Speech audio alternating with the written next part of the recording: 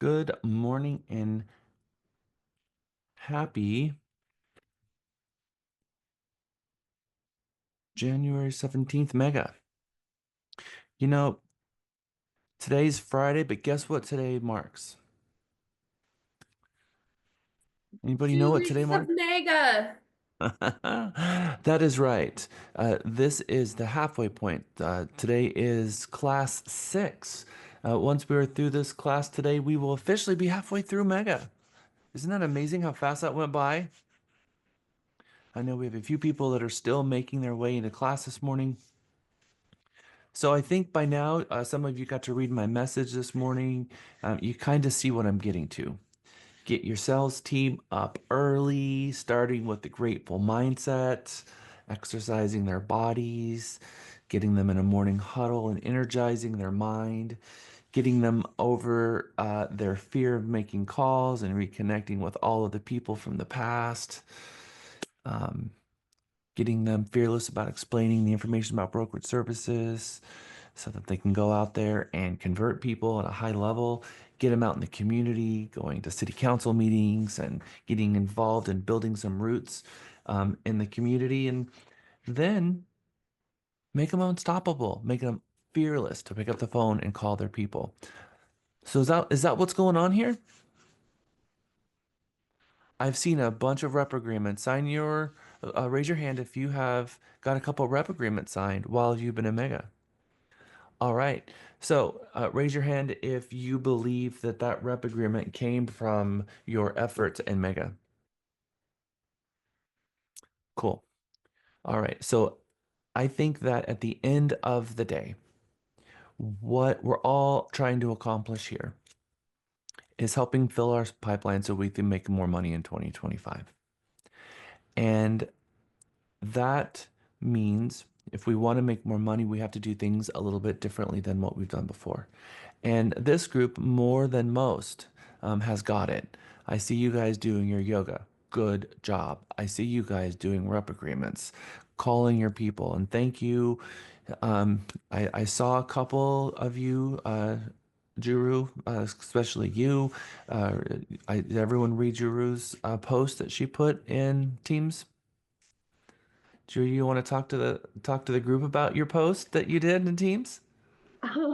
Yeah, sure. It's just that on a Wednesday you push us to say you call, pick up the phone, and you have to call.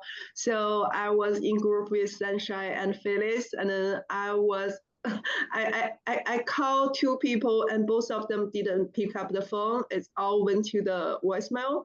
The first after the first one, and Phyllis said, "Oh, you need to drop a voicemail."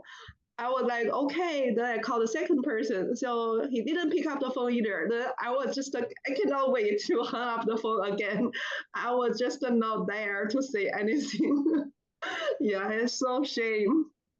And then And you, yesterday they reached me back, and then just so I called them again when they are free. Yeah, so we had good conversation talking about family, talking about their recent move to new house. Yeah, and the vacation. Yeah, so it was all good. It made me feel like, oh, it's like it's really just a catch up with old friends, like not just I felt not good saying, "Oh, I asked for a referral. Can you do the?" But now I feel like, oh, as a friend, I sincerely ask for help. So I'm not fair to do that anymore.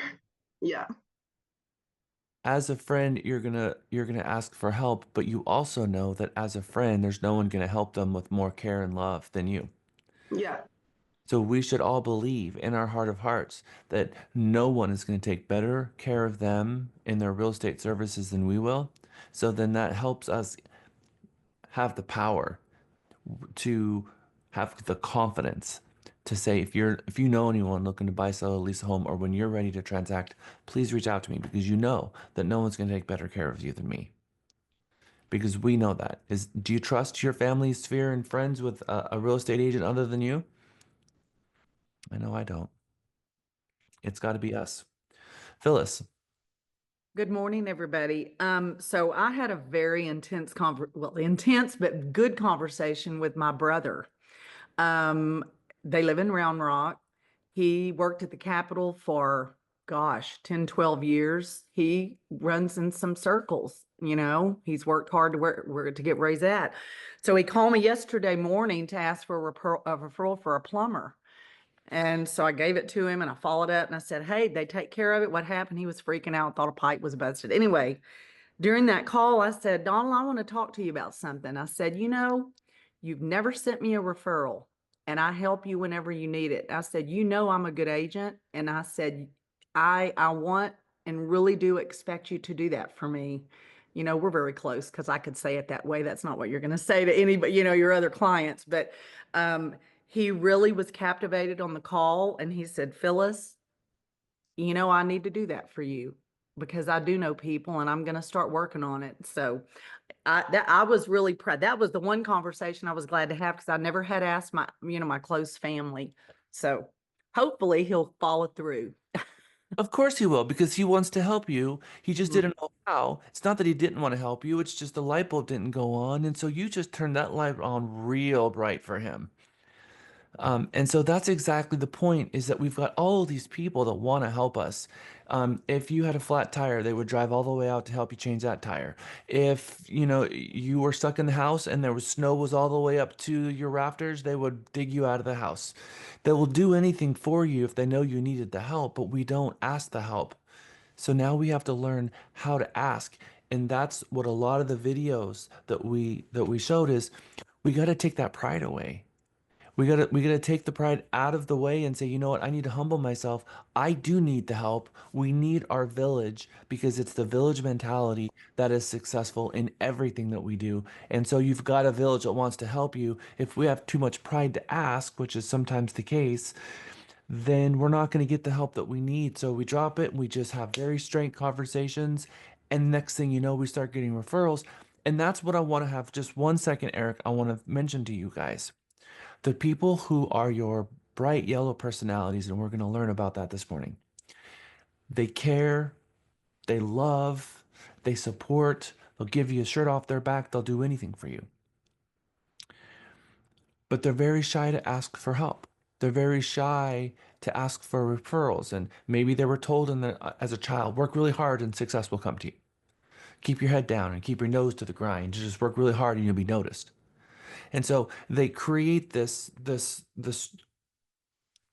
plan, or this trajectory over their life of just working really hard and thinking that they're going to get recognized for that. So then we've got them over here, the really good, humble, servant heart people. Then we've got these narcissist people over here. And the one thing they're really good at is selling the heck out of themselves and asking for things and asking for referrals. But they don't often have anything to back it up, because all they really care about is themselves. So they don't have what the nurturing people have, which is the true desire to help someone and make sure that they're dotting I's and crossing T's and wanting to make sure that this person has the best experience possible. So we've got the narcissists who get their real estate license and can sell the heck out of themselves, but don't back it up with anything and sell the majority of the properties. And then you have the really good agents, the really good ones who care. And they have a difficult time prospecting because they're not selling themselves. I'm going to tell you, they, putting your nose down and working really hard and waiting to get noticed gets you exactly nowhere. You have to look up and say, hey, everyone, I'm here. I need your help. That's what gets you noticed. And we have to ask that question. We have to get out and make ourselves vulnerable, because when we do that, we suscept ourselves to maybe controversy or maybe a little bit of conflict, or at least that's what it feels like when we're doing it. But then what we realize is people are like, of course I'm going to help you. And then Juru and Phyllis and everyone else is like, I had this conversation and I wouldn't have had that conversation before because it would have felt like I'm opening the door to confrontation, or I just never had it before. But now that I've had it, now I've created a whole new reality for myself in the future, where I'm going to start reaping the rewards for all of that. Although we had expected them to give us referrals in the past and didn't understand why they didn't. But now it makes sense that we didn't ask. And now we're going to start asking. And now the expectation is going to come to us. So that is the takeaway from all of this, is ask and you shall receive.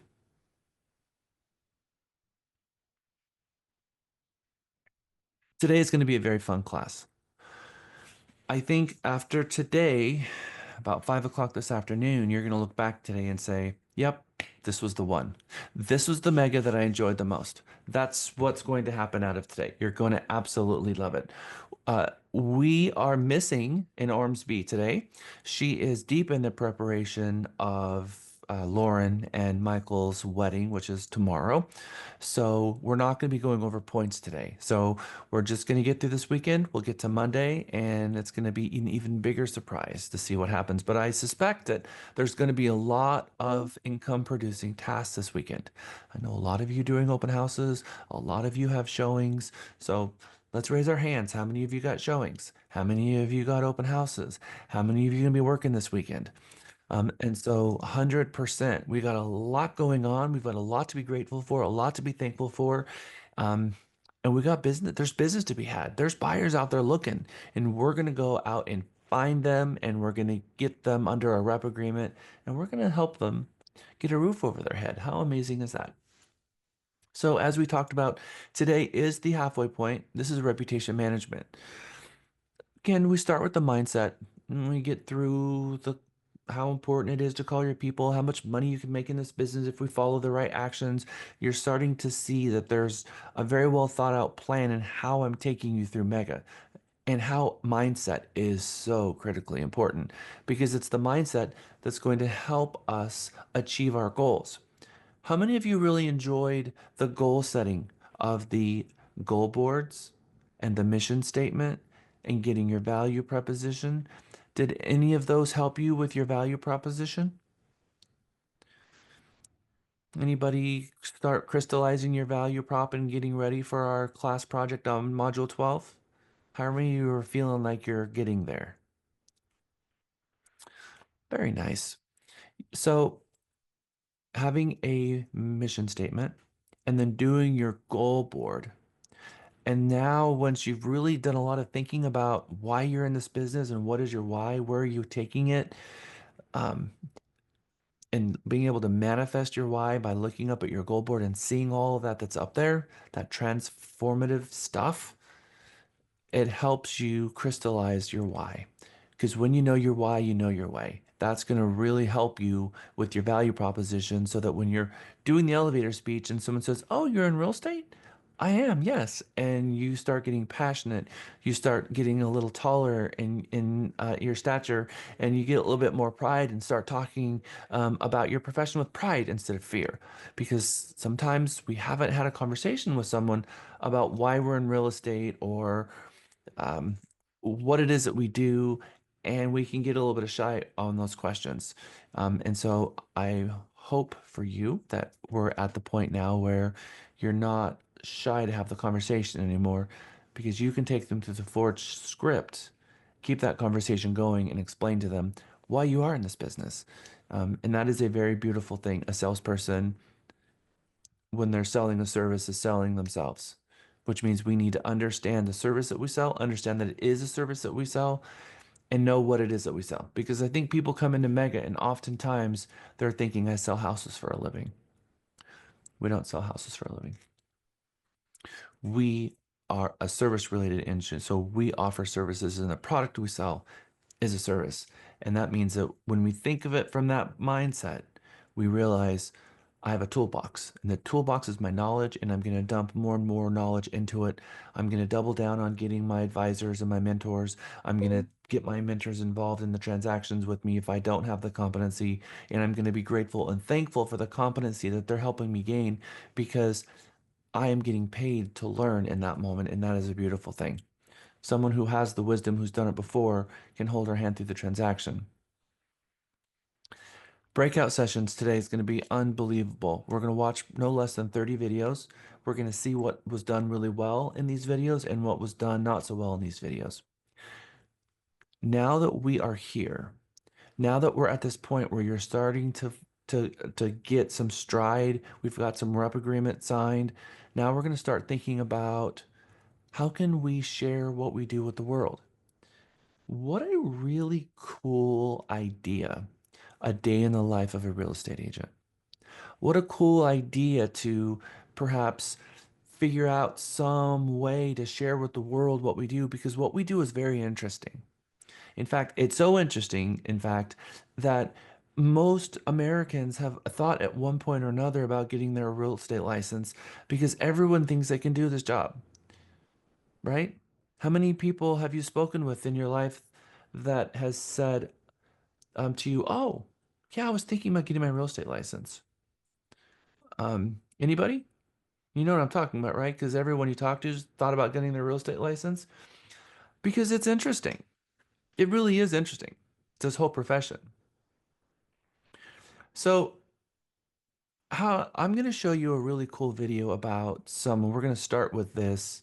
Let's see if I can find the original video here. If I can find it. Have any of you seen the viral video about the gentleman who went out and helping neighbors clean up their homes and do yard maintenance for free because their house is a big old mess? We've all seen it, right? All right, I am going to show you a couple of videos that I think might make some of us cry. So find the nearest box of tissue because this one's going to be a little bit of a heart one. All right, so 1.6 million views. It's okay. How long has it been like this? Well, I've been a month trying to get someone to come mow. Oh yeah, and you haven't been able to get anybody? No. Oh, And man. like I said, they won't answer their phones. The city reached out to me and said, by the 22nd, you have all that done, or it's $240 and we'll send some people out. Wow. I said I couldn't afford that. See, that tree's a volunteer tree. That big one? Yes. Yep, I can get that taken care of for you. Really? Oh yeah. And the one behind it, oh my God. Oh, shoot. I can't believe it. That is great. And see all these cracks? Yes. What if I cleaned all those up for you? Yes. And then I can clean up this sidewalk real good and get you a little area where you can get into your car a little bit easier. Oh, that makes me so happy. So I can mow all this. Yeah. Yep, I'll do that. And then yeah, I'll do the entire backyard, whatever you need. I'll do it for free. I won't charge you a penny. Oh, thank you.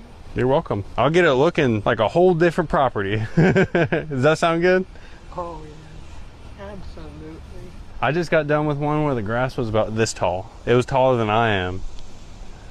And you're tall. Yeah. Wow.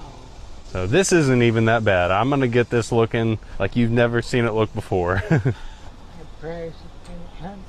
Hey everyone, this is Spencer with SB Mowing, and I got a call from a friend at the city, and she told me that there's an elderly lady that is in desperate need of help. So I stopped by her house, and her lawn was getting crazy. She's been trying to get a company to come out and take care of it, but nobody is answering their phones. Plus, the ones that she actually was able to reach ended up not showing up. And unfortunately, it's been getting so tall that the city had to give her a warning for her grass and was going to charge her $240 to cut it, which she couldn't afford. So I told her I would completely transform her lawn for free, and she was in tears because she was so happy. So be sure to stay until the very end of this video because her reaction was amazing and it's one you don't want to miss. And if you haven't done so yet, be sure to click that follow button for me, as it's the best way to support this work that I do. And I hope you all enjoy this video. SB Mowing, out.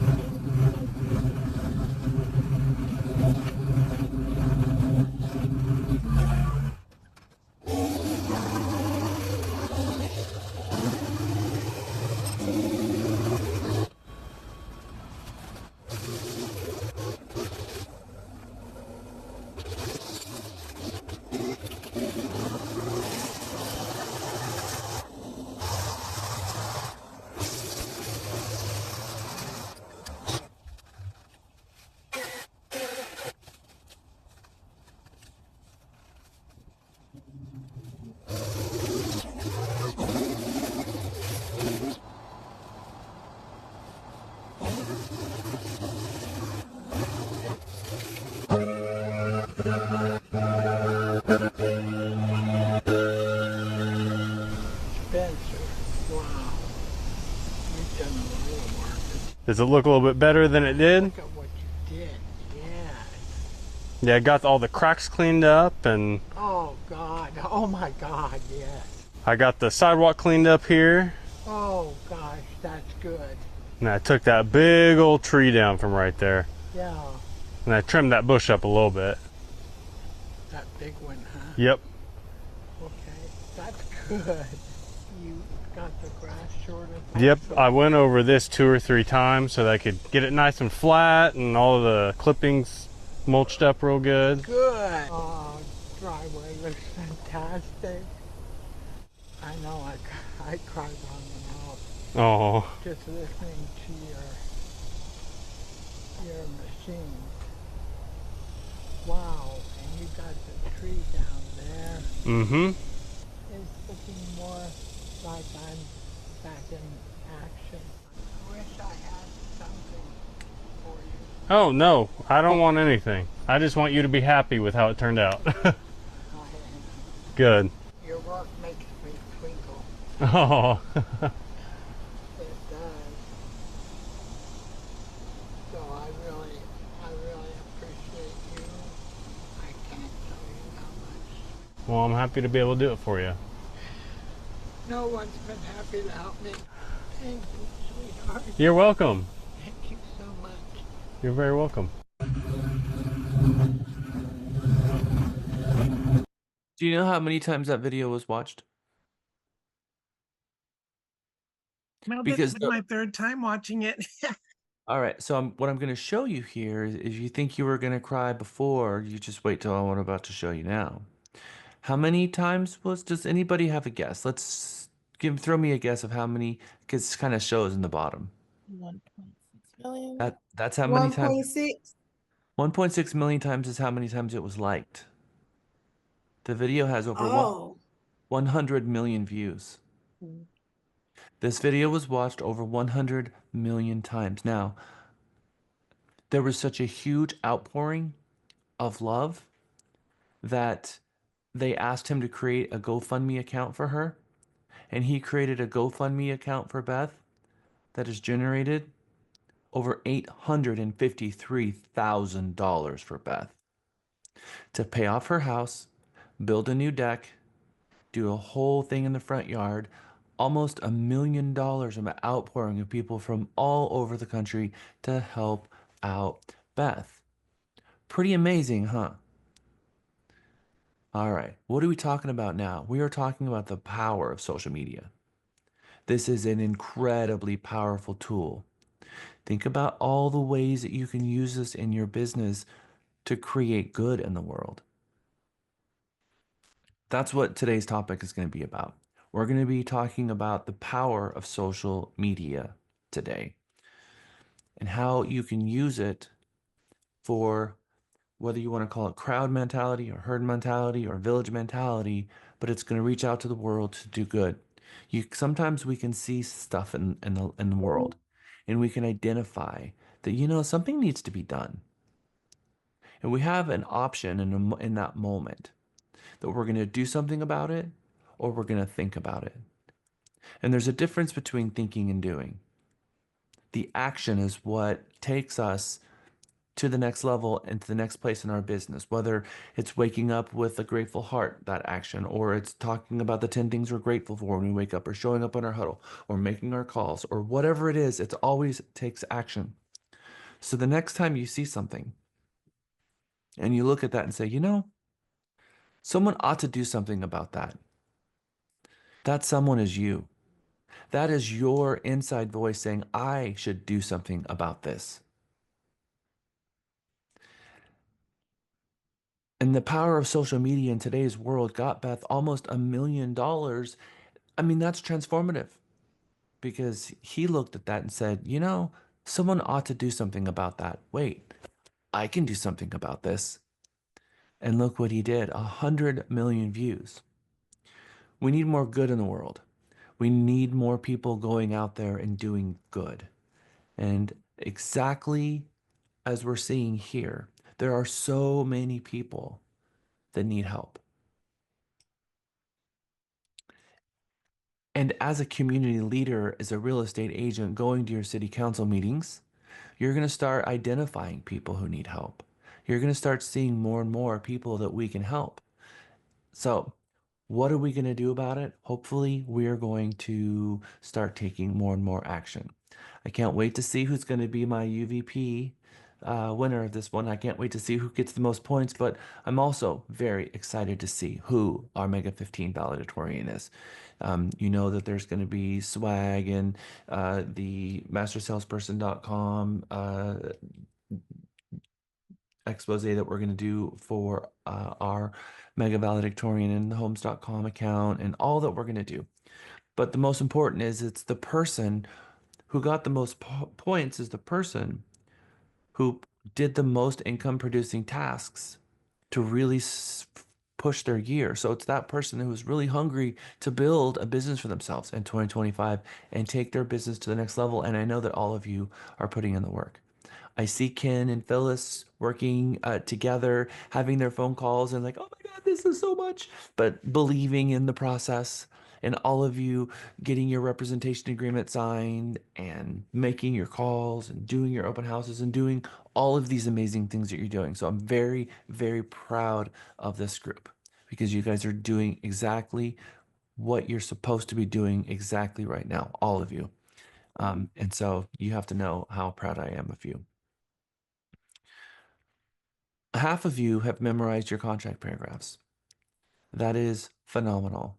I am really hoping that 100% of this group can memorize their 23. Um, who has their 23 paragraphs left to go? You haven't done it yet. 1, 2, 3, 4, 5, 6, 7, 8, 9. All right. So when are we going to be ready? Kame, when are you going to be ready? This weekend. This Promise. weekend, This same weekend. thing. After this weekend for me, it's a busy weekend. I love it. Mary Beth, you can. I thought you already did it, Mary Beth. I did, but I wanted to try to add a little encouragement to those who haven't done it. Is that I did a listing appointment last Saturday, and of course my husband came along with me. And in the conversation, back and forth, and all the stuff, they would ask a couple of questions, and I would refer to, well, that's in paragraph 14, casualty loss, blah blah. And then they asked something else. I said, well, that's in paragraph 7. And then they asked about exclusion. I said, well, that's in paragraph 2. And so I was just assuring them. And at the end, I said, do you have any other questions? They said, well, we did, but you answered them all in your spiel. And so we kind of laughed. And the wife turned and said, I work with a lot of friends who all say they know a great realtor. And we were like, no, we know the best realtor. And they said, gosh, you just spit all that stuff out and just knew it. And my husband said, she's really good. And she takes very seriously knowing that contract forward and backwards. And they said, we can tell, we can tell. And so it's really, really important that you do it and that it flows naturally, because I didn't even hesitate because I know my contract. So memorize the contract, know it, because you'll do it confidently when you know it. Yep. That's my It 2 is. cents worth. Thank you, Mary Beth.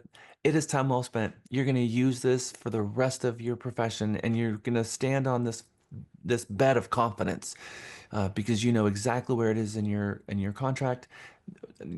Contract is arguably our most important tool, and those who know the contract better are going to win in a multiple offer situation because they're going to know exactly how to use the contract for the client's advantage. So your contract is so important that this is one of those things that you're going to do that gives you confidence, helps your clients win. And when you're in a listing appointment or when you're in a buyer appointment and people have questions, you can confidently answer them.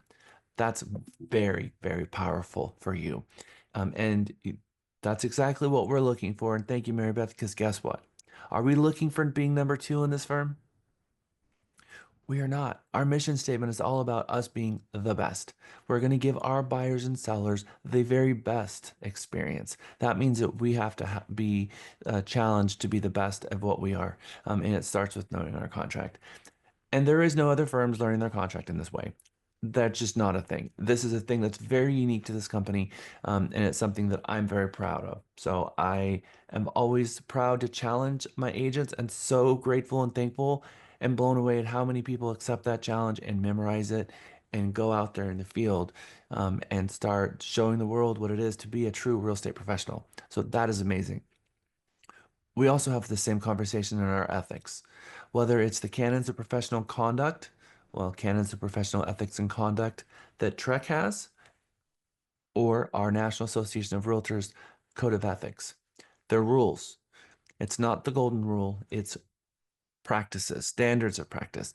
I promise to follow these rules if you promise to follow these rules. And as long as we know the rules, that's going to help us follow a set of practices that doesn't get us in trouble. How many of you were able to read the Code of Ethics over this last couple of days? Because it was in the email, because today we're going to be talking a lot about ethics as well. And, we've already gotten through that part. So how many of you, raise your hand, have read the ethics? 1, 2, 3, 4, 5. All right. So I know that we've read the 17 articles, but thank you for actually reading the 2025 Code of Ethics. We have promised that we would read it to NAR, and now we're actually reading it. Anybody have any questions or anything that popped out of you as you were thinking, what did I just read? And it just popped out in your mind, like, what is this? I don't understand. I'm going to bring it to Jack. So on our next break, throw those questions into our chat and I'll cover them at the break, because I know that some of our articles, especially when it gets into Article 15 and some in Article 6 and 7 that are just confusing, and even some in Article 3 can be very confusing. So I want to make sure that you guys are understanding it. Because when you know your contract and when you know your rules to follow, that you as a real estate agent, your ability 10x's, your commitment to the profession starts growing more roots, and you start being able to be more confident about how you can express your commitment to your clients and your ethics. You start feeling like, you know what, I've got this. I got this. I got this. And that level of confidence helps you exude it to your clients, and your clients start becoming feeling more safe using you as a real estate agent, because we're less passive, we're less afraid, we're less timid, and we're more apt to, at a listing presentation, no, Mr. and Mrs. Seller, I can't list your property for this. It's not going to sell. And you feel more confident stating your opinions and being more, instead of being like, I'm just not going to say anything. I'm not going to get this signed. And I know this is not going to work well out for me, but I'd rather not create conflict with these people. That you defend things because you're trying to use the experience that you have to help them, because they're going to make a mistake, and we're going to let them know and set the parameters and not let them drag us down a bad road together. Your ability, your commitment, and your ethics is what makes you a good real estate agent. When you put all of those together, your clients will trust you more, and you will have a much easier time leading your client through a transaction. Again, we don't make decisions for them, but we give them our recommendation as a professional and not afraid or timid to do so. When you are in our ISA department and our sales department, that weekly sales meeting is really, really powerful, because we're listening to those calls as a group. You can hear Janine's calls, you can hear Carmela's calls, you can hear all of them, and what a difference that makes to see where's the bar set and what it sounds like to be a confident real estate agent on the phone, overcoming scripts, overcoming objections, getting them through what their fear-based reasons are for not purchasing a home in today's market. And as I always say, I can't think of a reason that someone would not want to buy a house. So this is a way for them to create generational wealth.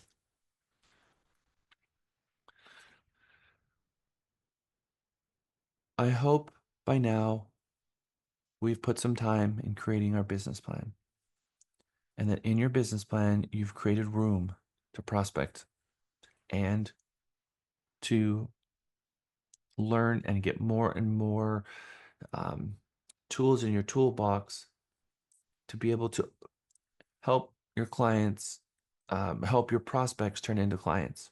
And that comes from scripts and objection handling, and you kind of getting a better feel for your unique value proposition, and also how to become the best real estate agent to help them get them from representation agreement to closing expertly, so that when you showcase your services that way, is when you're helping a client, you're showcasing your services, and that is what they know that when they refer you that they're going to get when they refer you, so that when you're following up, you get more and more referrals. These are 4 hats that we wear. It needs their own attention, their own line item on the business plan, and we need to up our game in each one of these separately. So when you're thinking business plan, have the 4 quadrants or the 4 corners of your business embedded in that business plan. I've given you 2 really good business plans. You have Michael Potter and Andrew Constanzio there to take you through your business planning. You also have title companies and other people that are willing to do that as well. You got to have a plan. And I know about 6 of you, I've seen your business plans and they were impressive. So I want to see more business plans from you guys because that's the one thing I haven't seen yet. And we got to have a business plan. Blown away at what I'm seeing with Mega. Some of you have already done Mega 4 or 5 times. Yoga. I'm blown away at what I see you guys with your yoga. It just keeps coming. Every time I get on your team's uh, 15 mega group, all I see is more of you doing yoga, and that's so powerful. So would someone like to share a yoga experience now that you've kind of gotten in the rhythm, you've done more of this? How is yoga impacting you? Because now you've got 2 weeks of it, and you can start really feeling the effects of it, other than maybe some of you feeling pain. Belladonna. I'm going to be a little vulnerable here. I have some damage in my neck, discs, starting way up at the top, C1, C2, C6, C7, and then in the middle and the bottom. When I had started doing yoga some time ago and bought the mat and got everything, and then I just stopped. The pain was too much. I gave up too quick. I was like, oh, it's just too much. I can't. And when I saw that quote that said, if you say you can't, you can't. If you say you can, you can. So I changed it and I said, I can. I'm just going to start out real slow again. And I'm supposed to take 6 pain pills a day, my doctor says, because of the damage that I have. I worked all yesterday and the day before, and I completely forgot to take any of my pain pills at all for 2 days in a row. So the yoga is helping. And I really, really wanted to give you a really heartfelt, sorry, thank you. Cause it's, being on those pills, it's so ugly. It's like, oh, it's just ugly. And it really has been helping me out a lot to not have to be a slave to some little pill, and whenever I'm starting to feel the pain, I take 10 minutes. I'll just stop and take 10 minutes and do the stretches and do some of the little yoga exercises that I've learned because I've implemented 3 different ones, and it helps. It helps a lot. And also I've lost 12 pounds. And so I can't wait to see my doctor and bring her the pills and be like, look, I'm not taking these. And look at that. I lost this much and my blood pressure is down to 117 over 78. So I wanted to really say thank you because it's not just, oh, yeah, I'm doing it. It's made a difference in my life. And thank you, Jack. Thank you for sharing. That's a beautiful thing. You did that. You were responsible for that. And you should be very proud because that is going to pay you dividends in both how you feel and your confidence to go out there and attack the world. The energy that you have, all of that is beautiful. And you got a community of people here that are supporting and loving you and wishing the best for you. So, congratulations, and more of that. I'm very proud of you. That is amazing because you're right. Those little pills, they help you for a little while and end up doing more harm than good. And so doing it the way you're doing it now is transformative. It really, truly is transformative. Mr. Eric, hello there, sir. Hey, good morning, everybody. No, I want to echo what Belladonna was saying. I mean, discovering yoga has helped so much, and I agree 100%. with the pain medicine, statement. The Army is great, but they're also great at giving us a whole bunch of pain pills and pushing us back out there to do work. And so I had a whole bag, and getting into yoga, being more mindful of mind, body, and soul has helped me so much. Not only just the yoga, but I've also gotten into Pilates, and I'm looking to try to get into Tai Chi as well. But doing the holistic approach to our bodies is great, and it's helped me a lot. And I'm somebody that was that hardcore Army guy all the way, and a lot of my buddies have seen me since then, and have been like, wow, you're a lot different. And so yeah, finding this place and hearing you guys talk about this stuff is great. I haven't taken any pictures of me doing the yoga. It's very much a practice that I keep for me because I go there and I need it. I will take a photo this weekend, hopefully. But yeah, I'm going to echo what Belladonna said. It is great. I love it. Amazing. I would not be the person I am today without it. There's just no question. My cup would have overflowed, lost my mind, who knows what. It is what allows me to have room to continue having the optimism and the passion and the work ethic and the desire to continue on and the desire to help others follow in my footsteps of creating a successful practice myself. And so the reason I have the capacity to do what I do is because I give myself the room by offloading that stress and keeping myself healthy. And it's yoga that has done that. So I can tell you that I've seen it transform my life. I've seen it transform hundreds of other people's lives. I know how well it works, and it truly does work like nothing else. There's nothing else that affects someone's health as much as what I have seen yoga transform people's lives. I've seen people who were so grossly overweight as an agent here that they had to start doing yoga in a chair, and they did chair yoga for 5 weeks until finally they were able to actually let go of the chair and actually start doing yoga and actually lose 100 pounds and transform themselves into a whole new human based on starting with a grateful heart, having more self confidence, doing the yoga, and seeing themselves and imagining a different future for themselves. And it's that picture that's in your brain of imagining a new you is what's going to get there. And when we know that that's a reality, and we know that we have the confidence to allow ourselves to be open to it and not self-sabotage our way through it, it changes us. And we all have something, whether it's, there's always something in our way that we have a cross to bear, whatever you want to call it. We all have that. And you become aware of it and not let it be a crutch and move out of the way and say, nope, I got a vision, I got a place, I got somewhere to be. It is an amazing thing to watch. So thank you for all of you for humbly, from me, going out there and actually giving it a go, especially those of you who have never done it before.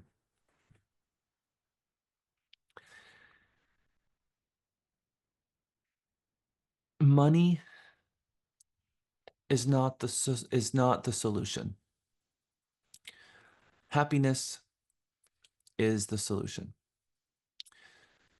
What gives people a good life is our outlook on life and us looking at the small moments and being thankful and grateful for them. Feeling the wind on your face, the warmth in your heart, uh, getting up every day, being grateful for another day. Every day we have 50% good things going on, 50% bad things going on. And we have a choice. We can let our thoughts drift to the negative and focus our attention on those, or we can remember the positive and drift our mind to those and focus on those. And the more that we're focusing on the positive, the more that is going to help us have a vision and more of that and help cure and help transform our the way we look at the world. Having the income to help our families, to not have to have the stresses in life about what bill we're gonna pay in what order, have extra money in the bank, go on a vacation, take care of our parents and our kids and college tuitions and all of it. you got your real estate license because you knew that there was a path for you in real estate to make as much money and to help as many people as you possibly could. And the money is the reward. The money is the reward for the hard work. And you can't tell me it doesn't feel good to get those paychecks. You can't tell me it doesn't feel good to be at the closing table and give your clients a hug and be there with them through that process and be able to have that money to help make life even more joyful. Because when you're having a money crisis, it can take away your joy. But if you think that money is the joy, it's not, right? So we got to be in the right mindset, and then the money helps us from having the stresses and the pressures. Because I know as a real estate sales agent, we are out there selling ourselves. We're selling the services that we provide. And in doing so, if we have the stresses of the world on our shoulders, it's going to hurt and hinder our ability to sell because that fresh salesperson is going to be encumbered with a shroud. And we remove that shroud by lifting all of that stress. And how can we offload that stress? And it starts with mindset and then focusing on all of the if every step that it's going to take you to realize the money, because the money is the reward from all of the work that you're going to put in and all the income producing tasks and all the painful things that you're going to get through to get there. And they seem painful until we actually do them and realize it wasn't nearly as painful. I used the swimming pool example so often is because I remember so well as a kid. I love to swim. I love water. It's one of my favorite things. And I remember standing on the side of the pool, so terrified to jump in. And I spent hours just sitting on the side of the pool until someone pushed me in. And then I was swimming and realized this is the best thing ever and realized how much pain I had put myself through. And I see that with agents, and I can take that experience and I can see how that translates into making your calls. You're looking at the phone and you're thinking, gosh, I don't want to make the call. I don't want to make the call. I know I need to. And one day it turns into another that turns into a month, and we're struggling with our practice. And then someone pushes us into making that call. And then you realize this is the best thing ever. I'm having conversations with people who know, love, and trust me and that are happy to hear from me. How and why was I so afraid to call them? And it's just fear, false evidence appearing real. We think they're going to call us out for not calling them, and we feel shame for not calling them. We feel shame for asking them for help. We feel shame for humbling ourselves and telling them, I do need help because they're thinking the the response is going to be, how dare you call me after 6 months of not talking to me? How dare you call me out of the blue and ask me for a referral? They think that that's what the conversation is going to consist of, and it turns out to be exactly the opposite. Is, of course I want to help you. I am so happy to hear from you. It's so good to hear from you. How are you? And when all of those myths and fear gets shattered, and you are left with this feeling of, I just had the best conversation. It is transformative. It is a complete shift in your brain, and you're just kind of left dumbfounded, like, wow, I had no idea. And now we're no longer afraid to swim. We're going to grab our phones and we're going to make that the heart of our business. That is where the money will come from because you know that your spheres, your SOI, your 6 degrees, your 150, all of the stuff we've been talking about, that's where the money's going to come from. So we're not going to be afraid to tap into that huge wealth center, your diamond mind. So we're going to focus on our diamond mind instead of going out there digging for leads and trying to convert lead after lead. We're going to focus on this first. We're going to get all of our people in CXM. We're going to call them all. We're going to refresh our relationships. We're going to start calling them on a more reasonable basis. And all of you are talking to me about the leads you're getting. Ken and Andrew. Andrew had a story. Well, I think it was pretty cool. And I skipped over it because I misunderstood what I heard. We all did the skit last week where we sent out a buyer rep in your groups. Remember that? And we all used our app to do it. And Andrew said, "Oh, I got a buyer rep signed." And I thought he was talking about, the system worked for him and he was able to get it signed. But actually, he sent it to a real buyer And they actually signed it, and he got a buyer rep agreement signed in that skit. Angie, you want to talk about that? Yeah, you were showing us how to do it, right? And so I got on my phone and I followed you and I sent it to one of my clients that I'm going to show next weekend, not this weekend, next weekend, some homes, some brand new homes. And I said, let's see how easy it is because Ken had showed me the day before and we practiced on Lisa Ormsby.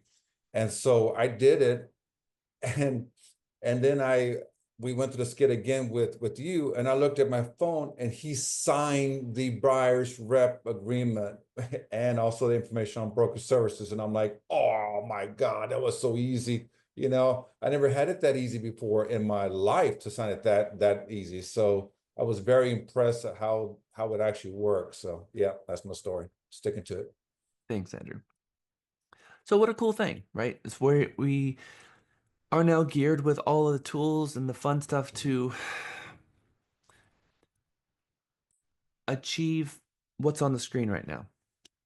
And just take a moment to look at that. Because how would that impact you in 2025? How would a $500,000 or $1 million worth of income impact you in 2025? That would relieve a little bit of stress for a lot of people. It would allow us to have more capacity for joy. It's not the money that gives us joy. It's the resources that we have to go out there and do good.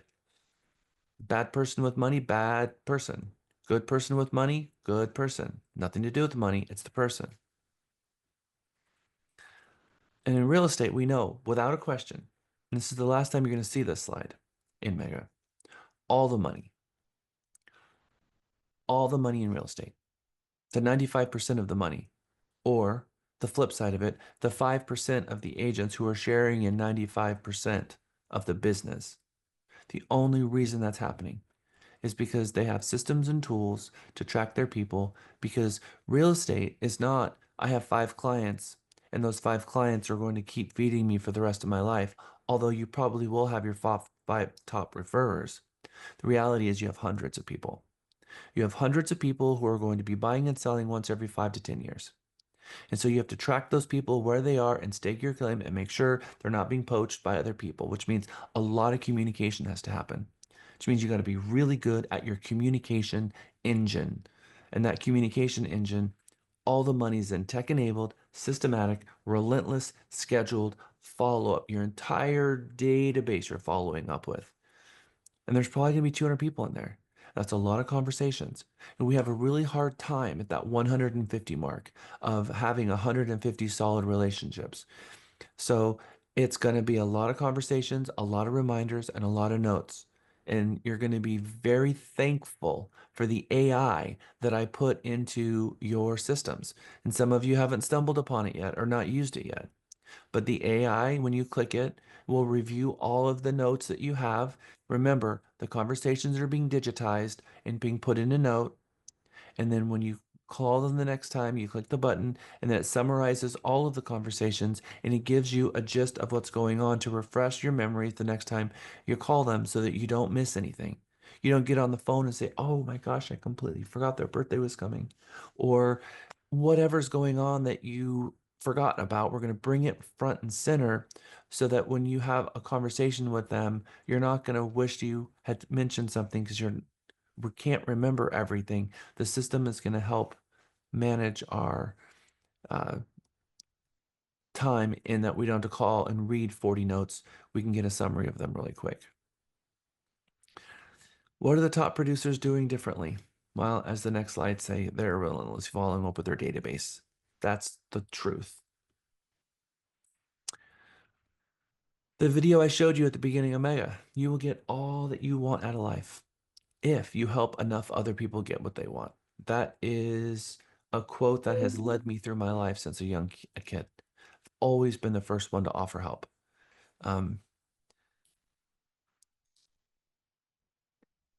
If we focus on giving for others, we will get everything that we want out of life in doing that. If you want to be successful, help other people be successful.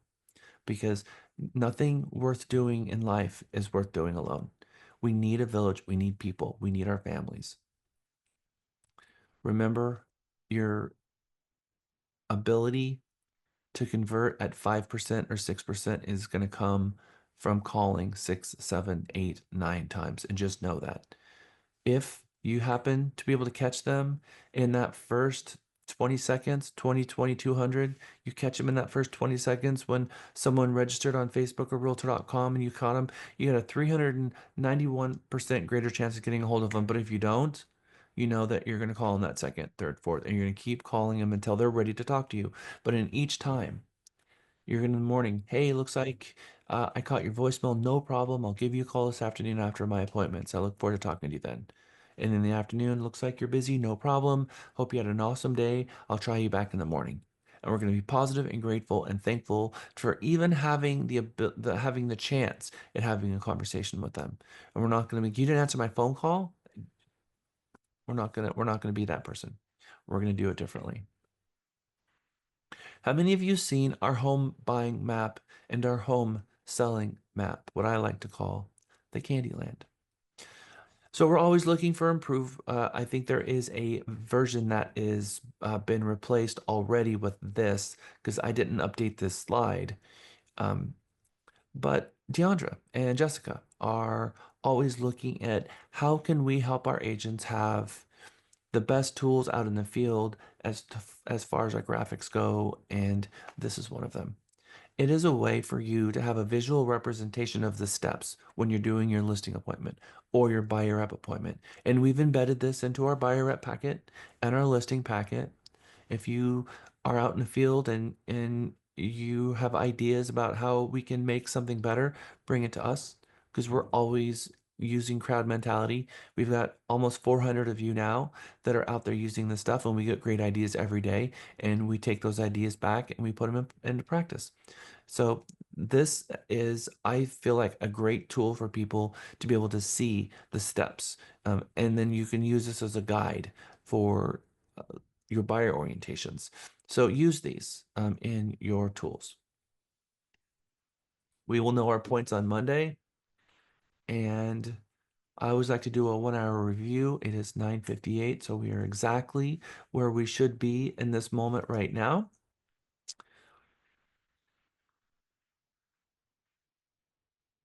In a couple of minutes, we're going to do a quick break and we're going to come back. We're going to get to these next two slides first. Where you are in your life right now. Can you think back to a year ago, 5 years ago, 10 years ago? Have you changed? I think that we come out of high school, we have a mentality with our friends, and then we get into college or we go and get our first job and our mindset changed a little bit. The realities of the world are more, oh, we're more aware of the realities of the world. We get out of college and we go start maybe our career and we change a little bit. Our outlook on life has changed a little bit. And then you get married, and your outlook in the world changes a little bit. You have kids, your outlook in the world changes a little bit. Your kids grow up and then move out of the house, and then you have grandkids. Wherever you are on that life path, when you think of yourself, where in the timeline do you think of yourself?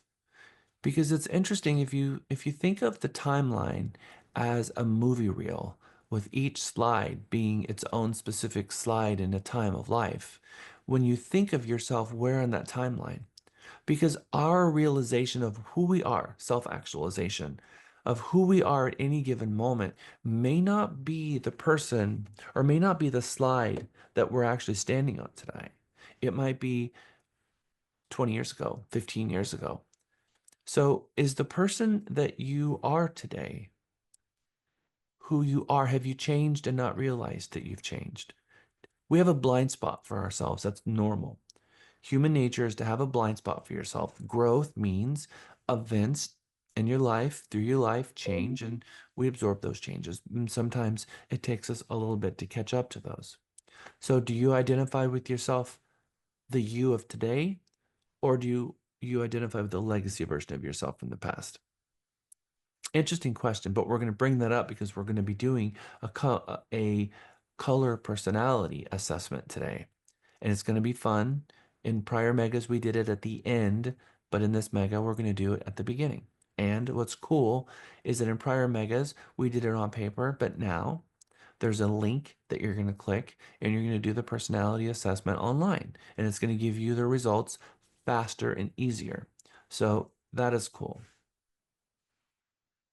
Most companies use some kind of color personality test in order to have a better understanding of their staff and how they approach the world and what they're going to gravitate towards in terms of are they good communicators, or are they really good detailed people? Are they good relationship people? Are they good process people? Because in every business, you've got really three things.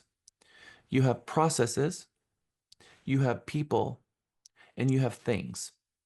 Processes, people, and things. And when you look at a business and the scope of those three things, you've got different people that are better custodians of those three things.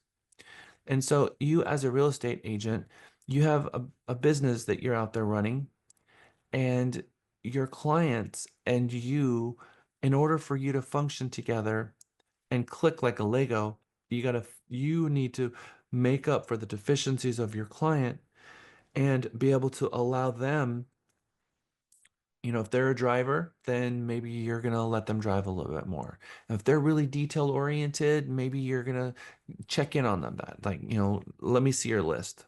Uh, Start identifying what's really important to your client based on their personality type, and then underlining that, and recognizing that in your client, because that is um, part of your part of what's going to help you be a better leader, is recognizing what people need from you, and flip side, what you need from others. So when you're in a real estate transaction, you are a leader because you're going to lead your entire team as the conductor of the orchestra and your client all the way through it. So how your clients buy is important. How your clients react to stresses is important. And how you can help organize them and walk them through this transaction is very important. And that's what this color personality assessment is really going to help us do. Experts have determined that there are 4 basic personality types: the yellow, the red, the blue, and the green. It has nothing to do with your favorite color. It has all to do with your strengths. It helps us better understand ourselves and why we react to things. A lot of aha moments might come out of this. And when we understand why we do what we do, it helps us be more cognizant of that later, um, so that maybe we can react to things more intentionally. Instead of being reactive, we can understand, aha, that's me being yellow. Got it. Help us be more cognizant of that. Perfecting the art of selling starts with self-awareness. The single reason a sale falls through is because your sales training does not take individual styles into account, both the salesperson and the buyer. This comes from 101 sales training. Understand the individual is as important as the process. Whether you're face to face with a customer or on the telephone with a potential prospect, understanding how you communicate will make all the difference in closing a sale. The Insight Discovery of Sales program teaches salespeople how to recognize, type, and how to develop lasting and productive client relationships. 100% increase your sales. You will be able to increase your revenue, reach your sales goals, become a better negotiator, create better relationships with your clients, dramatically improve sales teams' performance with the Insights Discovery Sales Program. That program is what I'm about to take you when we come back from break. This is what we're going to go through.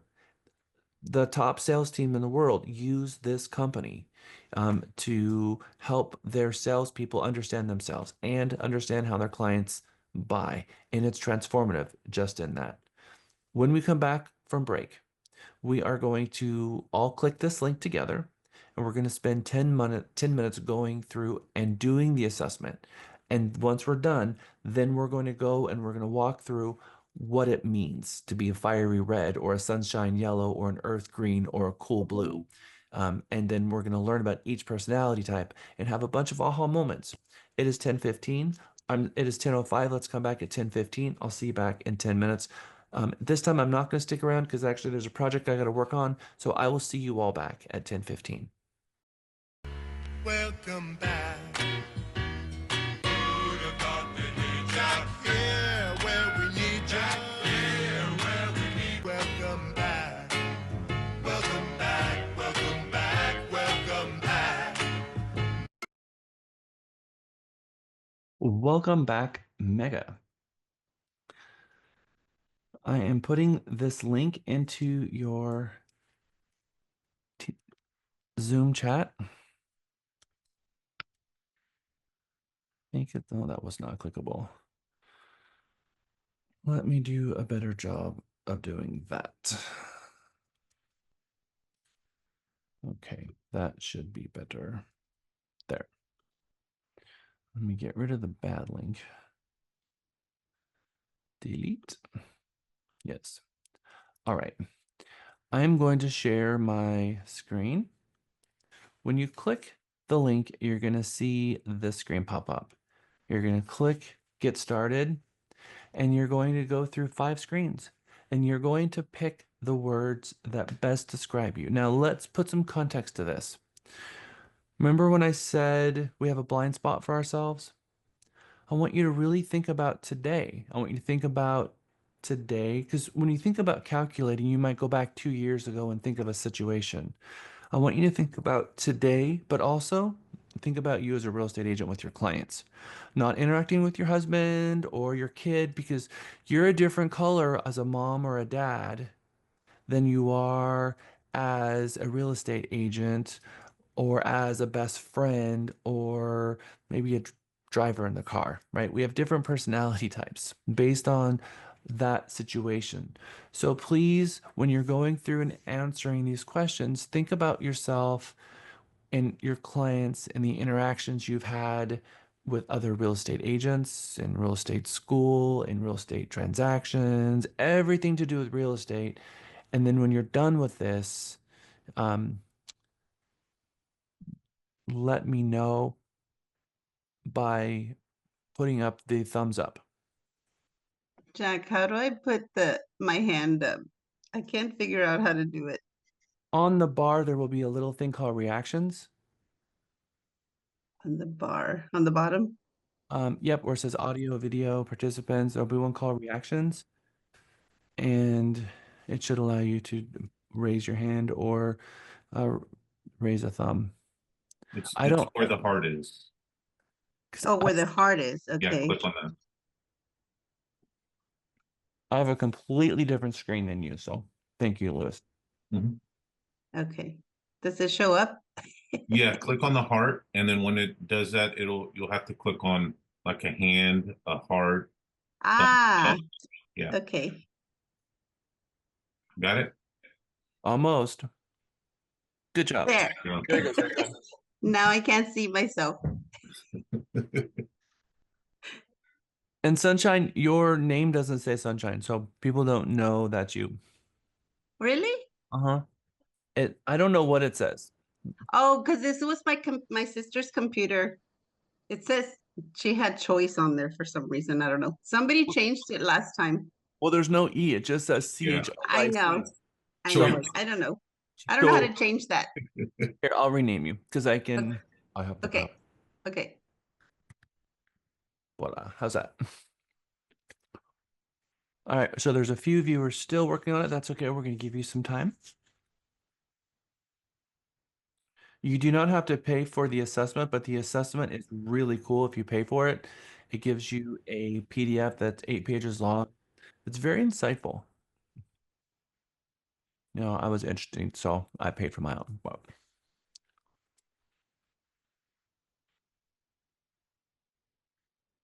How many of you see those IQ tests all the time?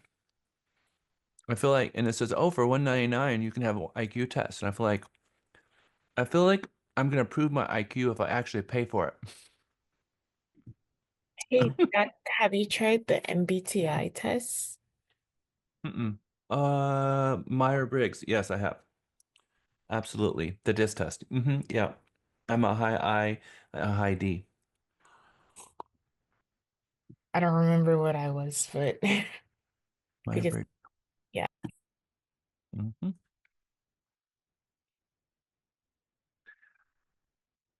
Okay, you can all put your hands down because we're going to do it the other way because I'm looking at 5 of you who have not finished it. So, okay. Let's go through and if you're looking at the gallery of the sea of faces, all of us, and you hover on your slide, a little you'll see 3 dots pop up when you hover over yours. If you click the 3 dots, you will see rename. Do you see that there? So hover your mouse over your face, over your slide, and 3 dots will pop up. Click the 3 dots, click rename, and um, add your colors. Rename yourself so we can see your result.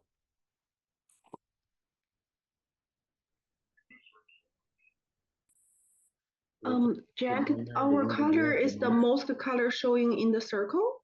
Yeah, so if you're red and then yellow, put FR comma SY so that it'll all fit. Because if you type out the whole thing, we're only going to see a little bit of it. So I want to see them in order. So your colors, if your whatever color has first is going to be your dominant color, and then Oh, so Can do you the so fiery red, sunshine yellow, earth green, and cool blue. So just use the initials for them and then put them in order. So CB, comma S yellow is cool blue, sunshine yellow. Okay, can you I'm go sorry. over can you go over it again? Because I missed how to do it. Okay. Take your mouse and hover it over so when you see your face in all the photos, if you Oh take no. your mouse and find yourself on, which you should be the first one in the list. If you're hovering your mouse over your face, you'll see a little blue pop and you'll see 3 dots. Click the 3 dots Okay. and then click rename and you'll be good to go.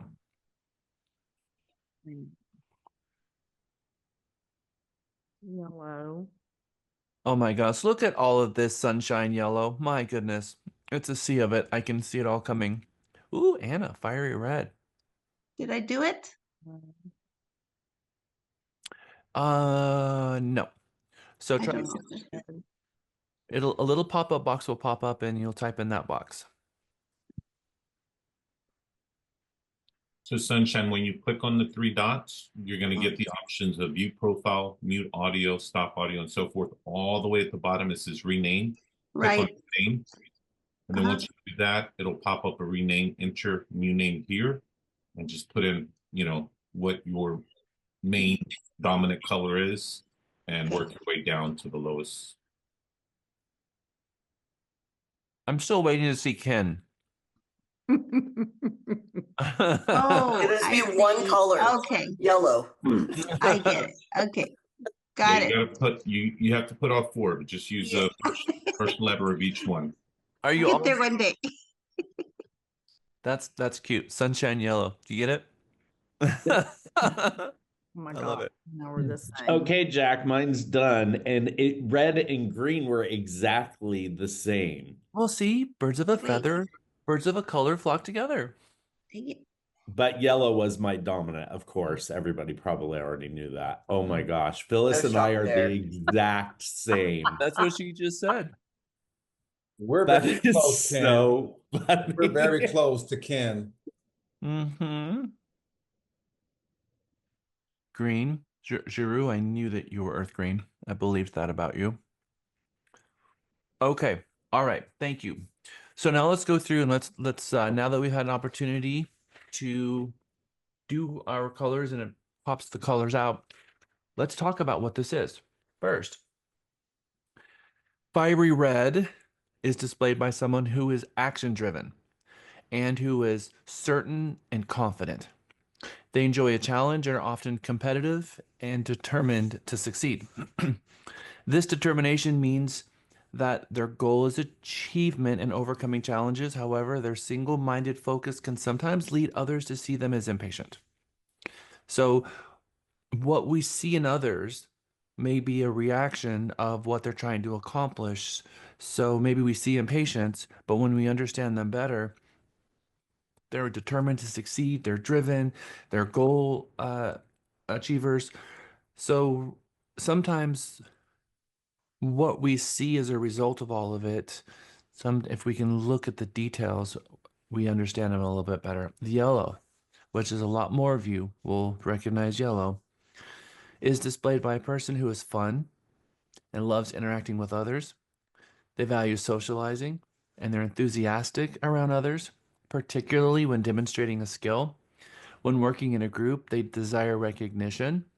They are dynamic and spontaneous, which can lead others to see them as disorganized. The green, and we're going to dig deep into these and get into more details over this next hour.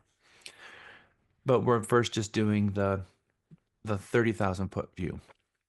The earth green is displayed by someone who is caring and encouraging and who values stability and supporting others. Really good admin staff, by the way. They are happy to share with others and are patient with teaching a new skill. Think Katie Wright. Are patient when teaching a new skill. Their ultimate goal is harmony in a group. They foster consensus. They are seen by others as agreeable and relaxed, but can also be seen as mild and docile. Now the blue, cool blue. I think Cindy Bell, who I would see some blue on there, but that's very last on her list. Displayed by someone who is very exacting, who wants everything they do to be a high standard, who is cautious and thoughtful, who are deliberate in their actions and work within a formal structure. In a group, they strive for understanding and they can be perceived by others as thoughtful and analytical, but sometimes distant and unemotional. A lot of people peg me as blue. Okay. No person is entirely described by one of the colors. We are all a mix of different traits. So we will display a broadly different group. You might have a major color, but then your personality idiosyncrasies will come in the minors that you have. So we have 8 personality types, and we're going to get through the 8 different personality types, 4 colors, 8 personality types. So there are 4 more types which represent a blend of 2 colors. These 8 types map onto the work of Hung, which is basically a scientist on the color chart that works for this Discover Yourself company. And the 4 aspects are sensation, intuition, thinking, and feeling, along with an axis of whether you're being an introvert or an extrovert. So there is this on the y-axis, you've got sensation, intuition, thinking, and feeling, and then extrovert and introvert. And then you can see where it goes from there. And that personality chart, if you pay for it, it's going to give you that chart. And you're going to see how the different colors interact with each other and you as a person based on the words that you chose. So let's go through the 8 different personality types. We have director, motivator, inspirer, helper, supporter, coordinator, observer, and reformer. You'll see that I did the color mix so that you would see it starts with cool blue and goes to fiery red so you can see the mix of color, because it kind of makes sense when you see the color too, because they really do a good job representing who they are based on what we understand color is, unless you're colorblind like Ken. So observer is strictly cool blue. So let's look at the reformer. They are cool blue to red. So interesting, because that's an interesting dichotomy. The observer is just cool blue. Coordinator, which is green to blue. Supporter, earth green. Helper, sunshine yellow to green. Inspirer, 100% sunshine yellow.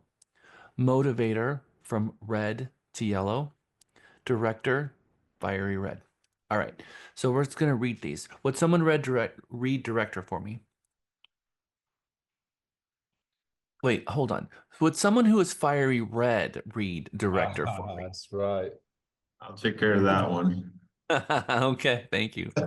Director, extrovert thinking. A director is a person who is focused primarily on results.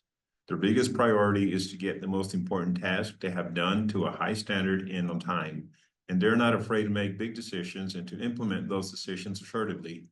These qualities make them excellent leaders, but they need to be careful so they don't come across as pushy or impatient. Thank you, Alfonso. Awesome. All right, motivator. Who is a red with a yellow horizon? Anyone? Oh, Cindy Bell. There we go. Will you read this one? Yes. So, let's see. Extroverted intuition, the motivator, has the same drive to get results as a director, but is tempered by an emphasis on positive thinking and sense of fun. This person has high levels of enthusiasm and can get a group motivated to take on a task or overcome a challenge. Their ability to enthuse people to implementing plans make them well suited for roles where they inspire the staff and achieve their goals. Nice. Thank you. Okay, inspirer. Who would like to be my sunshine yellow spokesperson for the group? I can read it. I mean, you're wearing the right color shirt, so I did that on purpose, honestly, today. 'Cause I was like, here we go. I might as well just do it. I love Going it. all in yellow. Okay. Extroverted feeling, inspire extroverted feeling. The inspirer greatest strength is their people skills as they enjoy being around others and have good understanding of how to motivate and inspire them. But they are not just cheerleaders, they are creative types who can find people oriented solutions to problems that other people might not think of. Their skills at persuasion can make them good salespeople as well as creative team members. Mm-hmm. Chuck, Ken, isn't it amazing how all of you sunshine yellows that we knew was sunshine yellow came out to be sunshine yellow in the exam? Mm-hmm. Good job. Okay, helper. Who is my sunshine yellow with an earth green? That's me. All right. Well, hold Uh, on. You were second on the list. Sunshine was okay. 2 seconds ahead of you. My bad. Okay.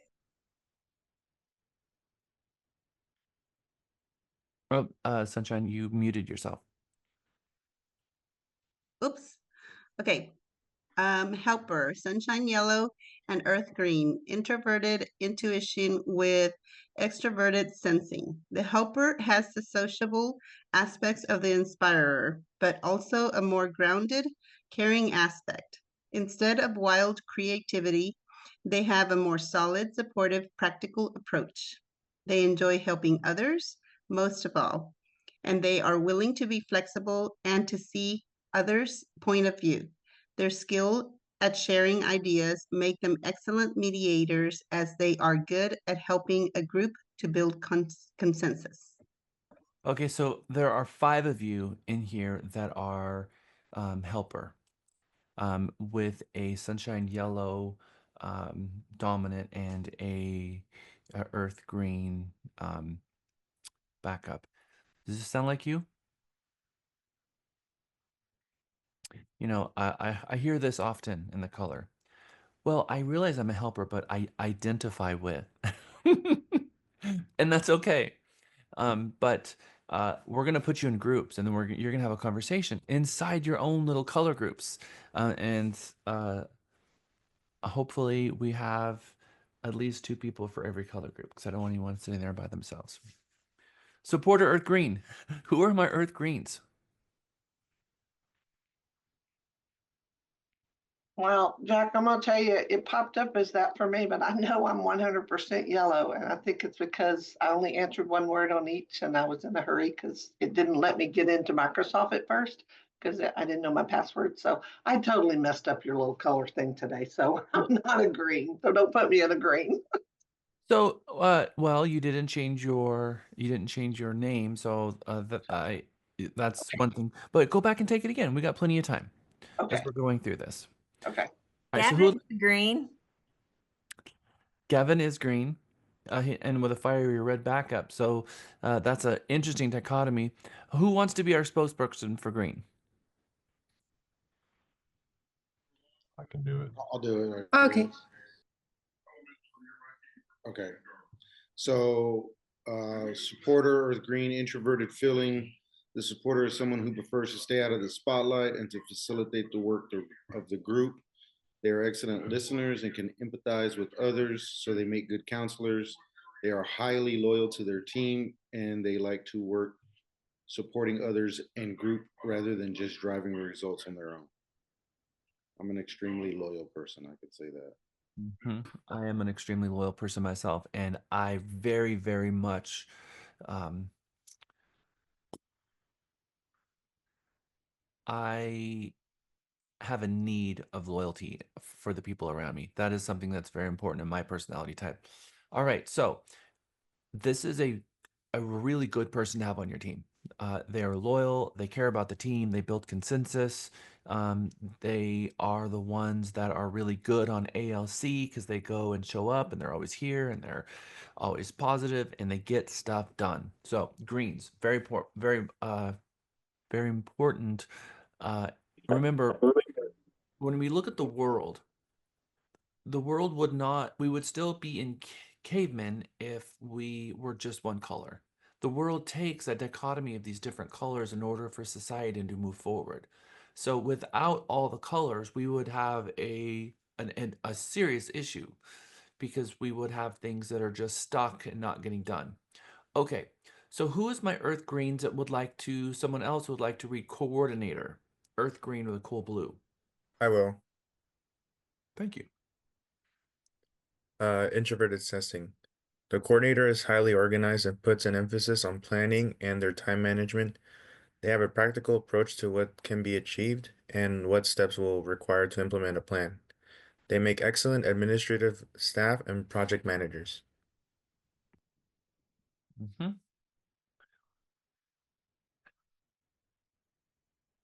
All right, now where are my blues? Who would like to read The Observer? I can do Blue. the blue one again. That was my second letter, if you don't mind. Well, do we have, because blue is usually, we don't see a lot of blue in real estate. We see a lot of yellow, and then we see a lot of green. So I'm curious, I'm looking, who is my blue as a, Indu, are you blue? Because you didn't rename yourself. Are you blue as a dominant color?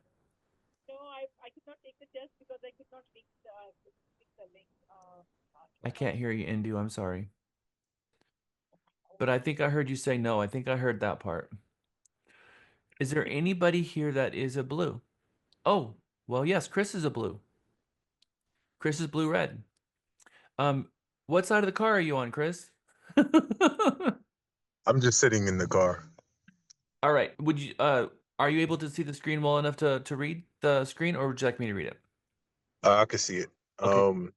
It says the observer is detail oriented and cares about everything being corrected and defined to a high standard. They are strong at analysis and at a meeting rules or guidelines, making them well suited to testing or compliance roles in really any role that required analytical practice thought, often a great fit for legal, financial, and technological pursuits. Thank you, Chris. We see a Yes, lot of sir. we see a lot of lenders in the blue camp. They really like going through the underlining guidelines and trying to figure stuff out. So they like the problem solving, but they like structure so much and that they will continue building a solid structure. So for a compliance officer or someone who's going to be doing SOPs, standards of practice, these are really important things. We need that blue in our lives. Excellent, excellent, excellent. All Jack, right. Yes, ma'am. I'm sorry to interrupt. Indu wasn't able to take the test because she had to answer a call from a client. So she was asking if you could post the link again. Oh, okay. Yes. Thank you. Thank you. Thank you. Thank you. So let me copy and paste that link back in here. So voila, there we go. All right, so Indu, it's back in there. It just takes a couple minutes to take the quiz. When you're done, and yes, thank you, Candy. When you're done with it, please click, hover over your photo, and then rename yourself with your color so that we can see. And if you're chatting, we're not going to know who you are. Unless we guess who is sunshine yellow, earth green, fiery red, and cold blue. You're awesome. Okay, good job. All right, who is our cool blue and fiery red? I was both. I was blue and red. You were cool. You were both. Are you the only one? I'm hoping you have someone in class. And I don't see another. I don't know what Indu or Imonte or Jennifer is yet. I'm hoping to get. All right, Chris, would you like to read? Alfonso is. What, Alfonso? No, he's red and blue. He's not blue and red.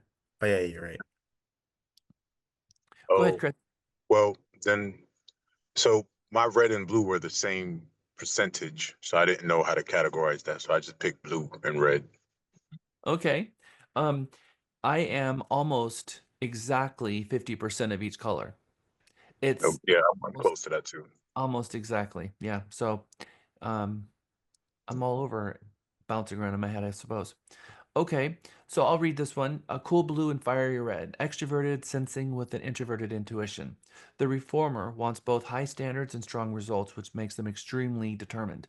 They have a strength in monitoring performance and discipline, making them well suited for roles where decisions might need to be made based on logic and data rather than people and relationships.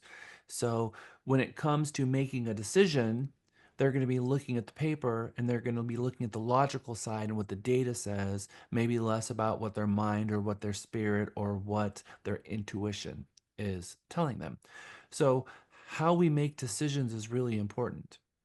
There's a book by Stu Redman, which is another personality color assessment that is very well known. I've taken his book and I purchased it in bulk and I put it in our store up at the front at Realty, Texas. You can also buy it online. And he has a book that says the four colors that you should know and how important it is that you know how your clients buy, how they make decisions, how they make purchase decisions. The thing is that he decided to redefine the colors his own way. So I don't mix his stuff in here because it just confuses everyone because instead of yellow, he has orange. And instead of green, instead of blue, he has got purple and he's got different colors. Which confuses everyone. So I've kept it out of it. But the four colors you should know and why people buy, he came up with this after 35 years in the sales business, and it's very compelling. I recommend reading his book because the reformer, when we understand who the reformers are in the cool blue and looking at their personality types, we start realizing that some of our buyers are not going to make an emotional decision. And the yellows are like, well, how does it feel? And you're talking Japanese to them in this moment. What do you mean how I feel? What do you mean how? And they're really making logical decisions based on data. So knowing how your clients buy, um, then we'll maybe asking more legit questions like, well, logically, does this make sense? Because if you ask a cool blue and a fiery, if you a question, maybe you're going to ask the question to them differently than you'll ask a yellow question. How does it feel versus, well, logically, does this make sense? Because you're talking two very different languages, so now you're talking their language. And when you talk their language, it helps them in their minds um, rationalize, come to decisions, and be able to share with you what's going on in their mind. You need them to paint a picture in your mind. And if you're trying to paint a picture with your color in their head, all that's going to do is confuse them. So if you're able to insert in their brain the information necessary for them to generate a picture and send that back to you, and then you understand that, that's going to help you do your job better. You're going to communicate better so that you're not trying to convert the languages between a converter. You're talking the same language. So talk their language. We have good days and bad days. Would we agree with that? Our color chart changes a little bit based on when we are in a good mood or a bad mood.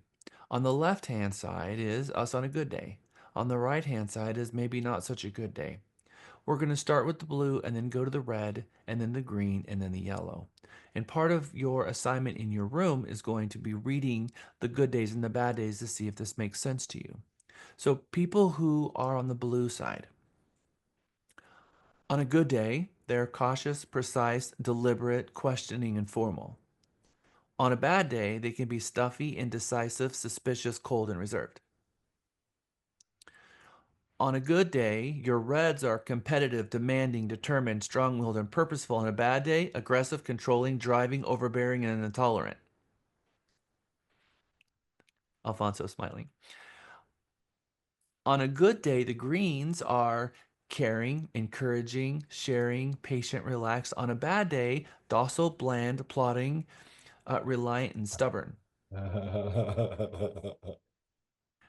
Us yellows on a good day, sociable, dynamic, like to demonstrate stuff, enthusiastic, persuasive. On a bad day, excitable, frantic, indiscreet, flamboyant, and hasty.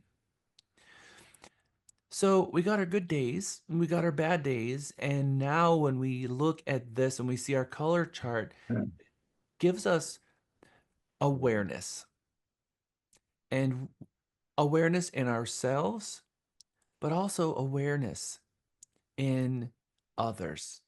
And when we can see they're having a bad day, we can start seeing it. We can see it, and it's like, okay, I get it. That's their personality coming out. They're not meaning to be irritating, mean, or they're not meaning to be aggressive or overly competitive, or all of whatever these things are. We are on a bad day. It's now we can begin to have empathy.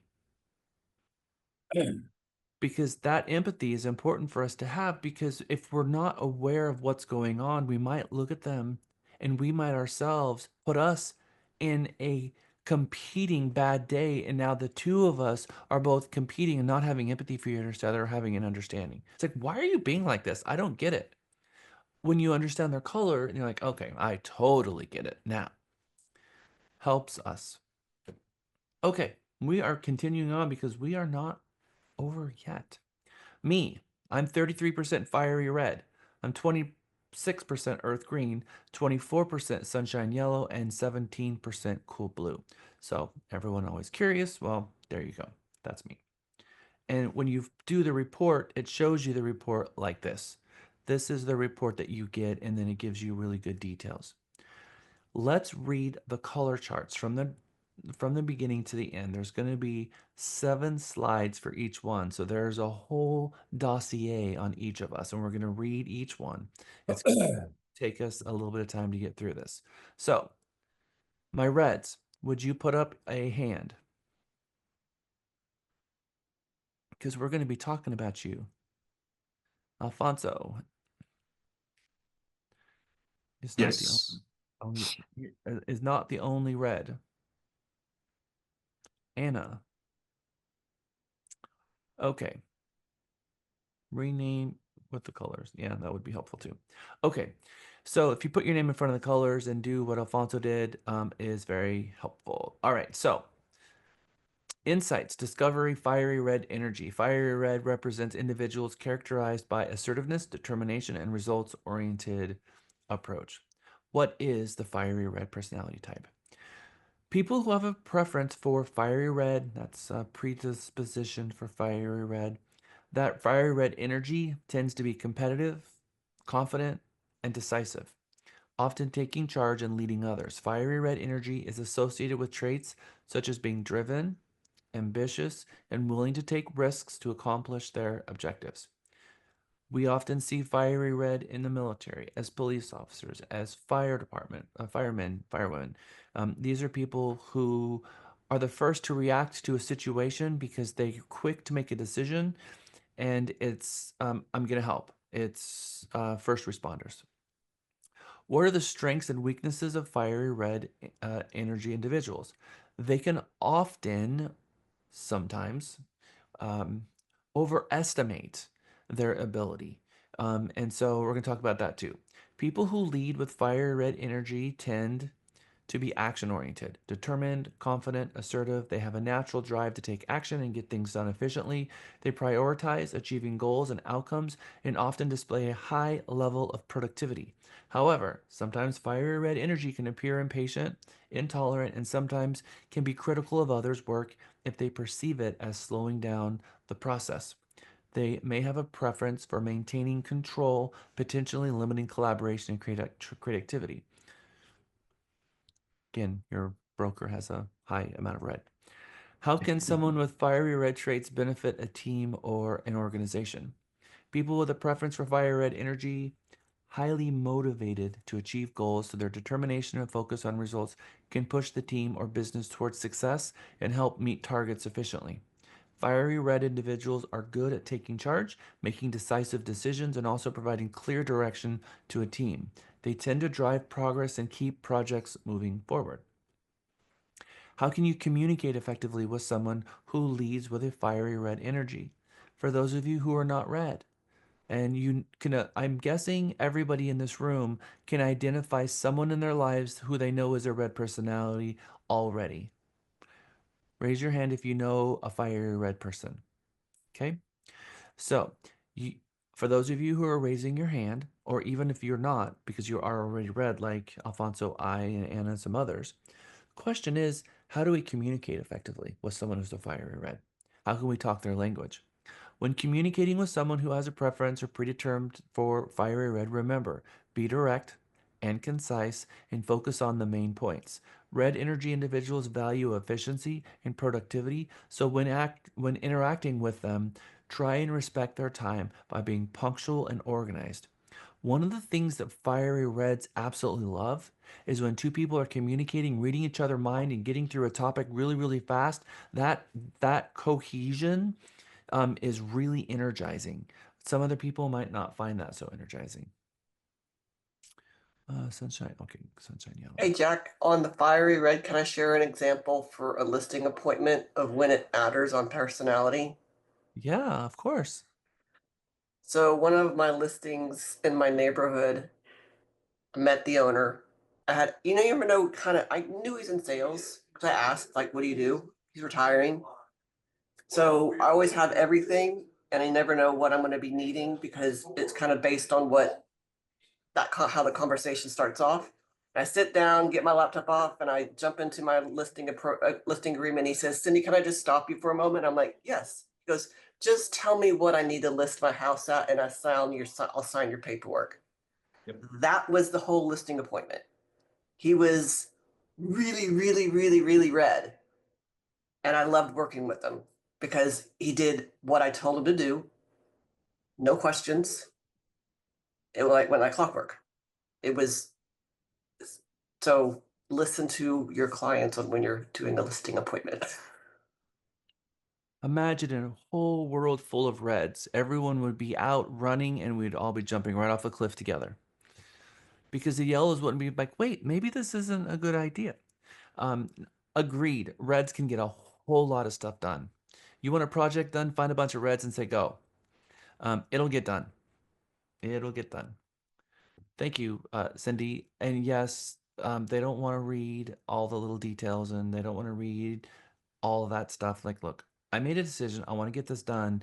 Right now, I'm getting impatient because I already made a decision. My decision's been made, and now you're going to probably get yourself unhired because the decision was already made. And the more you drag this on, the more you're going to frustrate me. Now I don't want to work with you anymore, which is one of the things that I always say, don't let yourself get unhired.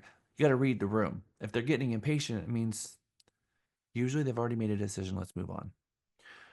Thank you, Cindy. Red personality tendencies: getting immediate results, making quick decisions, persistence, solving problems, taking charge, looking self-reliant, accepting challenges. Red personality. Ideal situation. Now, look at what we're talking about here. Their personality tendencies, then we're going to talk about their ideal situation, and then their weaknesses, and then what they need from others to provide. So this is the ingredients that's really going to help us understand how do the user react to things, what do they need from others, all of this. This is helpful. We're going to go through each color like this. So their ideal situation is new varied activities, opportunity to really get things done, continual challenge, multitasker, difficult assignments, freedom to act from their instincts, control over the situation, direct answers from others, no innuendos. Weaknesses: insensitivity towards others, impatient, overlooks risks, inflexibility, demanding of others, talks too much, inattentive to details at times, and resenting of restrictions. So you put a natural born leader and then you put constraints on them, that's going to be frustrating because they want to be able to lead.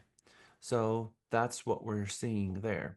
The red personality needs from others to provide attention to routine tasks. They need blues like no tomorrow. Caution and focus on the details and facts. They need, most reds need blue and green to organize them. Because they need the loyal greens and they need the blues. These things are important to them. They need that. Again, we are needing the whole structure, 4 colors to make it all work. Red personality growth area, greater patience, sensitivity to others' needs, and flexibility. Now, when you're reading red, you have to understand that if somebody is all red and 0 blue and 0 green and 0 yellow, that's what we just read. But if their second runner-up is yellow, then that yellow is going to influence their red, so you start seeing a little bit more. So what the personality's done is it says, all right, you got 4 dominant colors and you got 8 types. And the reason there's 8 types is because they're going to take the 2 dominant colors and fuse those together, and that's going to give you a pretty solid analysis of what's going on. Because there's a lot of yellow in Cindy Bell. I recognize the yellow in her. I've always recognized that. And that is her second color.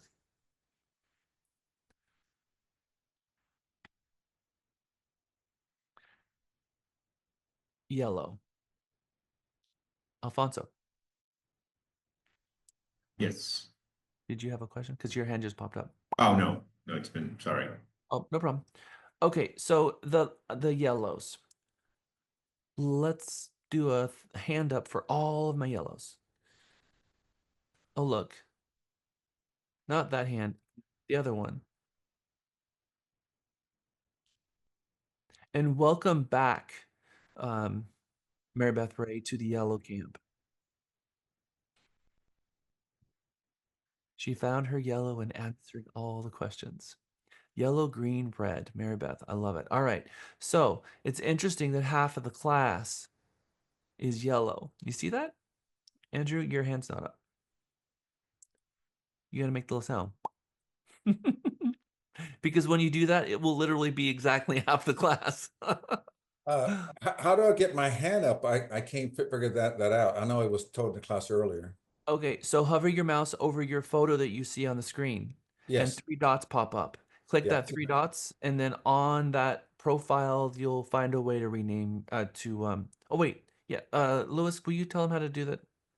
Someone? Yeah. So Andrew, go down to where you've got the participants chat, you've got the heart with the reactor. Click on that. And then it's going to give you send effects, reactions, lower hand, so forth, thumbs up, and just click on that. Okay, so let's get through the yellows.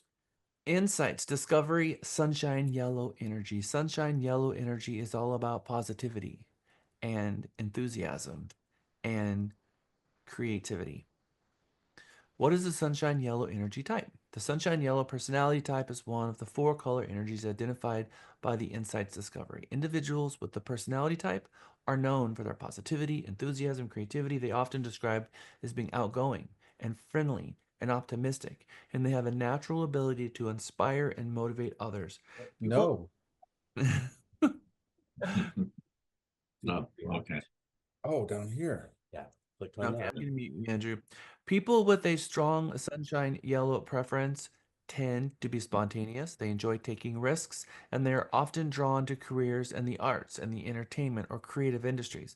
They often love real estate because getting in the car and seeing homes and decorating houses and having conversations with people, and I've never met a group of people that like wine more than yellows.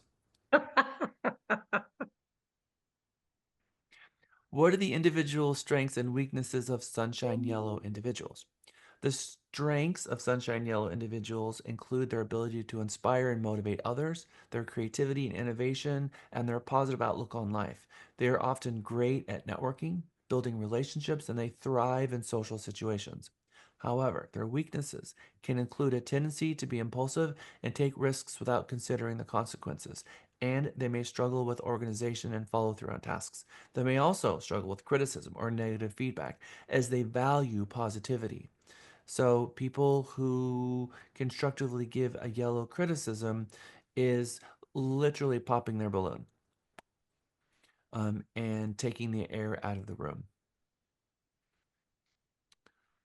How can someone with sunshine yellow traits benefit a team or an organization? Someone with sunshine yellow traits can bring a lot of positivity and energy to a team, a group, an organization, or even a party or a room that you're in. They're often great at inspiring and motivating others, and their creativity and innovation can lead to new ideas, new solutions, new thoughts. They are also skilled at building relationships and networking. They can be valuable in business settings.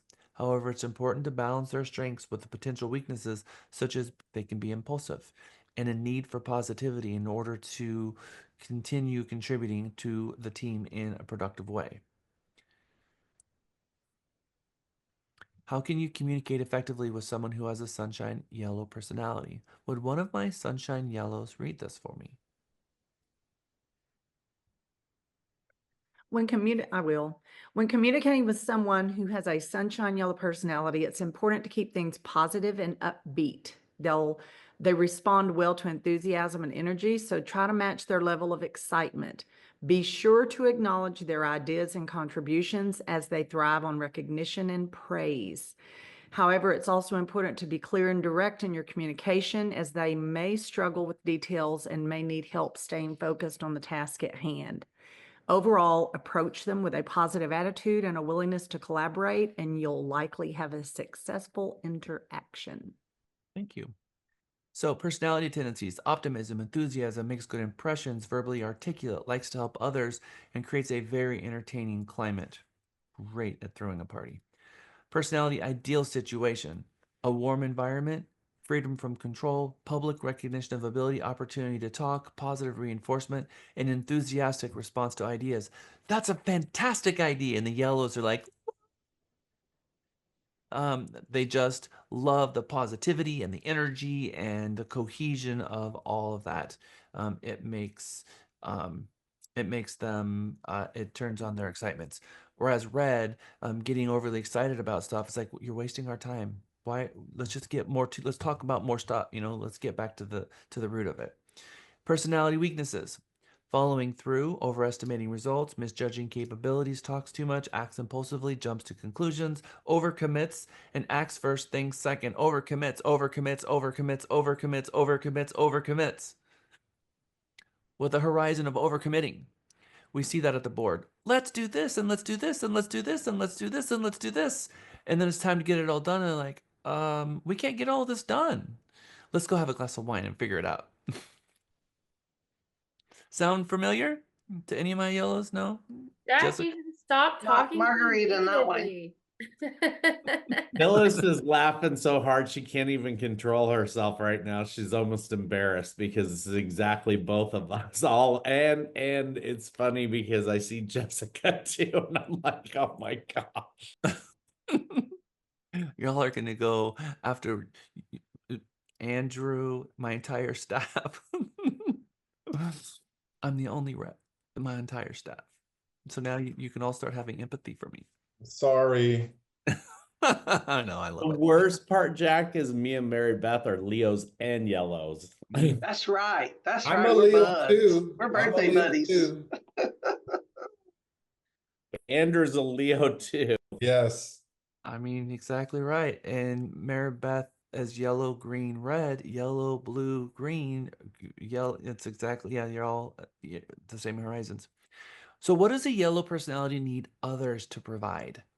Following through on details and focusing on tasks and a logical approach. So, a roadmap. A roadmap, they need inspiration. Give them the inspiration, give them the drive, and give them a task and give them on a roadmap. Then they're going to find their way back in the office and they're going to throw a bunch of great goals at you. I'm going to do this, this, this, this, this, and this. And then you got to hold them to that and get them back on task because that is the energy and the ideas and they really care a lot and they can overwhelm themselves. That's me. Personality growth areas, being aware of time and objectivity in decision making is where your yellows can benefit the most in their personal growth areas. Okay, thank you, yellows. That was thoroughly enjoyable. If you could put your hands down and let me find my greens. With your hands up. Wouldn't it be cool if we could change our hand color to green, but they don't have that color? Or a green circle. All right. We got a bunch of, oh, okay. Akila, you're still got your hand up, so put that one down.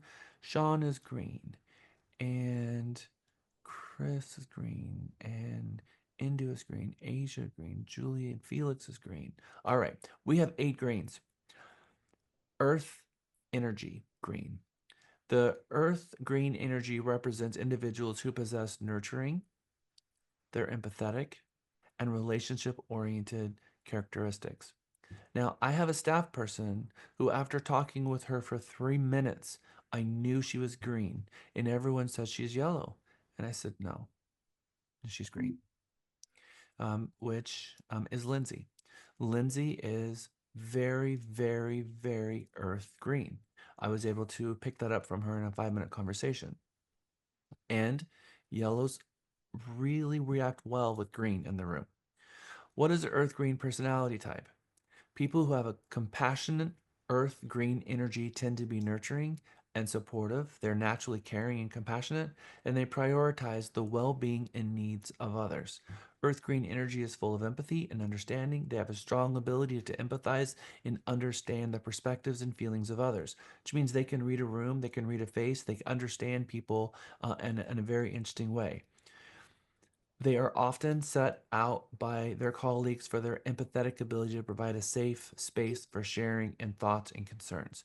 They need a safe place where they can speak because the the the the personality type that can hurt the green the most is the red, and it's accidentally. I want you to think about a dog and a cat.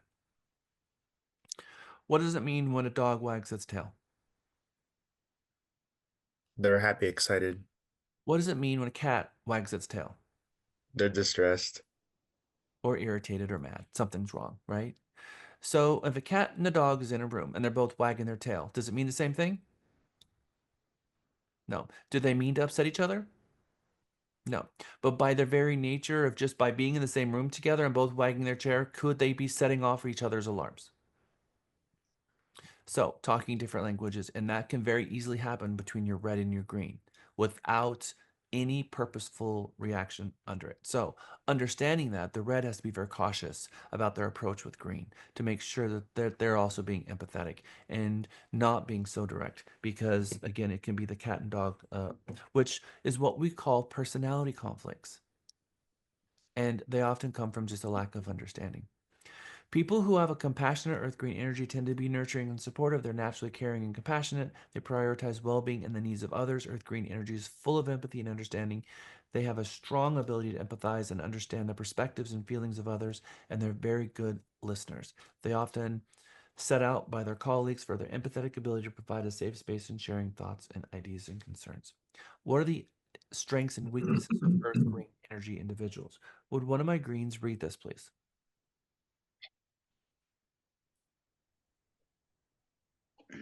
Earth green energy possesses a natural ability to empathize with others and understand emotions and perspectives.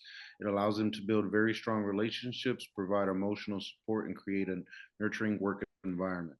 Earth Green Energy has a genuine concern for the well being of other people. They are often set out for guidance as they are excellent listeners and offer valuable emotional support to their colleagues.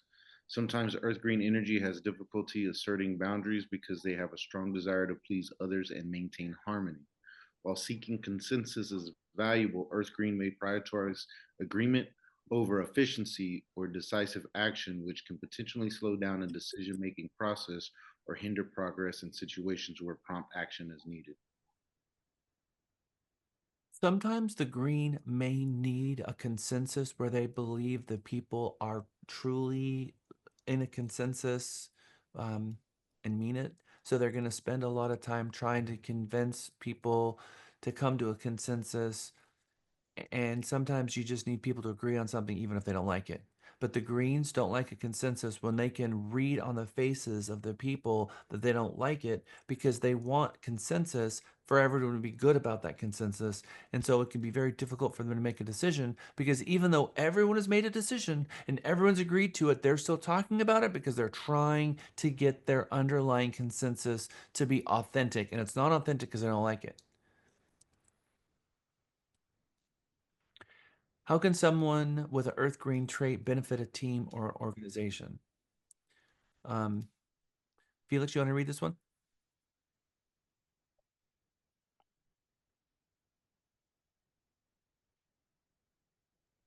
There you go. Understanding that earth green energy helps individuals and teams appreciate the importance of fostering and supportive relationships, creating an inclusive work environment, and valuing emotional well being. By leveraging their nurturing and relationship building skills, Earth Green Energy contributes to teamwork, employee engagement, and overall organi- or organizational harmony. Okay. Inclusivity, being inclusive of the group is important. No agent left behind mentality. Emotional well-being, that everyone's a good place. We can't always be in a good place, can we? Sometimes we're just not, and we're just holding it together. So greens can unravel people really quickly. Because sometimes you're in that place, especially yellows, where you've got the face of a yellow on, but you got the heart of something's just gone bad, but you're gonna go to work and try to put on the face, even though something's going on really bothering us. The green's going to rip that face off and they're going to make you cry because they're going to dig right in there and try to figure out what's going on, which can irritate a yellow because they don't want to focus on that. So sometimes that nurturingness is really going to dig at trying to help. What about the communication, effectively communicating with someone who leads with a earth green energy? Can a red please read this slide?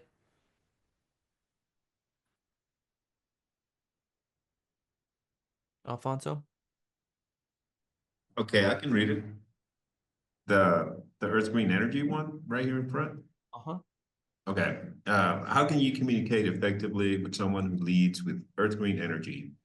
When communicating with someone who has a preference for Earth Green Energy, remember to build trust. It's very important that you take time to establish a personal connection with the individuals that lead with Earth Green Energy because building trust enables open and honest communication.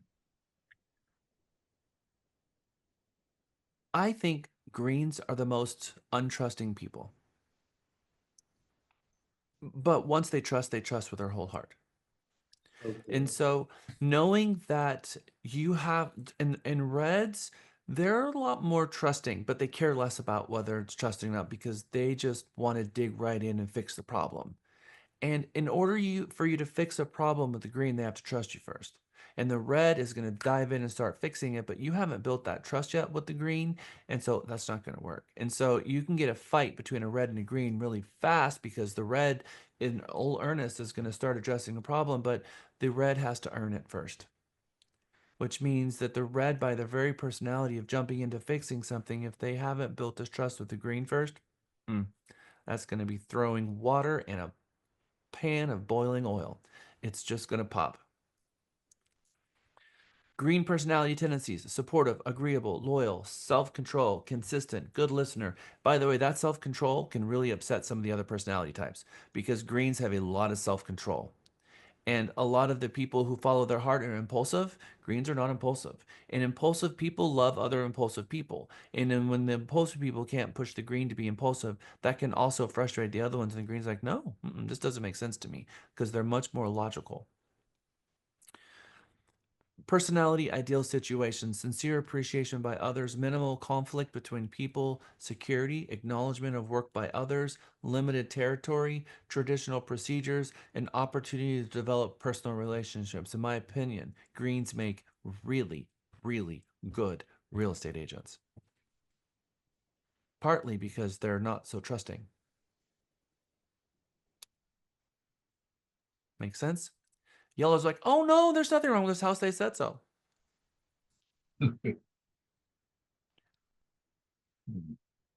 Personality weaknesses: resist change. So when a contract change is coming, greens are not happy. But I learned my paragraphs. What do you mean they're changing? Trouble making deadlines. Why do you think a green has a trouble making a deadline? Because they're preparing so much. Mm-hmm. They procrastinate things. No, I don't know. Well, I mean, I will let the greens speak for themselves, but I see greens literally overthinking everything. Yeah, it's like perfectionism. Mm-hmm. That's right. I was going to say indecisive, as it states there. So Holding grudges. You make a green mad, the wall comes up, and it's like the Klingons versus the Federation. As soon as they see a ship even 5 parsecs away, their shields go up. And so green sees you coming, you've broken their trust, their shields are up, and it's going to be difficult to take those shields back down. Overly possessive and lacks initiative. Personality needs from others to provide. Push to try new challenges, help in solving difficult problems, and initiative in accepting change. Personality, personal growth areas. Facing confrontation and dealing with it. That's a thing. So, guess who has a real hard time sometimes picking up the phone and making their calls? Yep.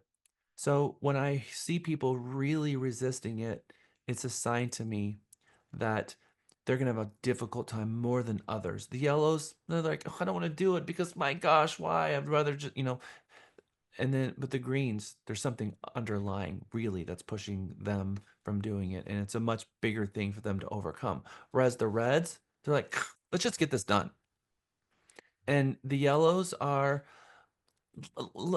they want to have a conversation with people, and they think confrontation is coming. They're going to be afraid of it. But once they get that conversation going, the yellow is going to keep them on the phone too long. So the yellows, you need to keep your people not having a 2-hour conversation, because the red's never going to answer the phone for you again.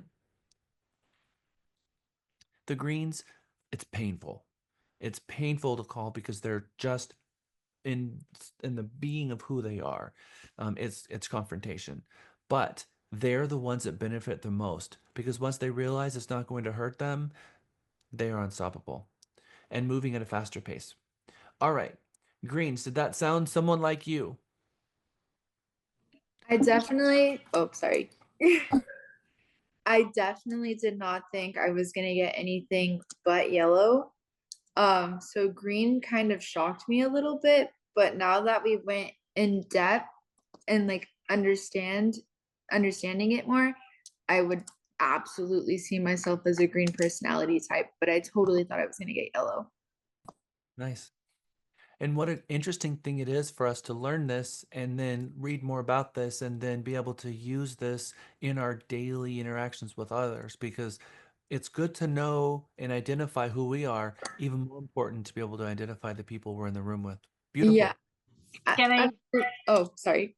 Keep going. Yeah, sure. Absolutely. And what you said about the red and the green personality types, my mom is a leader. She's very, I still live with my mom. So when she comes home, I'm so excited. I want to hear all about her day. I want to see her. And then she'll come home work mode.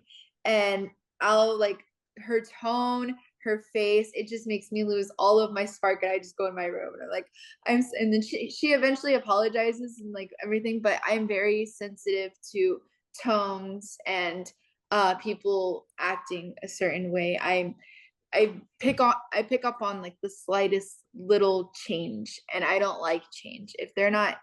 So I definitely would see myself being more of a green as well, because I'm very empathic. I was always the problem solver in high school with my friends. They would all come to me. I wanted to become a therapist at some point, and loyal for sure. Real estate is a very good a good profession for someone who can read people well. That's a very, very good thing to have. All right, I'm going to tell you this. This is something very interesting, and this is something that Miguel learned about me, because remember, my dominant is red, and this is going to be true for Alfonso and for all the reds. I've not yet found a red that doesn't fall into this camp. Reds, they they they are the first ones to say it's too peoply outside. If a red gets around too many people, or if they're around people all day long, they want to go to their cave and barricade them inside and leave the world outside because they need to get as far away from people. If you want a red to heal and rebuild their energy, they need to be alone.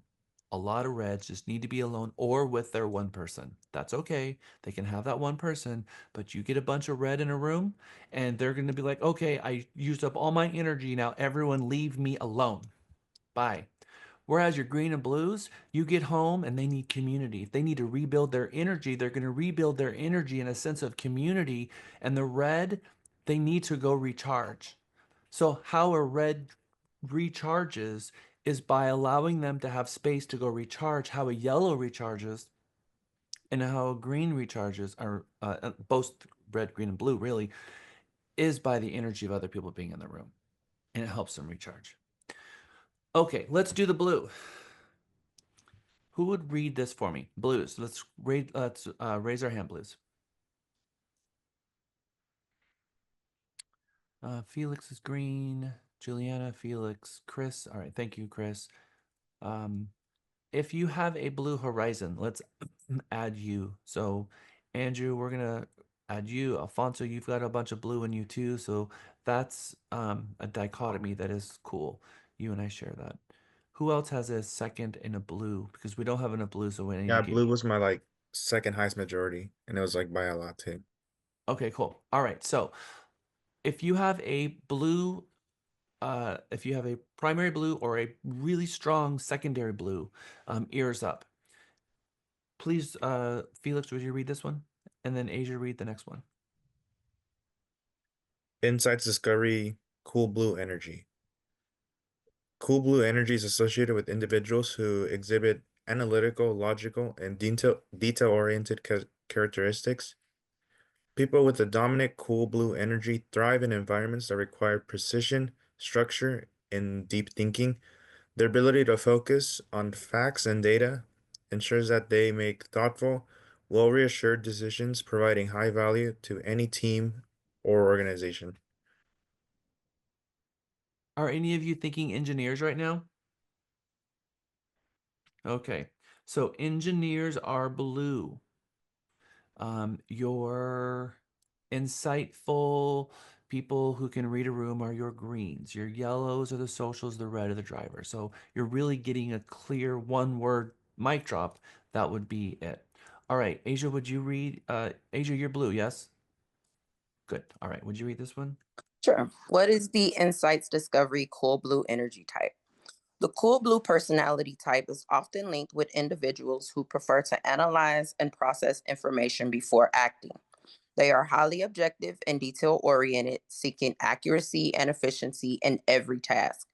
These individuals prioritize logical reasoning and tend to be meticulous in their work, making them highly valued for their ability to handle complex situations and identify patterns within large sets of data.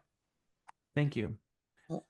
Juliana, you're green. You're still here. Chris is stepped away. All right, Andrew. Would you read that one for me? Strengths and weaknesses of cool blue energy individuals. Cool blue individuals are known for their analytical personality traits, excelling at breaking down intricate information into manageable parts. Their strengths include critical thinking, attention to detail, and a preference for methodical, logical approaches. However, an over reliance on analysts can lead to delays in decision making as they may seek more data than necessary before taking action. Additionally, their composed and thoughtful demeanor may sometimes be perceived as disengagement when they are deeply processing information. Thank you. How can someone with cool blue traits benefit a team or organization? In a team setting, cool blue energy individuals provide detail-oriented personality types who value precision and structure. Their well-researched insights help teams make data-driven decisions, ensuring accurate outcomes, which is very important for an organization. Cool blue individuals thrive in roles that demand problem solving, attention to detail, and careful planning. Their contributions are essential in high-stakes environments where accuracy and thoughtfulness are critical. So, think also your scientists. So, in the world of, the Army, we're going to give it to the blue. The blue's going to come up with a plan, and they're going to give it to the red, and the red's going to get it done. And then the red gets hurt, and then they give them to the green and the yellow to take care of them. How to communicate effectively with cool blue and with cool blue energy personalities. When interacting with someone who leads with cool blue energy, it's crucial. Hello. How many of you have gone in a listing presentation and you look at them and in 13 seconds you already know they're an engineer? Okay, so I want you to be thinking engineer. Again, engineers blue, drivers red, social yellow, empathetic green. So that one word will help you understand the four colors. We are talking about the engineers here. So how do we effectively communicate with the engineers? You yellows really need to understand how to communicate with the engineers. When interacting with someone who leads a cool blue, it's crucial to be clear and concise and logical in your communication. So fact-based statistics. You'll say, "I'm the best agent. Can you show me in the data?" Yep. Um, can you show me the average sales price or the average days on market in the neighborhood for your last 675 listings? They want to see the proof because what the sunshine yellow personality is going to do is they're going to put the story together and it's going to be a good story, but that story means nothing to the blue. That story might mean a lot to the green. I mean a whole lot to the green because it's telling the story to the green and they want to hear it. So it's the blue though, we need data. So the reds, you bring a bunch of data to the red and they're like, no, I didn't ask for any of this. I want to get this done, which is what Cindy's situation was. So when I see a blue real estate agent, they really, really, really, and I mean really, can I underscore this with like 15 exclamation points? They have a hard time with listing appointments because they take the listing appointment approach that everyone also likes the data. And not everyone likes the data. And the blue really, really wants everyone to say, wow, I am so impressed with the thoroughness of your presentation here today. And the reds are like pushing it off the table. Where's the signature page? I don't see it anywhere here. And pushing all of this hard, structured data they spent 5 weeks on. Like, I called you 3 days ago. What do you mean you're not ready to come out and meet with me? Oh, I'm still preparing the data. You are fired. Click. That's what the red just. And the green's like, but I work so hard. I don't understand it. So hopefully when you come out the other side of this, you're gonna be like, I get it. I need to react a little bit differently based on maybe reading the room.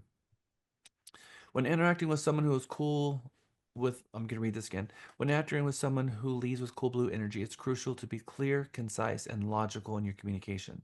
Providing evidence-based reasoning will resonate well with them. They prefer data to support arguments. Since cool blue personalities often need time to process information, offering them space to think through the details helps build trust and improve collaboration. Structuring your communication clearly will ensure your message is received and appreciated by these analytical individuals. Miguel has a lot of blue. So when it comes to the blue people, you've got to give them information. And they're going to go process that information, and then they're going to come back. The reds don't like that, because the reds want to see an immediate result. Like, I told you this, and they want to come back and they want to say, I get it. I totally understand. You're right. But that's not going to happen with the blues. So you've got to let them. So your reds are going to say, what do you mean you're not signing my listing agreement? Well, the blues like, I need to think about this. What is there to think about? Especially the yellows. They feel like you're not going to hire me right now. And the greens, imagine someone who's empathetic and it's all on empathy. They're kind of brokenhearted that you're not going to sign the listing agreement right there on the table. But that's not the blues. That's not their style. They're going to think about it for a while. So maybe if you know that you have the blue personality type, you're going to think for a moment, well, they're probably not going to sign anyone's listing agreement today. They're probably going to interview 5 people. They're probably going to get themselves in paralysis over the data too. But once they make a decision, they're pretty solid about it. Alfonso, did you have a? I did, Jack. It's kind of interesting, and I can see why you're saying that. Because my first color is red and my second color is blue, and I can understand the way you're explaining it. I can understand the dichotomy between the two. Obviously, I fit in those two colors. In my prior employments, when I was writing computer programs, I knew exactly what to do, and I would jump right in there, write the code, and here's the program, right?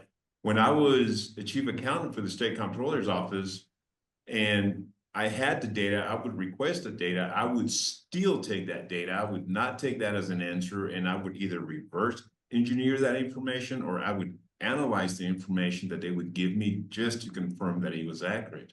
So I understand what you're saying about that dichotomy between the red and the blue.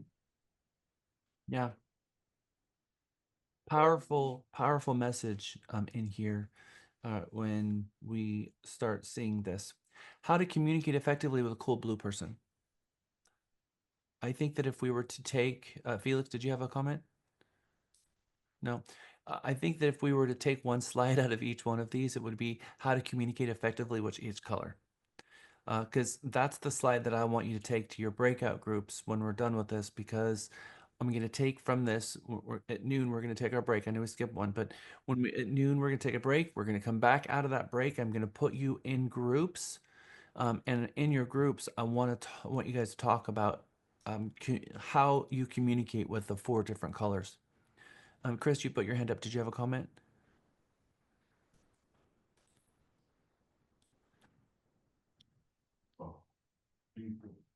Can you hear me? Yep. Sorry. I've taken, I don't know if I'm going ahead too fast, so if I am, just tell me to pump my brakes. But I've taken similar personality tests, and is it safe to say that for the masses here, that one, understand that your color can change depending on your time of your life?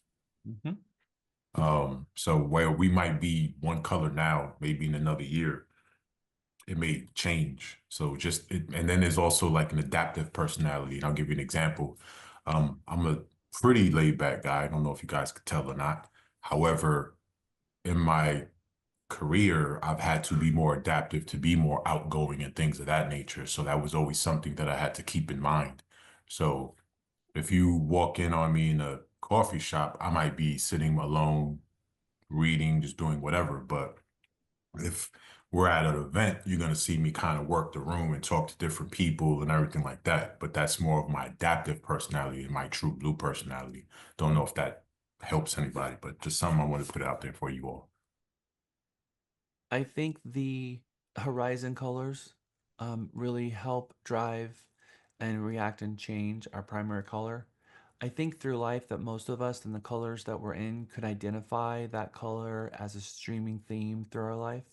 I think we've all had to learn through the school of hard knocks how to live in the world with other people.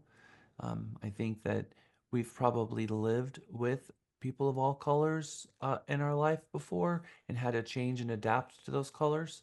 And that also helps us cope and have empathy and patience and also frustration for the different colors and just to survive, survival instinct.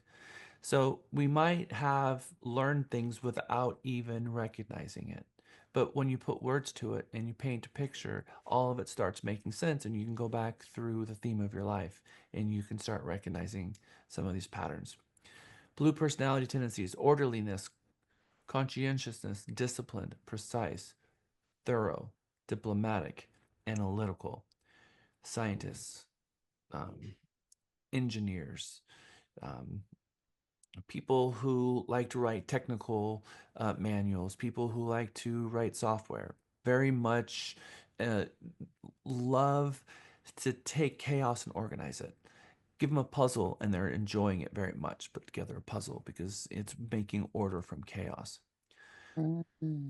Personality ideal situation: being able to concentrate on detail, opportunities to critique, stable surroundings and procedures, exact job description, expectations, opportunities for careful planning, sufficient time to do things right, opportunities for reassurance from authority. Weaknesses: indecisive. They can get into data paralysis. Because the data has the answer, and I need, if I just look longer, that the answer will reveal itself in this data. And so sometimes there is chaos in data, and sometimes the data reflects chaos. And your engineer has a really hard time saying that because what they will do is they will, you know what? I know we belong to a matrix. There is a matrix that this world belongs to, and if I research far enough and deep enough, I will find the matrix. That's where your blues are going to get to in the nth degree of their analysis of the data. So they can get bogged down in the details because they're looking for patterns. Rigid on the how-tos, avoids controversy, sometimes low self-esteem, but that's not always the case, but it can seem that way because they're quiet, hesitant to try new things, sensitivity to criticism, and they can be pessimistic. Personality assessment: what do they need others to provide? Decision making, where the reds come in. Optimism: who gives us the optimism? Yellow. Okay. And help in persuading others. Who's really good at persuading? Red. Yellow and green and red. Green. Yeah, exactly. Personality growth areas: be more open with their feelings and be more optimistic. Okay, so communicating with the 4-color personalities: fiery red to sunshine, fiery red to sunshine. Be focused, but share excitement. For example, we need to move quickly on this, but I know your energy can rally the team. Fiery red to earth green. Avoid being too blunt. Instead, say, here's the goal we need to meet. Let's discuss how we can get everyone on board. Fiery red to cool blue. Respect their need for details. Here's the plan. Let me know if you see any potential gaps we need to fix. So if you are red, here's how you're gonna communicate. Here is the same situation and how you might change that communication for each one of the colors. Yellow to fiery red. Be enthusiastic and direct. For example, I love your energy. Let's dive into the project head on and let's hit the ground running. The red's gonna be like, okay.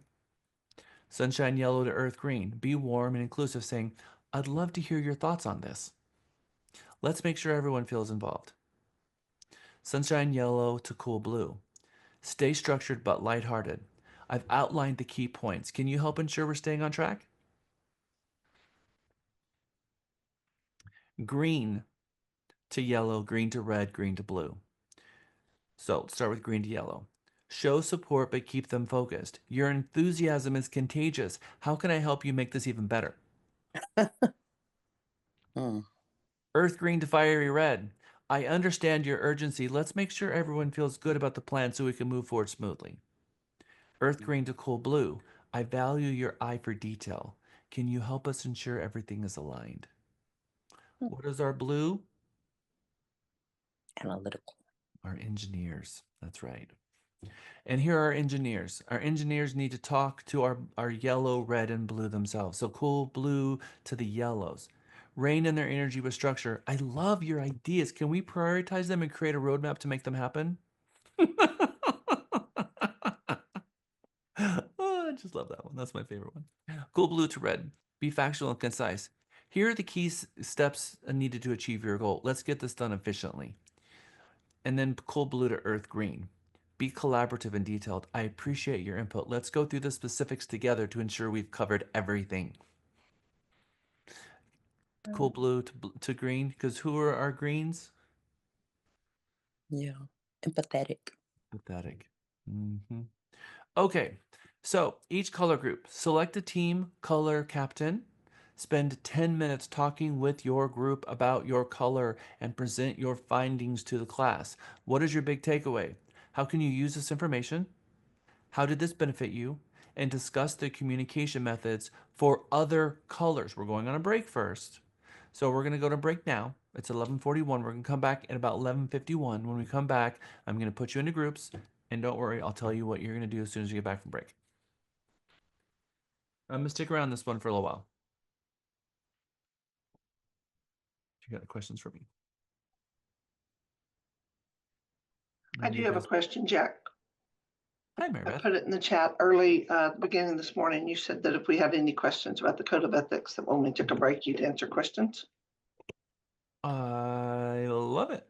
Okay, so in number 11, it talks about competency.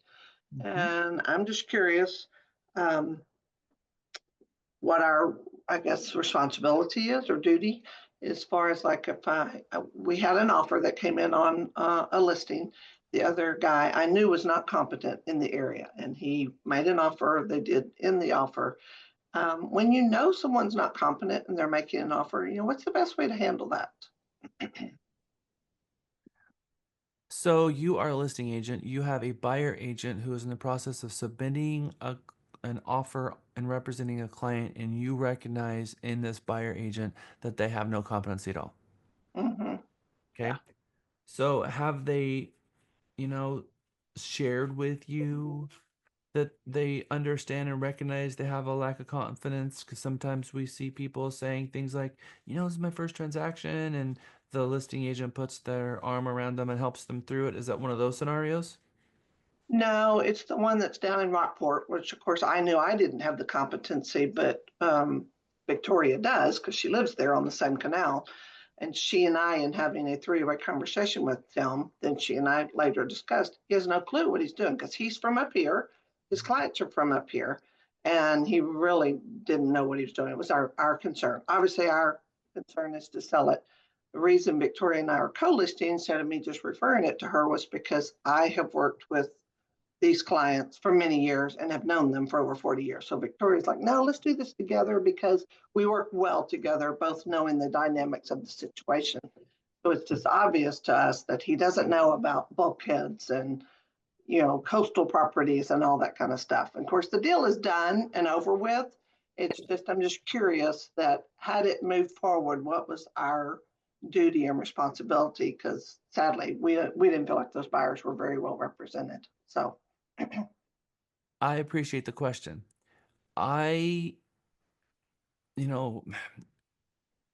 we have to proceed cautiously because if, we do something aggressive, like go around them and talk to their sales manager, you can undermine their transaction by just dealing with a personality conflict because usually people who are overestimating their abilities, maybe the red personality and just, jumping into it and devil may care attitude, they're not going to be pleased with that because it's going to be off-putting.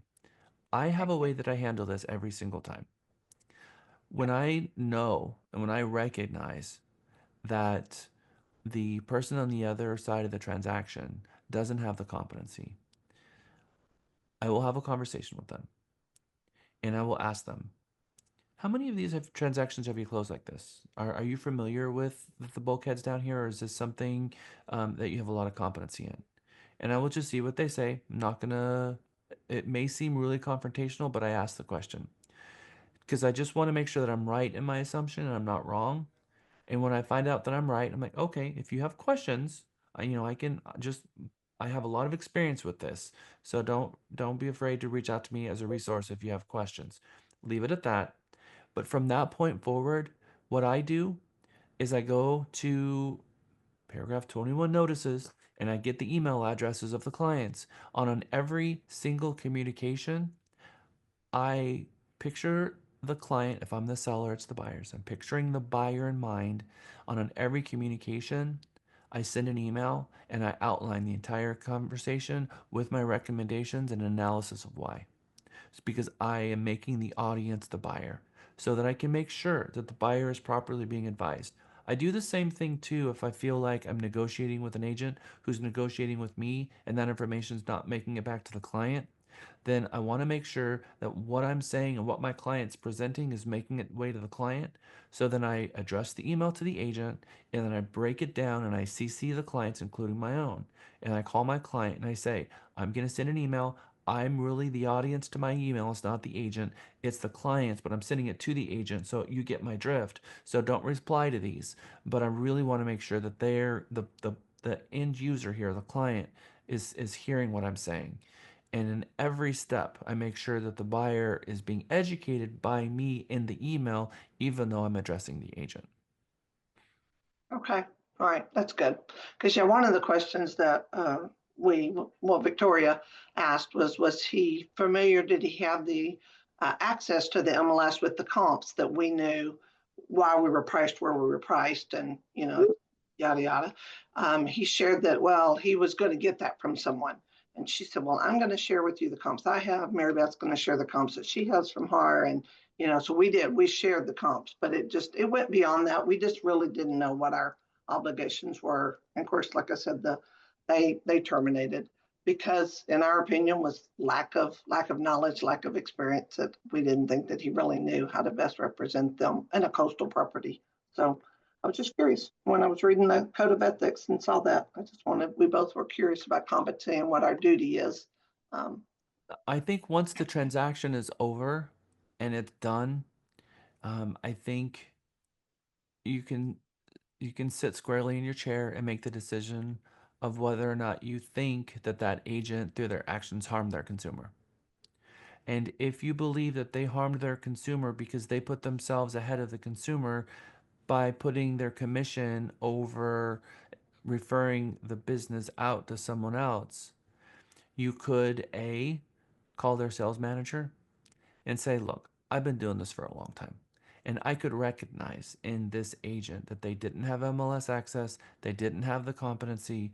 We had a buyer that, from what I can tell, should have purchased this home, but didn't out of fear because the agent was not able to present them the information they needed. And a lot of it had to do with they weren't familiar with the marketplace or the comps or the price. And so I just think you should know about this about your agent and listen to what they say. Listen, you can hear if whether or not the broker is going to seem like they even care. And if you feel like you walk away from that conversation and you feel like they don't care, then you can sit in your chair and think, do we need this broker and this agent to sit in a room with their peers to really reconsider the way they're doing business? And then you can take action based on what you feel the best action is, whether it's file a complaint with the board or with Trek or to let it go. But you were live in that situation and you heard it and you felt it, and you are the best to make that decision. And of course, I would support whatever decision you made. But that's what my belief is. Looking at the scenario, do we think that other consumers are going to be harmed? If I think another consumer is going to be harmed by this agent, I'm going to talk to their broker. If their broker doesn't seem to care, I'm probably going to file a complaint. Okay. Well, Victoria was concerned enough that she did want me to talk to you directly about it, and because he never even went into the house. She did all the showings for his buyers. He's never even been down there. So there was other, concerns in the whole grand scheme of things that caused our little antennas to go up. So just wanted to ask you about it. So thank you. My pleasure. Welcome back. Who'd have thought they need Jack here where we need Jack here where we need. Welcome back. Welcome back. Welcome back. Welcome back. Okay, I am going to begin the difficult task, 2, 3, 4, of creating these rooms.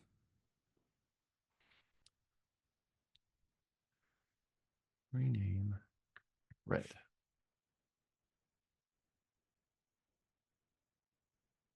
Green. Hey, Jack. Yellow. I'm on a call with my client right now. I didn't want to have you put me in a group. Okay. I can't put. Thanks, Shane. All right. So I'm going to assign you all to a group, and then if you add yourself, that's okay. Derek, what color were you? Are you? I'm gonna do that when I'm done. Yellow. Yellow. Sunshine. Yellow. This is gonna take me a second. Earth. Green. Yellow. You all have your slides, yes? Because I need you guys to go back to the slides that talk about your color and someone in your group.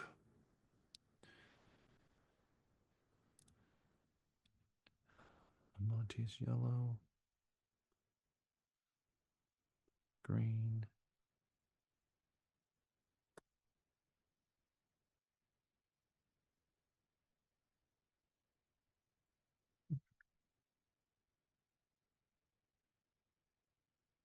There are so many. It's gonna have one big group of yellow. Ken, yellow. I don't know if our yellow group is going to get the task done. I was thinking the same thing. We're all going to talk about stories. Good. I was gonna say, could you do 2 different groups of yellow, or you want everybody to be in the same? Yep, we're gonna break it.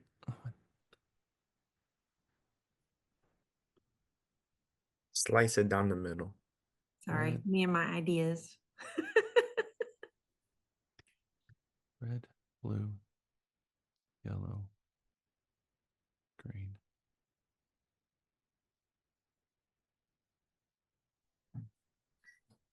I'm so helpful. My husband just loves it when I try and help him drive.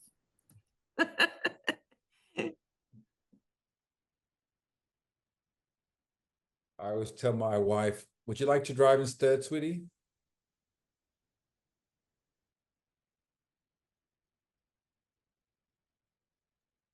I just usually let mine out.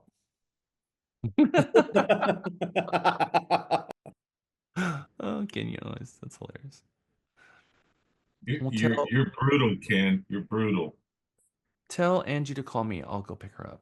And are you sure you're not fiery red, Ken? I'm just kidding. I would never let her out of He's the just car. he's just a comedian. All right, red. I think I have it all together here. We have Derek. I don't know where to put you, so I'm putting you in other. Michael Potter. I don't know your color because you didn't do it. Right now we have Alfonso and Jack by themselves. Asia, what is your color? You're yellow. No, Asia. No, green and then blue. Thank you. Cindy Bell, you renamed yourself. Cindy is yellow as a backup, but blue, right, Cindy?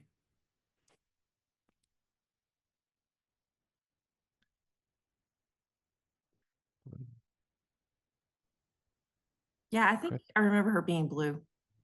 Yellow, yellow, fiery red. Anna, you're going to red. Sunshine yellow, yellow, yellow, yellow. Earth green. I always get one person wrong and they're in the wrong group and they're just so confused. Why am I here? What's happening? No, get me out of here. Yellow, yellow, yellow. Okay, Derek, Michael, I don't know. Asia is green. I don't know who you are. Felix is green, green, green. Miguel's green. And then Maribeth, you definitely don't want to be in the greens. Okay, so I'm putting you guys in here.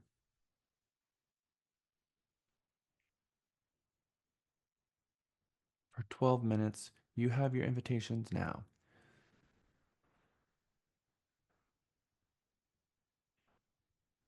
Let me just make sure I didn't make a mistake.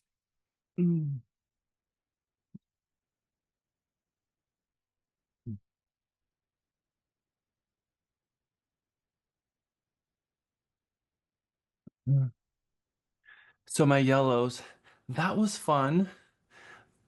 My reds, that took a really long time. My blues, we didn't have enough time.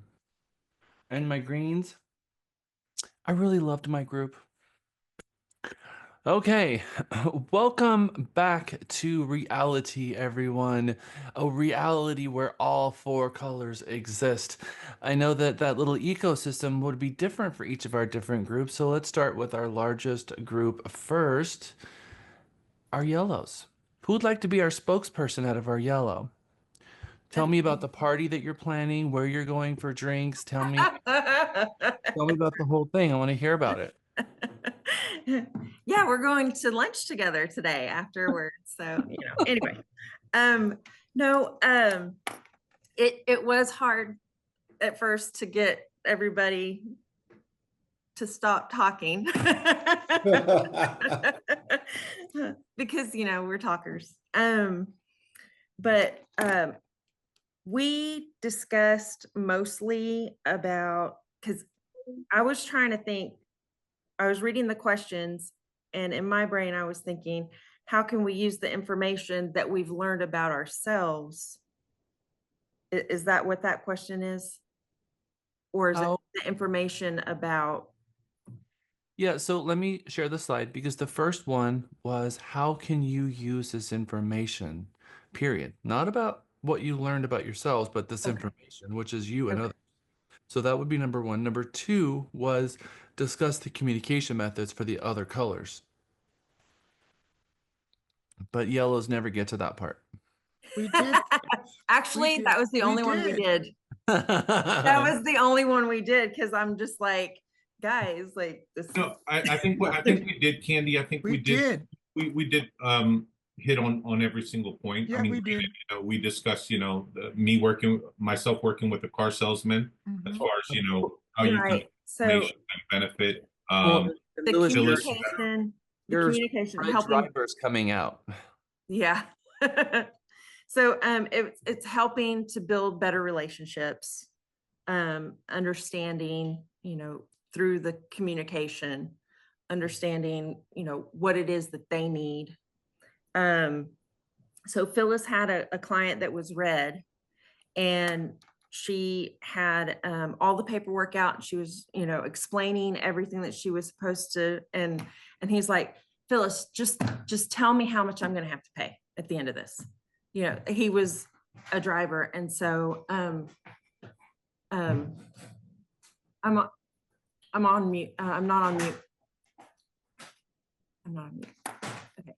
So he was a driver, and so she's kind of like, well, what do I do if I'm supposed to explain all of this stuff, and he just wants to know bottom line, and she doesn't exactly know how to go forward with that because she knows that it's our, duty to explain everything. So, and then Luis had an experience with a salesperson that was blue, and he felt like he had too much information. He's like, whoa, I don't need you to share that much. So, and then with the greens, Mary Beth's husband is green, and she said that her secondary color is green because she's learned how to communicate with him, and it's kind of like become her second nature, because now she knows, you know. And she said that his headstone's gonna say just wait, because he just wants to wait and make sure that, you know, it's really hard to make like decisions.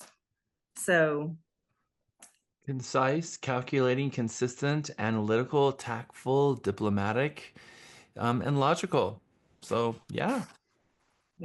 So that's what we got from it. Thank you, Candy. Thank you for being the spokesperson of our beautiful Sunshine Yellow group. Thank you. Who would like to be the spokesperson of our next largest group, which was, by the way, green, was our second largest group that we had here. Sensitive, reflective, stable, constant, caring, calm, loyal, amenable, reliable, accommodating, and steady. Those are green. Who would like to be our Juliana? Would you like to be That would be, yes, that would be me. We refer to ourselves as the Care Bears now. The Care Bears? I love them. Okay. Yeah, so we were basically just saying how we can use this information.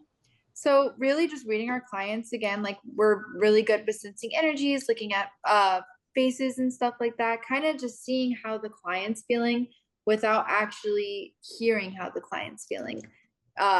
Definitely looking out for that. We also said that we can use like more of our empath personalities to make more personal relationships. Basically just being more like, you know, like a red would kind of skip over like, oh, you're going through a divorce. Okay, well, we have to do this. Like, oh, I'm so sorry. Like the empath version. As well as listening to people to kind of get their color type and appeasing more to their color type is what we said.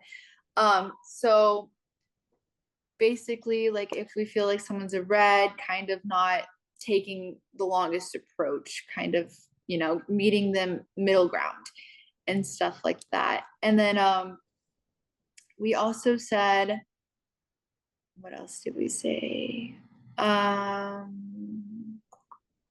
Sorry, I'm reading my notes.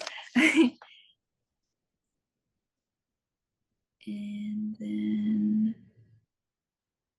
oh, we also said like using our opposite types to kind of like ground ourselves and make us more focused.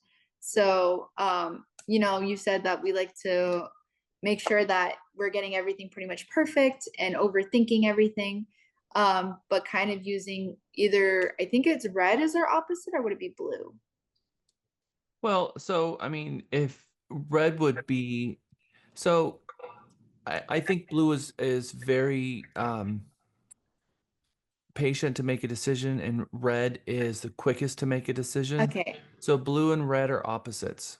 So then red would probably be the best one to talk to, red personality types, to get us back on track and help us kind of figure out what doesn't need to be completely perfect and can be turned in on time. Yes, that's right. Red will help you get the job done.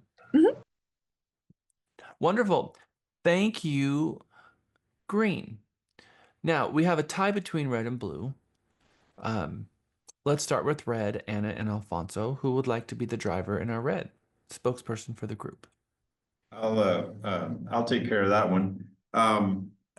It's funny because Anna and I, we practically agreed on everything. I mean, I think we're repeating the same thing. And the way we looked at things was how to apply this information to deal with the other colors. The other colors they're too slow for us, for one.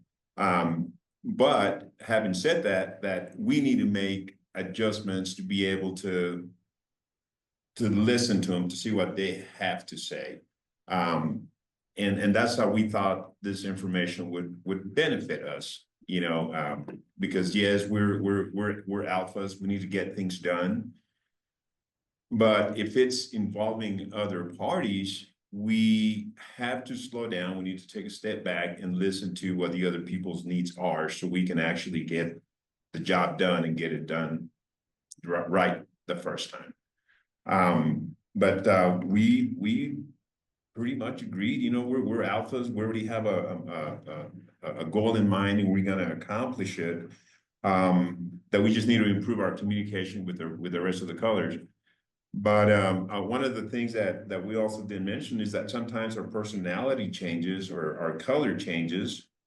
And the example that I'm going to use with Anna's permission was, you know, when Anna is at work, she's this red color person, very aggressive, but being a new mom, her maternal instincts kicked in, and now she's changing from a red to a yellow or a green. So it's calmed her down a little bit. But other than that, Anna and I, we agreed on everything that if are with a client, more than likely we are going to use the application as opposed to giving the client or the prospective client the paper for the IABS to have signed, since everything would just be done a lot quicker with the application. Okay, so Alfonso said red, deal with the other colors, get the job done right the first time. And Green said, what do you mean deal? And then Green's thinking, well, how's everyone feeling? And Red says, what does feelings have to do with this? And Exactly. Blue says, what exactly was the scope of this project? And of course, we had Cindy Bell messaging me on Teams. What exactly is it that we're supposed to do? Literally. And then the yellow, did everyone have fun with this project? Wasn't. So I'm gonna turn it back over to the blue group. Cindy, Chris, would you like to be the spokesperson? Yes, that's me. Actually, the red in her told me I was going to be the spokesperson, so that's okay. Um, but other than that, we talked about pretty much being blue and red. I think hers was technically dominantly red as well. Mine was blue red. They both were the same. I just picked blue first because I like blue. Um, but how we use the information is kind of knowing who we are and then looking at some of our clients or whatever and figuring out how to talk to them in the proper way, whether they may be green, blue, yellow, or whatever. Well, you You know know, how I know you're blue? how's that? Well, because you had to analyze that and think, well, I identify with blue. So the analytical calculating part of you came up with blue, which means tells me that you are in fact blue. There you go. There you go. So, um, one of the biggest things I think she said was like simply asking a client, you know, what's their employment or what's their profession. And by them saying maybe like Alfonso, I was a cop or I was a first responder or something, we already know, okay, that guy's probably going to be red and then go from there. And then we could use that because it may be a little difficult. And then again, some people blend, right? There was somebody in there that kind of mirrors their husband or whatever. So, but the biggest thing was kind of what we said. We are analytical. I was telling her that I had a client. I showed the house, and as soon as I opened the door, her child just like ran into the house. So the blue and red in me was already like, okay, like, can we not do that? And I have kids. You know, the son went into the pantry and laid down on a shelf, and I was everything about me was so uncomfortable, and I was like, oh my gosh! It's like, hey, buddy, let me show you the backyard. So I got him out the pantry while his mom is looking around and stuff, and I'm red and blue. I felt my temperature rise. I was all over the place. I didn't have control of that situation, so it was driving me crazy. Thank you, everyone, for sharing. Part of your homework assignment is going to take this link home with you and give this to your spouses or your significant others and your kids and do this as a family project. It's very interesting because we can certainly see within ourselves traits, but our spouses will see even more of those traits within us as we will with our spouses. And so that would be a homework assignment, and then bring that back to teams. Okay, so personal breakout. What have I overcome to get where I am right now? What actions do I need to take to guarantee my success? How can I guarantee that I keep to my plan?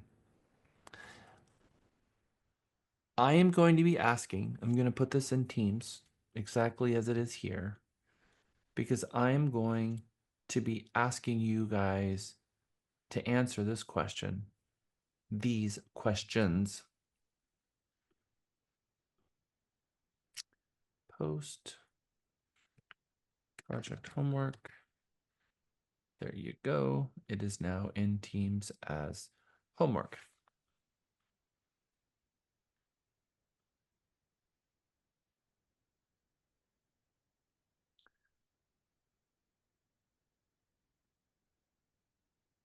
Has anyone heard of Heraclius?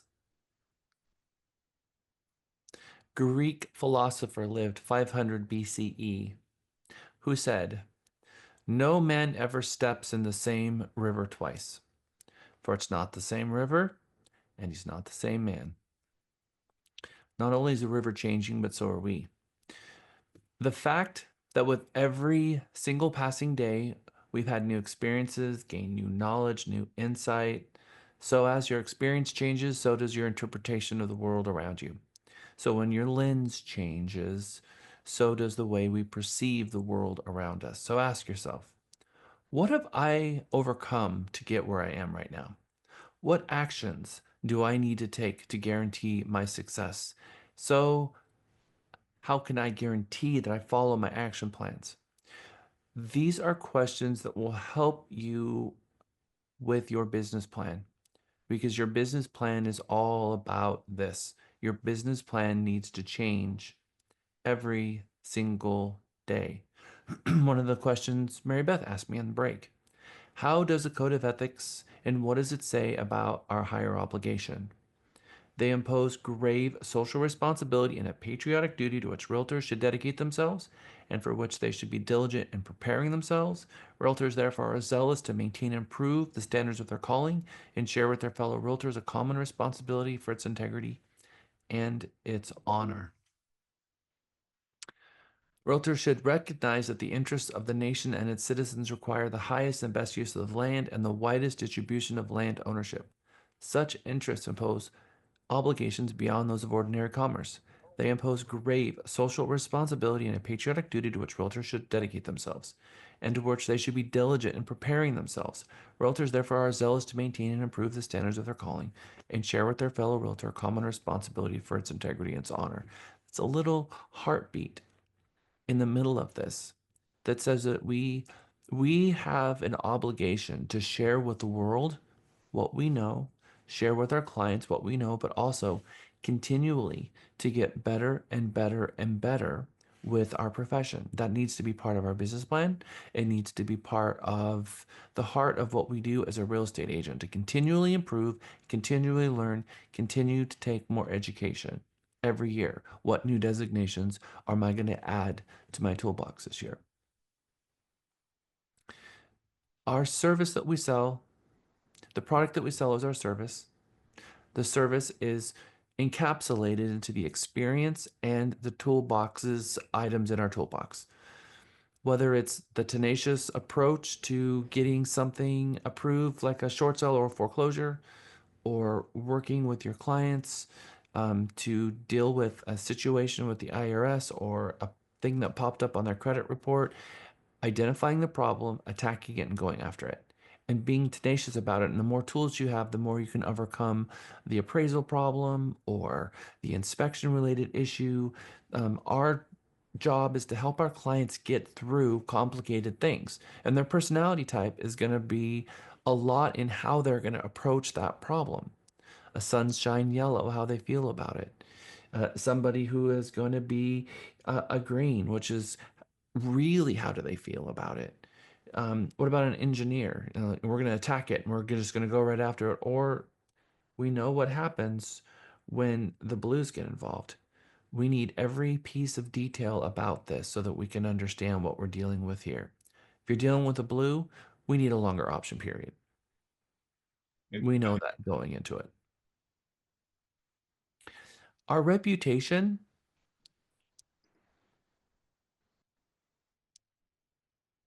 it takes a lifetime to build our reputation, a lifetime to maintain our reputation, and it's everything you've got.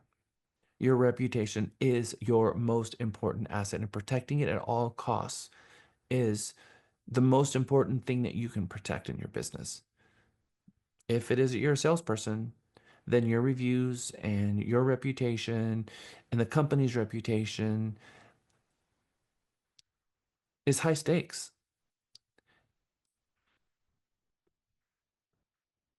If it's true that your reputation is your most spotless reputation, then what can we do? What can we do to help us stay on focus, help us with our reputation, and in my mind, build collateral online for people to see when they Google you? Quality content. What do you want your legacy to be? What is your reputation today? How do you treat people? What is your level of integrity? And your level of integrity, by the way, seems to be a one-to-one match with whether or not you believe that you are a role model.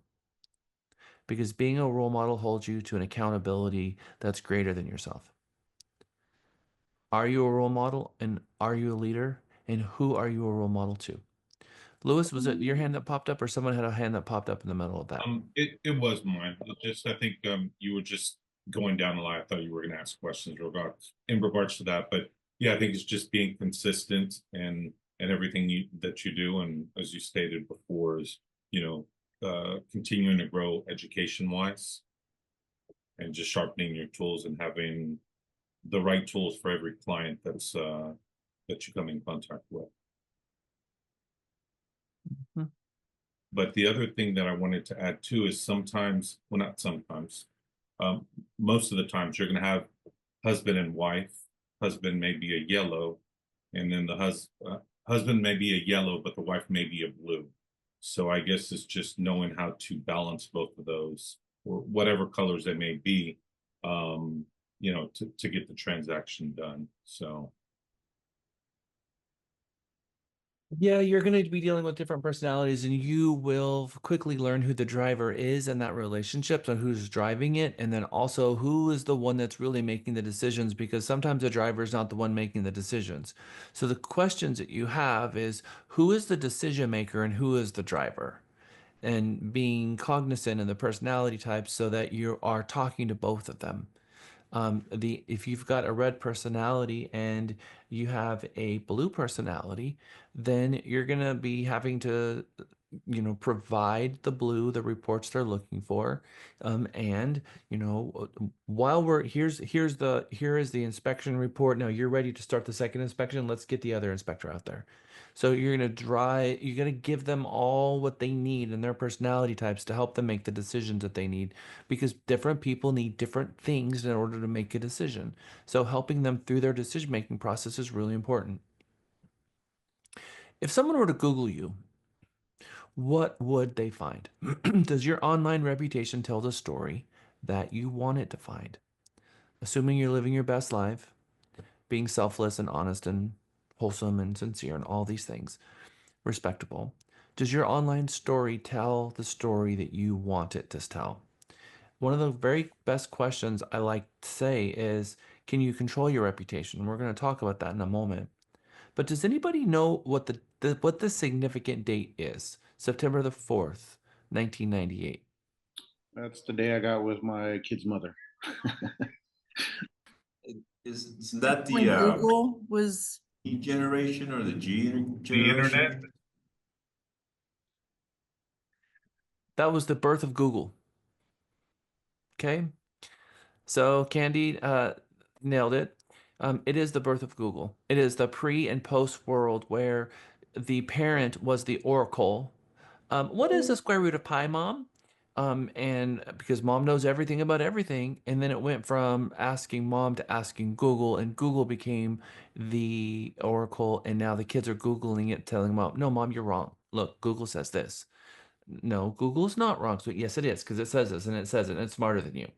So our world has changed from who we look to as the influencers in our lives because people born before 98 who was able to breathe and talk and all of that before 98, they had two things. They had the Encyclopedia Britannica and they had their parents. They had those two things and that was it. Otherwise, it was come after that. There was an entire world online that everyone had access to. This Did I new get a world, gift card for getting that right? It never hurts to ask, right? so the moving forward after the birth of Google,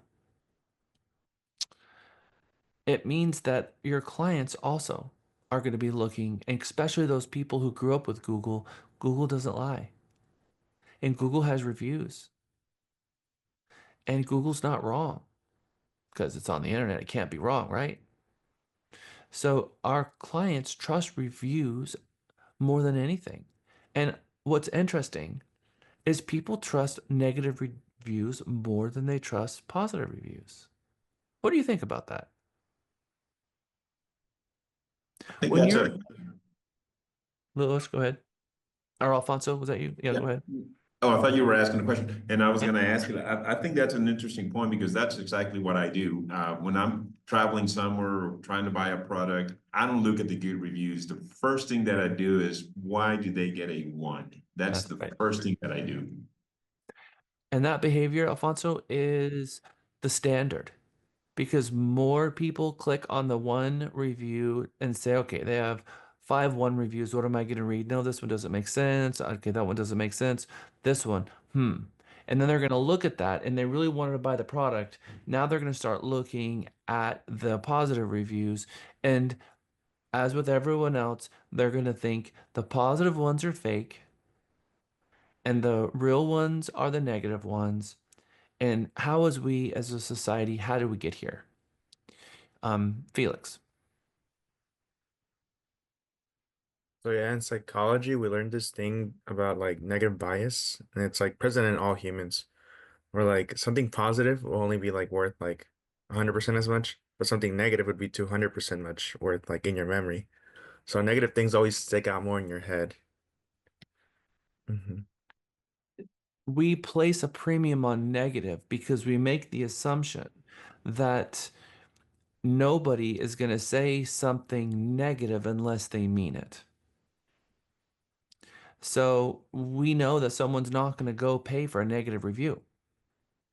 But someone may very well pay or ask all their friends to give them fake 5-star reviews because they have all to gain by asking people to give them good reviews and they have nothing to gain by giving them a negative review. So then we believe then based on that, which could be a bias, but it also could just be wrong. It could be that the negative reviews is a better sense of reality, but it also could be a jealous person. It could be a competitor trying to destroy them because they don't like where they're going with their business. There's a lot of things that could be going on there. You could have someone who's giving them a negative review that just might be bat blank crazy, and we see that. I can tell you of a situation with Kim Dale, who's dealing with someone who is literally insane, cuckoo clock insane, just insane. And you run into these people sometimes. You also run into people who have demons. Sometimes people have demons over money, demons over control, and they're so easily to react that you touch upon one of those things and it's like a firecracker. All right. So, we're dealing with the general public. We are dealing with the general public. And that could be very difficult. Sometimes people also use negative reviews as leverage to get what they want from you, whether it's money or something else. So, our reputation and how do we handle it? How do we keep it clean? How do we clean up after the messiness that is real estate? Because can something go really, really bad in a real estate transaction and it not be your fault? Can someone blame you and it's your fault just because you were the leader and we accept responsibility when things go bad and it's still not our fault? I remember doing a transaction in Greenridge, Round Rock, circa 2010. And I sold, these are those 4,088 square foot, 2-story homes that are just gigantic. I sold a couple this house. Super nice lady, super nice guy, awesome human beings. I really enjoyed working with them. They're just those people that are just super kind and super friendly. You just love them. I went on a listing appointment because he reached out to me, didn't tell me what was going on. I went over to his house and he sat me on the couch and he shared with me that his wife had died. She stood up and hit the ground and just right in front of him died. And he wanted to sell the house. His kids were living with him, and those kids did not want that house sold. And they made it very clear that they did not want that house sold. Well, we got it under contract. They made it very difficult during the open house. They came to the open house. They told people they didn't want to sell the house. I mean, they were the spawn of Satan. They did not want this house sold, and they were trying to make decisions for the dad, and they didn't like it. The buyer agent in the middle of this transaction just ghosted everyone. I found out he was on a cruise, and I was not able to get a hold of him. No big deal. Fine. All of a sudden, the kids upstairs were in the shower. Next thing you know, inspectors inspecting the house. Open the door, inspecting the house. Nobody called me. I have no idea in inspection. I have zero idea. I had 2 calls into the buyer's agent just to check in to see how things were going. I heard nothing. It's the last day of the option period, and they're doing an inspection in the morning. And it was like 8:30 in the morning on a Saturday when the inspector showed up, and I had no idea. And I had already made 2 calls into them. And next thing you know, I have 3 bad reviews on 3 different sites about how I don't communicate, I lied to them, and just on and on and on and on. So now I'm trying to fix that. And the I am not, I mean, they're having calls with me telling they're it's a nightmare. We deal with stuff like this. And no matter what you do, no matter who you were in that position, the same thing would have happened no matter who it was, because you're the horrible villain that's selling the house that they don't want sold, and everyone in the family's not on the same page with the decision maker. Um, and things happen, right? So now you're trying to repair it at all costs because you've done nothing wrong, absolutely 0 things wrong, but we're held accountable for it. And it is what it is.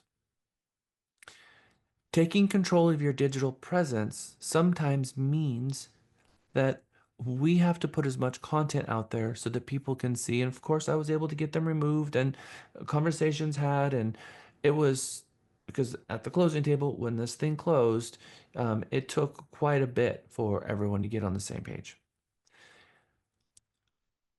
But it's going to take effort. And if you react to it with anger, it's going to make a bad situation worse. So you have to figure out how you're going to react to these things in the meantime. And I find that sometimes agents do accidentally or through purpose do something wrong, mistake, for instance, and then they don't own it. And something Mary Beth was sharing with me on a thing at break where they were in a transaction with someone who didn't have the competency to be in that transaction. The transaction didn't make it to the closing table because of an agent. That agent has an opportunity right now to own it, apologize, say they're going to do better. Their broker has the ability right now to own it, say they're going to do better, show empathy for the situation, and say that they're going to do better. But if they don't, I suspect that, they may or may not have a complaint coming from an agent who feels that they're going to protect the public from them.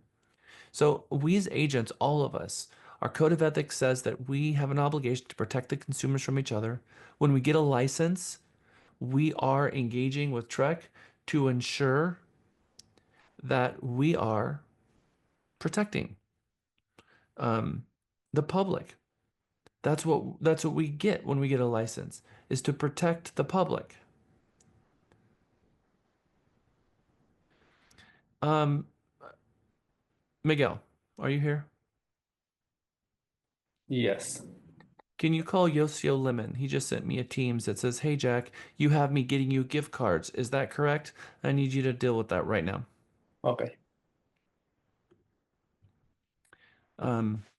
We have fraudsters texting all of our agents, telling them to go to Walmart I've and done that before. buy a gift card and scratch off both of the front and back and text it to them from a number that's not mine. So thankfully, this agent messaged me and says, "You have me getting you gift cards, right?" No, I give away gift cards. I don't ask for them. So just know that. Okay. Alfonso, you raise your hand real quick too. Yes, sir. I've gotten two messages coming from Realty Texas wanting me to confirm that some funds were deposited into a certain account. Is that spoof or is that true? Yeah, it's not. You have to look at the from address. If Okay. when you look at the from email address, when you say it came from Realty Texas, you may be looking at the body and maybe they created an email that looks like it came from us. But when you look at the from address of who it sent it from, it's not Realty Texas. Yeah, you can roll over Okay. your mouse over the UR or the email address that it was sent from. So if you're using Outlook, it'll show the email address. If you're using the online version, you can see what the actual email address it was sent from and look at that. And that will tell you if it's not coming from the Realty Texas domain. And if you ever question an email, call the help desk, call Miguel, call Katie. All right. Thank you, Luis. Thank you, Alfonso. And thank you, Miguel, for helping our agent. Okay, our reputation is our most valuable asset. We're going to protect it at all costs. Today, we're going to be going through and watching videos about agents who put content out and whether we think that helped them or hurt them, and how we can flood Google with positive content, knowing that we're in an information society, we're in a reviews society where people put more emphasis and belief and trust in a negative review than a positive one, and our reputation is on the line, and our ability to get hired is all in proportion to the number of positive reviews. And we know that it takes 50 positive reviews to counteract one negative review in terms of points. Now, Facebook, 5, 4.9, 4.8, 4.7. Right now, it takes almost 50 5-star reviews to move us up one level. We have a 4.9 star rating on Facebook, and we work really, really hard to maintain that. And one afternoon, we had an agent who was very upset with an attorney. And he went and gave that attorney a 1-star review and a scathing 2-page review of how horrible that attorney was. Guess what the attorney did? He came back and gave Realty Texas that review, that their agents were incompetent, didn't know what they were doing. Yeah. Yep, exactly right. He responded in like kind, giving Realty Texas a negative review to affect that agent, knowing that it was going to affect the firm. Hopefully, the firm would then remove that review. And so when we get a negative review about one of our agents, it's something we take very seriously because it's not just that agent that the reputation is a part of. It's a collective group of almost 400 people that it affects their livelihoods and their reputation. So we take these things very seriously, as well we should. The more content that you add to your realtytexas.com through blogs, we did something kind of cool this week. It's long in coming. We've been really working on some really big projects, and now that we've rolled those projects out, we're able to go back and dot some of our I's and cross some of our T's. One of which is was rolled out this week is a way to blast a blog to your entire database. Well, we had a blog feature. We have a blog feature where you can add a blog to your website.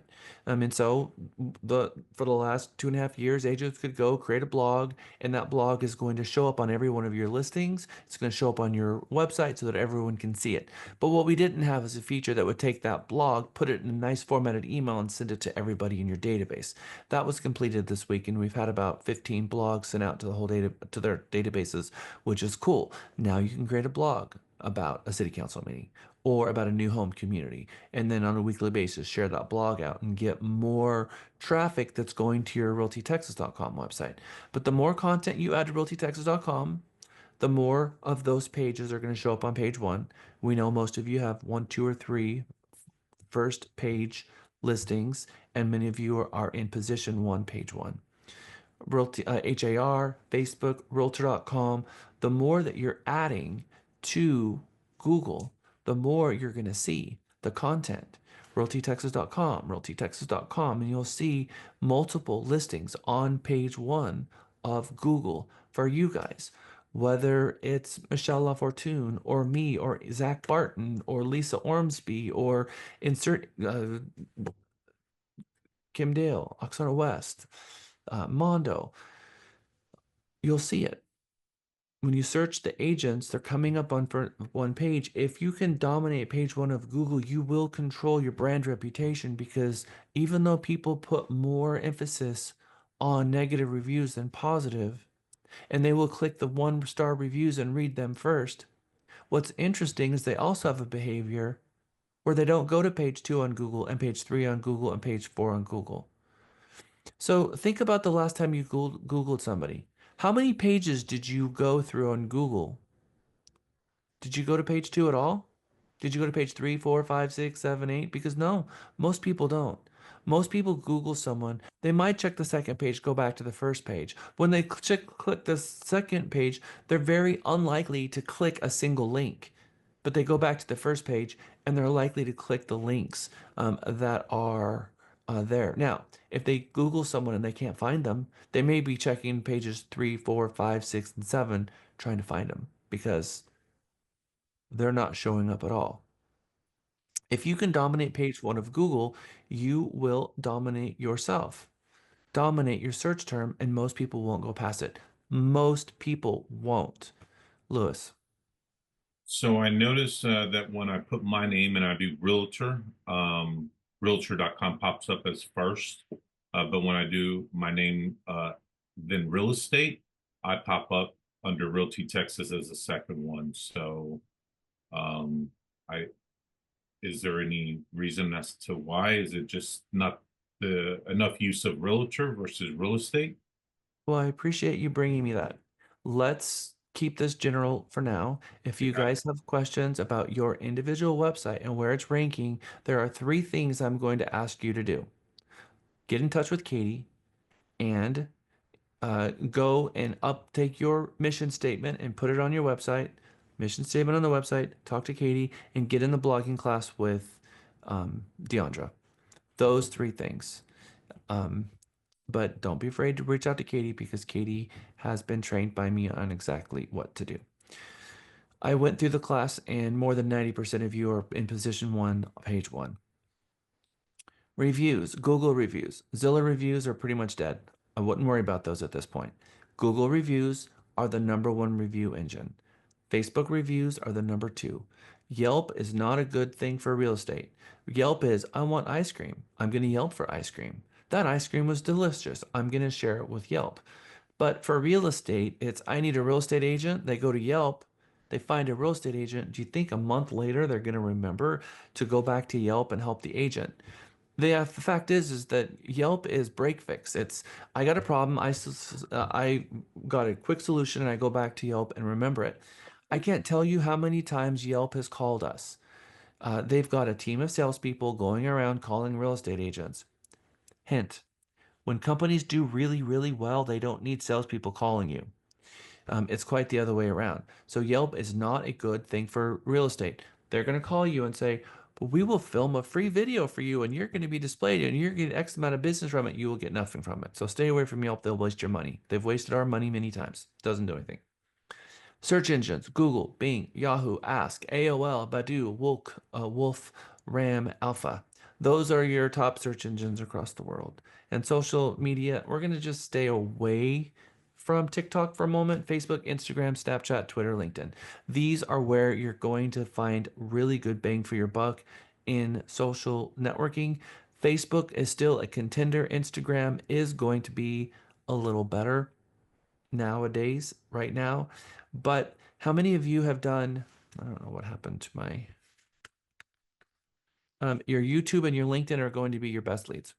If you do lead generation, you're going to get the best leads from YouTube, YouTube is the #1 site. It's going to get even better and better. And you're going to watch a bunch of videos about this here in a moment. 90% of consumers read online reviews before visiting a business. Online reviews have been shown to impact almost 70% of purchasing decisions. They will choose not to hire you based on your reviews. 84, or lack of them too, by the way. If they see reviews that don't have any reviews for 2 years, what do you think they think? You're not in real estate anymore.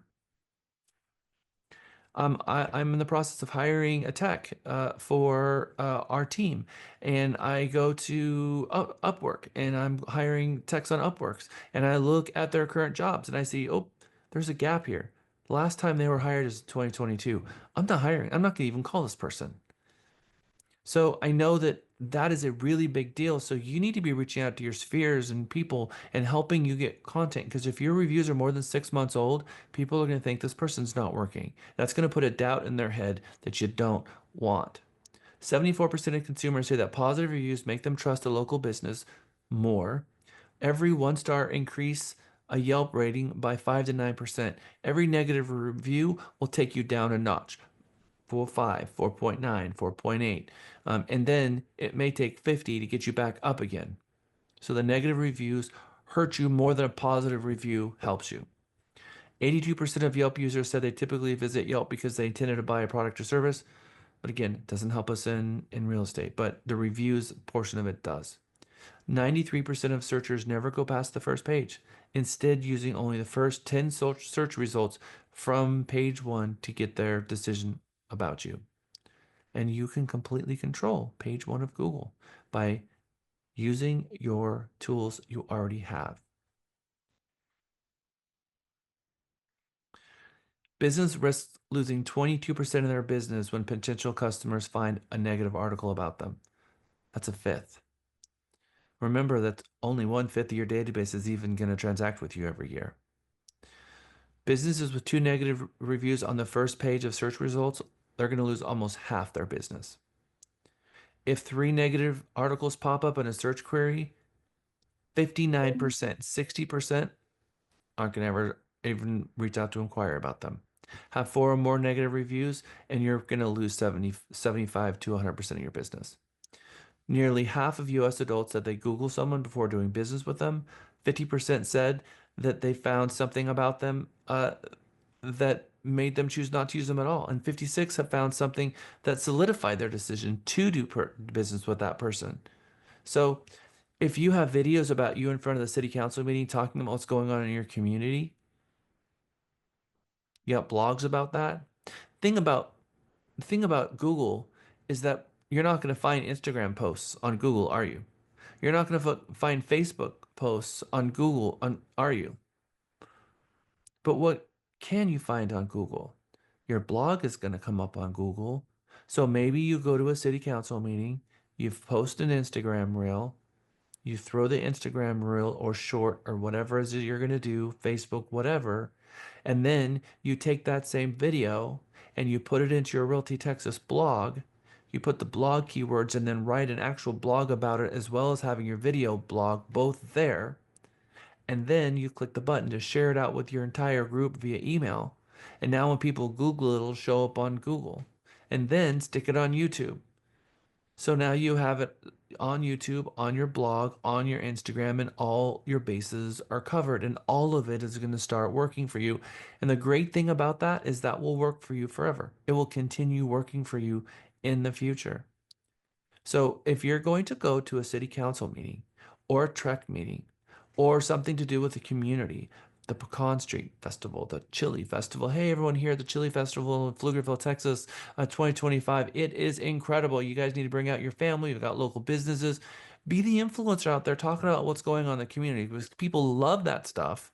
But talk about your business in each one of them. Hey, by the way, if you know anyone looking to buy, sell, lease a home, I'm your guy. I'm your gal. Think me. Think real estate. Think Jack Stapleton. Use your name in the stuff and get it out there and let everybody know that you do and have a tagline.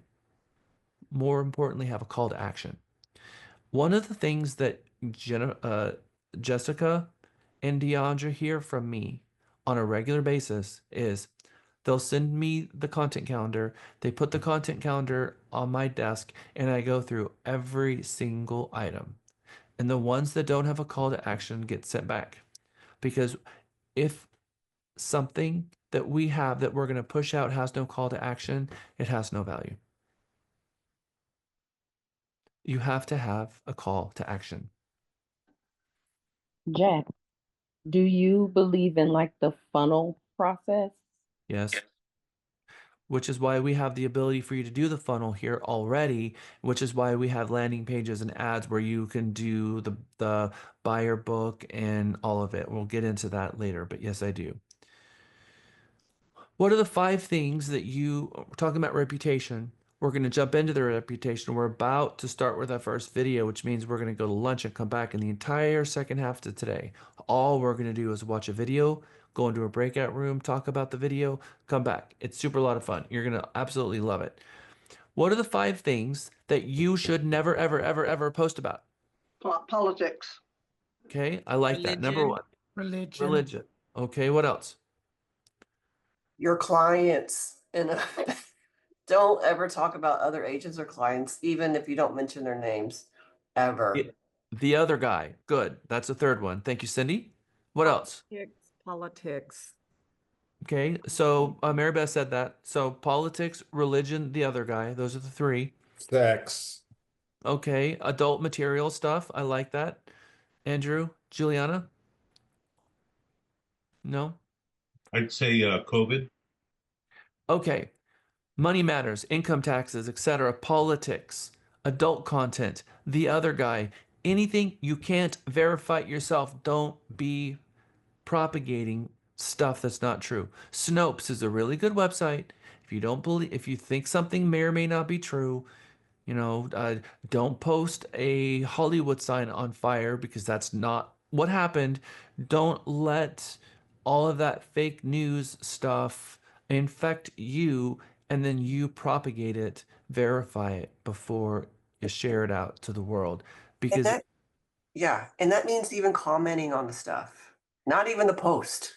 yeah, that's right. Because people, if they're following you, they'll also see your comments. And remember, you also have the code of ethics, which is now interwoven into all of your actions, not just the actions related to you as an agent. What does that mean? If you comment on something, could that violate fair housing because you commented on it and it have nothing to do with the transaction you're working? Of course it does. And other people see that and think, oh no, I'm safe because I'm in a closed Facebook group with other realtors. So I can say whatever I want because consumers can't see it. You're in a test group of people who all have a fiduciary duty and a promise they made of NAR to report that stuff. So no, please, please, please, please, please be careful and stop, drop, and roll. There are people who just cannot help themselves. They just can't help themselves. Give yourself a moment. If your first reaction is to post about it, wait till tomorrow. If you're hot about an issue and you want to tell the world about it, my recommendation is wait till tomorrow and put a note in a piece of paper. And tomorrow, see if that's still so important that you want to post about it. Because what happens when you're offended online from one of your people? What do you typically do? What do people typically do? Comment? Respond back and defend. They react. React. No, they share it. I don't agree with any of that. Unfollow? Yes. They exclude you from their group because you're not part of the think tank that thinks and acts like them. And so now, because we've got this little ecosystem so where everyone thinks alike because they've kicked everybody out, especially when it comes to religion and politics and stuff. They're just like, I can't take any more of this negative energy. This person is just going to be gone. You're gone. You didn't give me that dopamine. You gave me a fear response. I'm mad at you. Bye. So you're likely to lose followers. Now, that's what most people do. I also agree that some people will comment and share it to put that out there to say what an idiot this person is. And then that's even worse. So remember, your broker's liable to see this. And then what position does that put me in? Because you represent your clients and you represent the company and you represent your profession.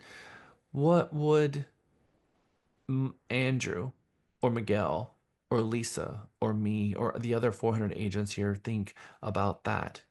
And then you think, oh, well, we all belong to different political parties. But we're all Americans.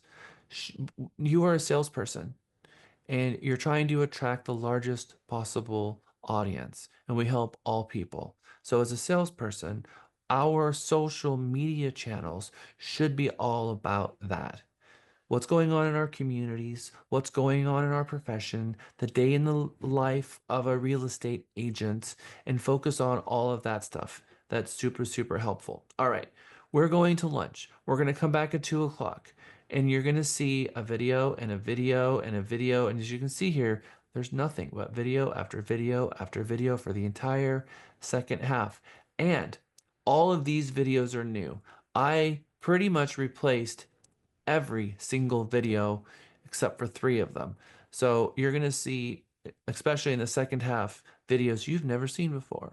So if you take a mega, there's going to be a very different day from today. All right. So 103, I'll see you back at 113. I'm going to stick around for 5 minutes, maybe even longer if the dialogue keeps going forward.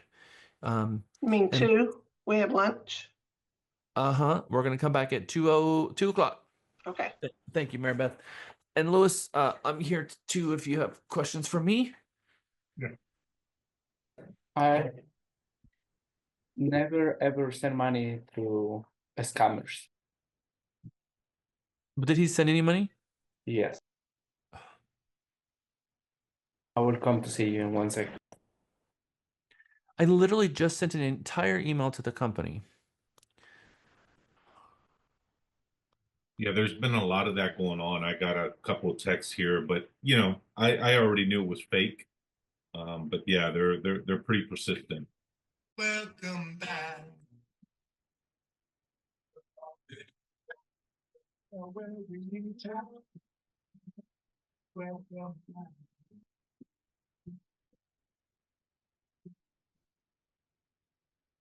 Welcome back from lunch, everyone.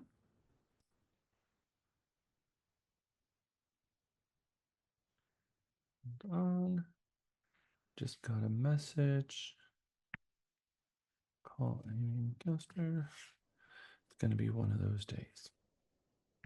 That was me, Jack. So I just want to jump on and let you know I sent you the message. No, it was not you. Oh, okay. Well, Michael Robert. Please message this person immediately. I did get your message. I didn't respond to it yet. Okay. Everybody, we will see you when you get back, Louis. All right. We got a lot of videos to walk through, everyone. And we're getting lots of 911 emergencies popping up. So that's always fun on the Friday afternoon. How's everyone's lunch? I see we're missing a couple of people. I drove up here for lunch. Hey, sunshine. All right, if everyone would put their name back into their teams, that would be helpful. So Miguel knows who you are because we need to be able to see you to find out who it is who has their video off. We should have 35 people. We have 27. So we're missing 8 people. Actually, 28 people. 29, 31, 2, 3, 4. And we're missing 7. And Cindy, Indu, Michael Potter, Anna, Latanya, Chris, Jess. Please turn your videos on. We're going to watch this quick Tom Ferry video. And then we're going to start talking about some posts that people did and whether or not we think those posts helped them or hurt them. And then we're going to watch videos that people did about their business, which are really cool. I can't wait for you to see them. Let's watch the first Tom video. Today, we're talking about the 2 most important places you should be putting reviews and the 5 ways to get it done.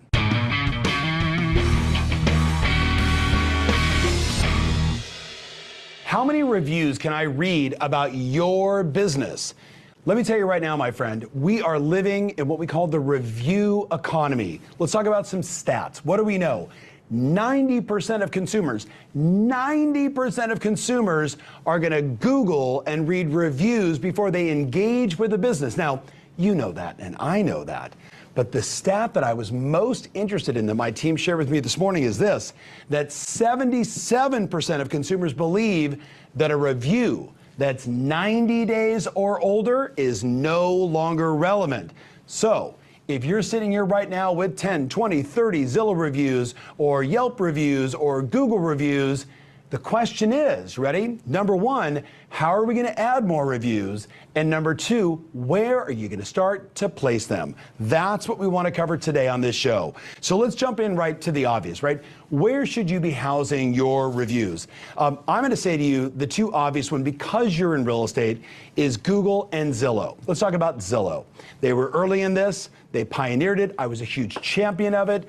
I knew 7 years ago that consumers, we used to read testimonials, remember testimonial letters? Or my dear friend Ken Carey, right, who's the king of infomercials, would say to us, you know, that 75% of a television infomercial is that person saying, I got thin thighs in 30 days or less without diet and exercise. Those, you know, testimonials always move the needle. So, obviously, we know Zillow. They've done a fantastic job, and we have clients today that are adding in their marketing over 100 five-star reviews because it moves the needle. They get the traffic, you know that. So Zillow, check, check, it's a no-brainer. Now the question is, what about Google? What about Google? So here's what I wrote down. If you haven't created a Google Plus page, right? Some people would call it a personal page or a business page. In your case, either one is fine. You get a Gmail account, you create your Google Plus page. This, my friends, is the new opportunity for reviews. So there's Google My Business, and you need to set up a Google My Business with an address that you want to do business in and around. We had agents setting up Google My Business in our office, and they send a mail letter to the office, and then we had 100 agents all kind of powered on top of Realty Texas. So now we're adding our agents to our Google page. But there's called Google Pro or Google Professional, Google Services, what it's called, where you can go to Google, create an account with Google. They're going to do a background check on you. They're going to do a credit check on you. And then they're going to ask you for your license, verify your license, and then they will list you as a Google Pro. Then you bid as a Google Pro on who they're going to serve first. So I went through that process. It took 3 months and came out the other side, approved. And so far, out of all of our agents who've tried this, I was the only one that's gotten approved so far. And so the company spends money. I come up and then we take those leads, put them into our leads program and send them. And it's about $50 per phone call that you get from Google. It was about 20, and the agents have to outbid each other. So if those phone calls that Google has are also recorded. So they, if we contest one, they'll listen to the call and they'll give you the $50 back if it's not a legitimate lead. And about 2 out of 5 are not legitimate. It's someone trying to sell us something, inspector, a lender, some third-party company just calling, got a product to sell us, and then we get paid $50, charged $50, and have to get that money back. There was at one point we had about $700 worth of charges we were trying to get refunded because they were all phone calls coming from a third party. So there are the top producers that are there. There's a lot of good relevant data there, but there's also more bad data there as well. When it comes to reviews, what we have found, Google Plus was a great place to start, but they already killed it. So Google Places is where you're going to get your reviews. And my recommendation is YouTube and Facebook and Zillow, Realtor.com, and Homes.com. I don't like Zillow reviews because Zillow reviews, they don't show them all. They delete them after a certain amount of time and the review is gone. I have 500 5-star reviews on Zillow. And we've been slowly moving those from Zillow to our realtytexas.com website.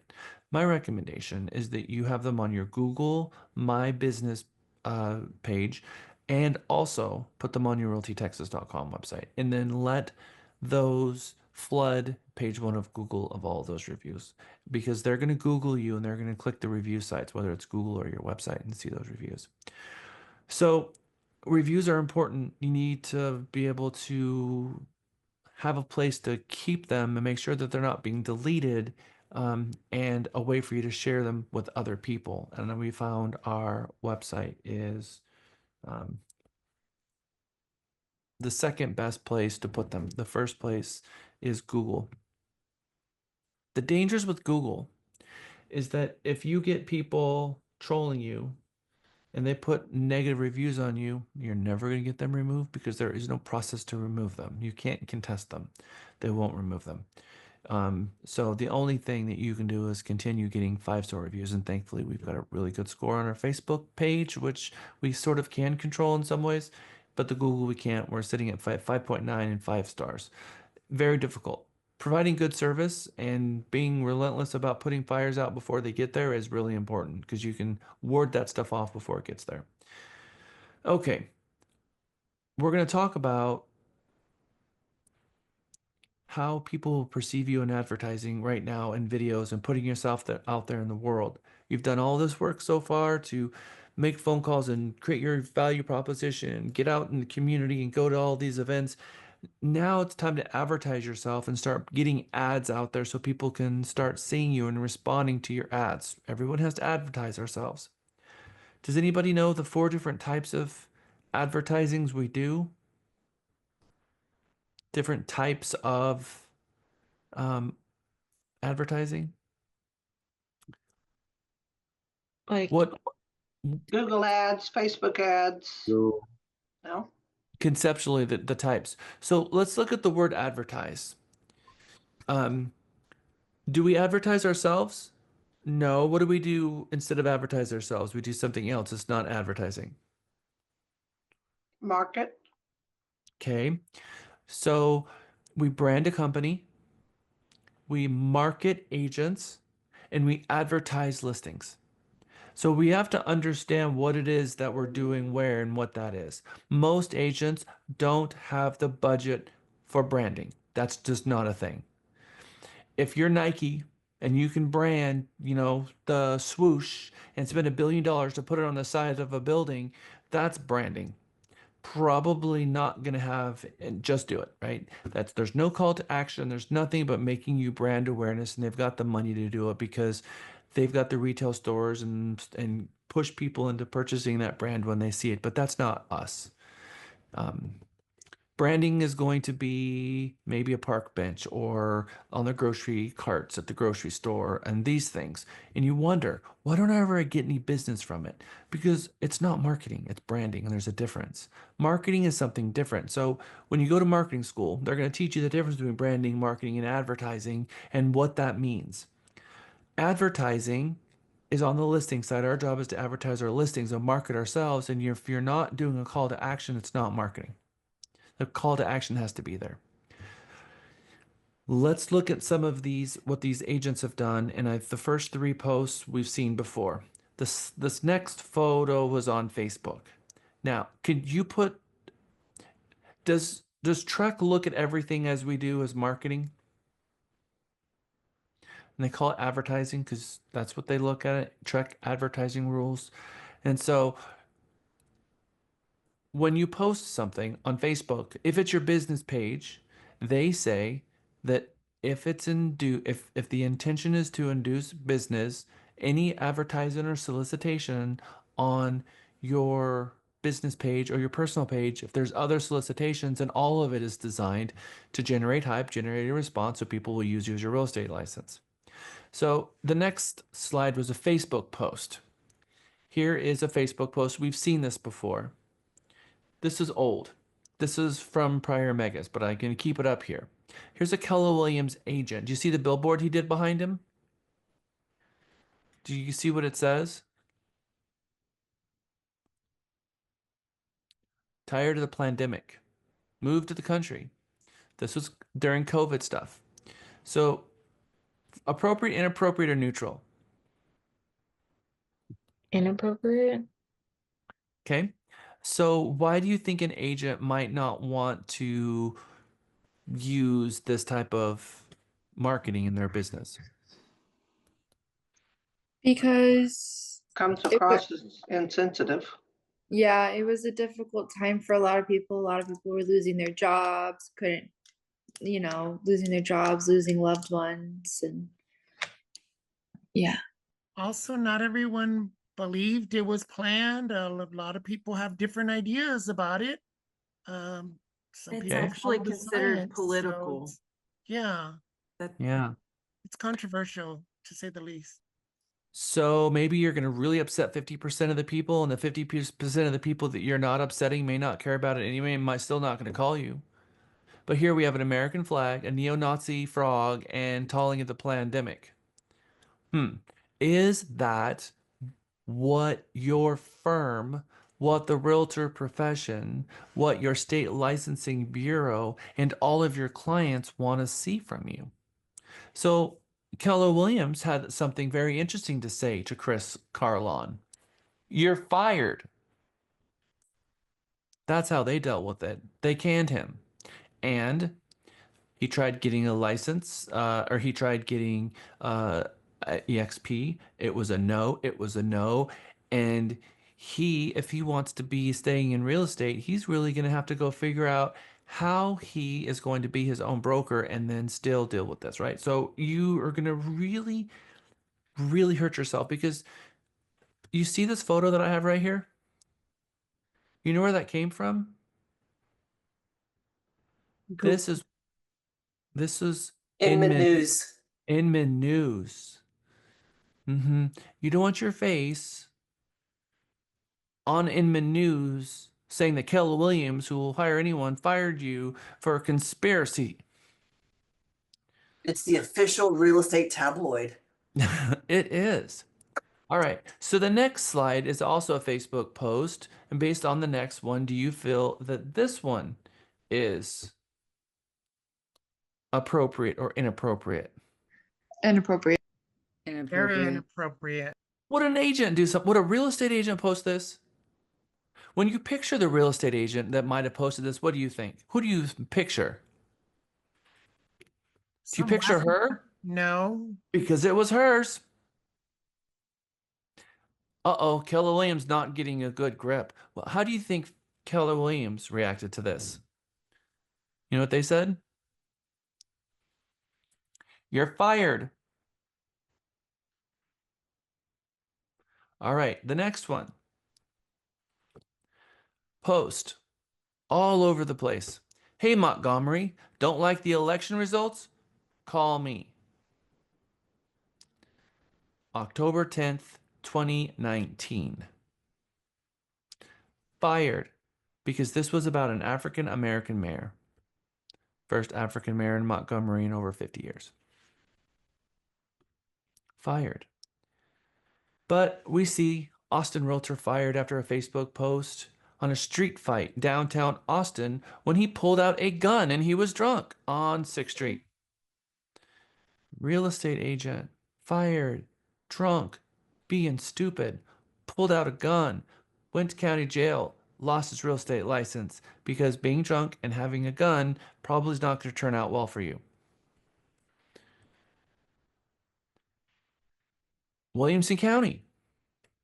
We're not going to play this video. I've played it in the past, but how many of you have watched? Oh, I can't even think of what it's called now. It's called Live PD. How many of you watched Live PD? Keller Williams, agent in Williamson County, driving down the street in his car, did what we call a California stop or a roll stop, where he doesn't quite stop at the stop sign. You know those? Police officer behind him pulls him over, and now you got the whole live PD thing going on. All right, so this guy, he didn't stop at the stop sign. Bleep bleep. Call the dispatcher, pull him over, and then walks up to his car and he's got his flashlight down and say, "You know, I stopped you tonight." And he's like, "No." And the police officers, he's like, "Well, okay. So what's that I smell?" Smells like something. So go ahead and step out of the vehicle, please, sir.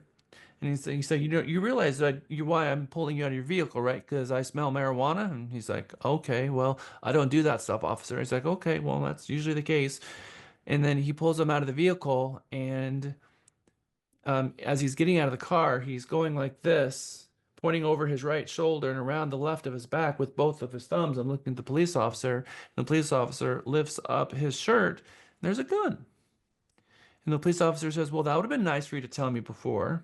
And the police officer looks in the car, and there's a gun on the floorboard. There's a gun in the passenger seat. And so he takes the gun out of his pants, puts it on the ground, puts him in handcuffs, and says, okay, we're going to put you in the car. You're not under arrest.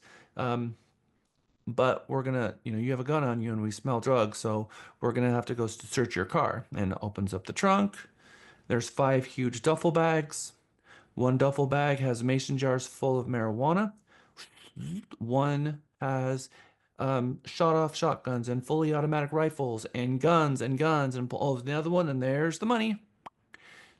And the guy says, but first, the police officer pulls a wad of cash about this big out of his side pocket, and he says, "Oh, I'm a real estate agent." And the police officer says, well, I'm pretty sure real estate agents don't deal with cash. They usually deal with checks. And then he put him in the car and then searched the vehicle. And this person now is actually still in prison, and his license is expired and then revoked. Okay. This is a real estate broker in Dallas. Her name is Jenna. This is her Parlor account. And her post here says, based on the fact that Facebook and Instagram and Twitter and Google are censoring the truth and lying for pedophiles and Satanists and criminals, maybe time to move to alternative social media options. That was posted out there. Facebook added an extra feature to my account accusing me of violating their hate speech rules because I said Heil Hitler in a comment. Now the tracers are tracking my every move. And Twitter limited my account. I can't retweet, like, or make comments. It's censorship, people. It's censorship, I say.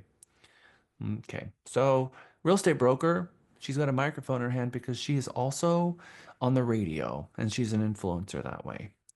So, Texas conservative talk show host and real estate broker Jenna Ryan flew in a private jet to participate in the MAGA siege. Remember that thing that happened a few years ago, right?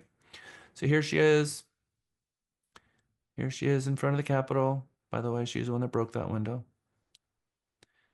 And here she is on a private jet flying out there saying, this is the best days of my life. Here she is with a crowd of people. And then here we go. Inman News identified Jenna Ryan, Frisco, Texas. You probably don't want that on your face on Inman Magazine. I don't care what your political beliefs are. This is not helping you. Texas realtor who took private jet charged in Capitol riot. The Texas realtor who pictured in the Capitol riot taking a private jet has been arrested. Jenna indicted. $5,000 fine and 60 days in prison and $1,000 fine. Well, $5,000 fine, 60 days in prison, and then $1,000 reinstatement. Went to jail. Probably not a good look. Okay. So, hate speech on a billboard, all life splatter on Facebook, taking part in an insurrection and all of this stuff. People say to me, but what about our freedom of speech? And then my response is, well, when you represent other people, you have to represent other people and it's no longer about you. So when you step up in leadership and you lead, you have to be consensus. And you as a group have to represent the whole. And if you don't like that, don't be in leadership. Very simple.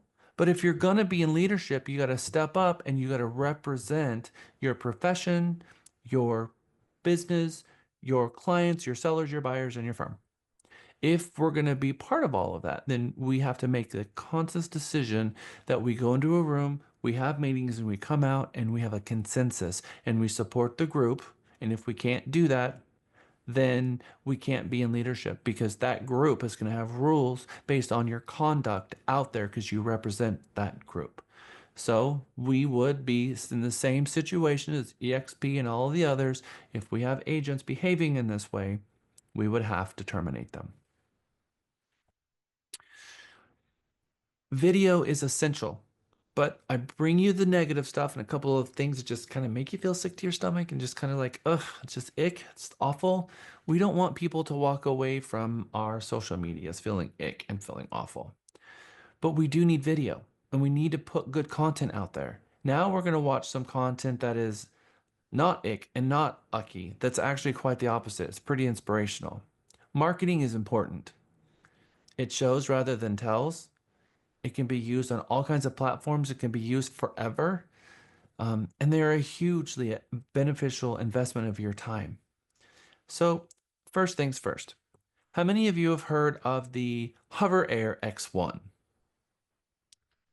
All right, there's two products I'm going to pitch to you right now. One of them is this. The other one is a really cool microphone. All right, I'm going to share my screen because I have 0% confidence that that is going to work. We're going to go to their website and we're going to check it out. You see this little thing? See how it's flying in his hand? And see how it's flying in her hand? It unfolds, and when it unfolds, it's just a little bit wider than the width of your hand. But it connects to your phone, and then it follows you around. And it films you as it follows you around. So if you're a snowboarder, if you're a bicycler, if you're a runner, this thing knows exactly where you are. It knows how you're oriented based on where your phone is. And if you do a 360, it's going to do a 360 around you. So if you're at an open house all by yourself, pop this thing out there. Hey everyone, Jack Stapleton here, Realty, Texas. I'm standing in front of 123 Main Street. This amazing 3,455 square home was built in 2005. It's got a gorgeous pool. Let's go take a look at the inside. And this little guy is going to follow you through the entire inside and walk with you during your open house, taking video from the perfect vantage point, looking down at you. So it helps gets the wrinkles where they're not supposed to be, and gets the neck looking all perfect and all that stuff. It even has a filter. So if there was a wrinkle, that would no longer be there. And it films XD. It's just amazing. And when you move, it moves. So it's right there with you. It's just incredible. So if you want to know how people are getting these shots when they're doing snowboarding and bicycling, it is this guy right here. And there's 4 different versions. I highly recommend it. And it lasts forever. All right. We're going to have a very cool Toys Day where Deandra is going to pull out all the video toys. She's going to pull out the really cool video stuff, the GoPro, this, as well as there's a, I can't think of what's called, the Fibo, and what microphone we should be using, which is the next one. How many of you seen the lavalier mic?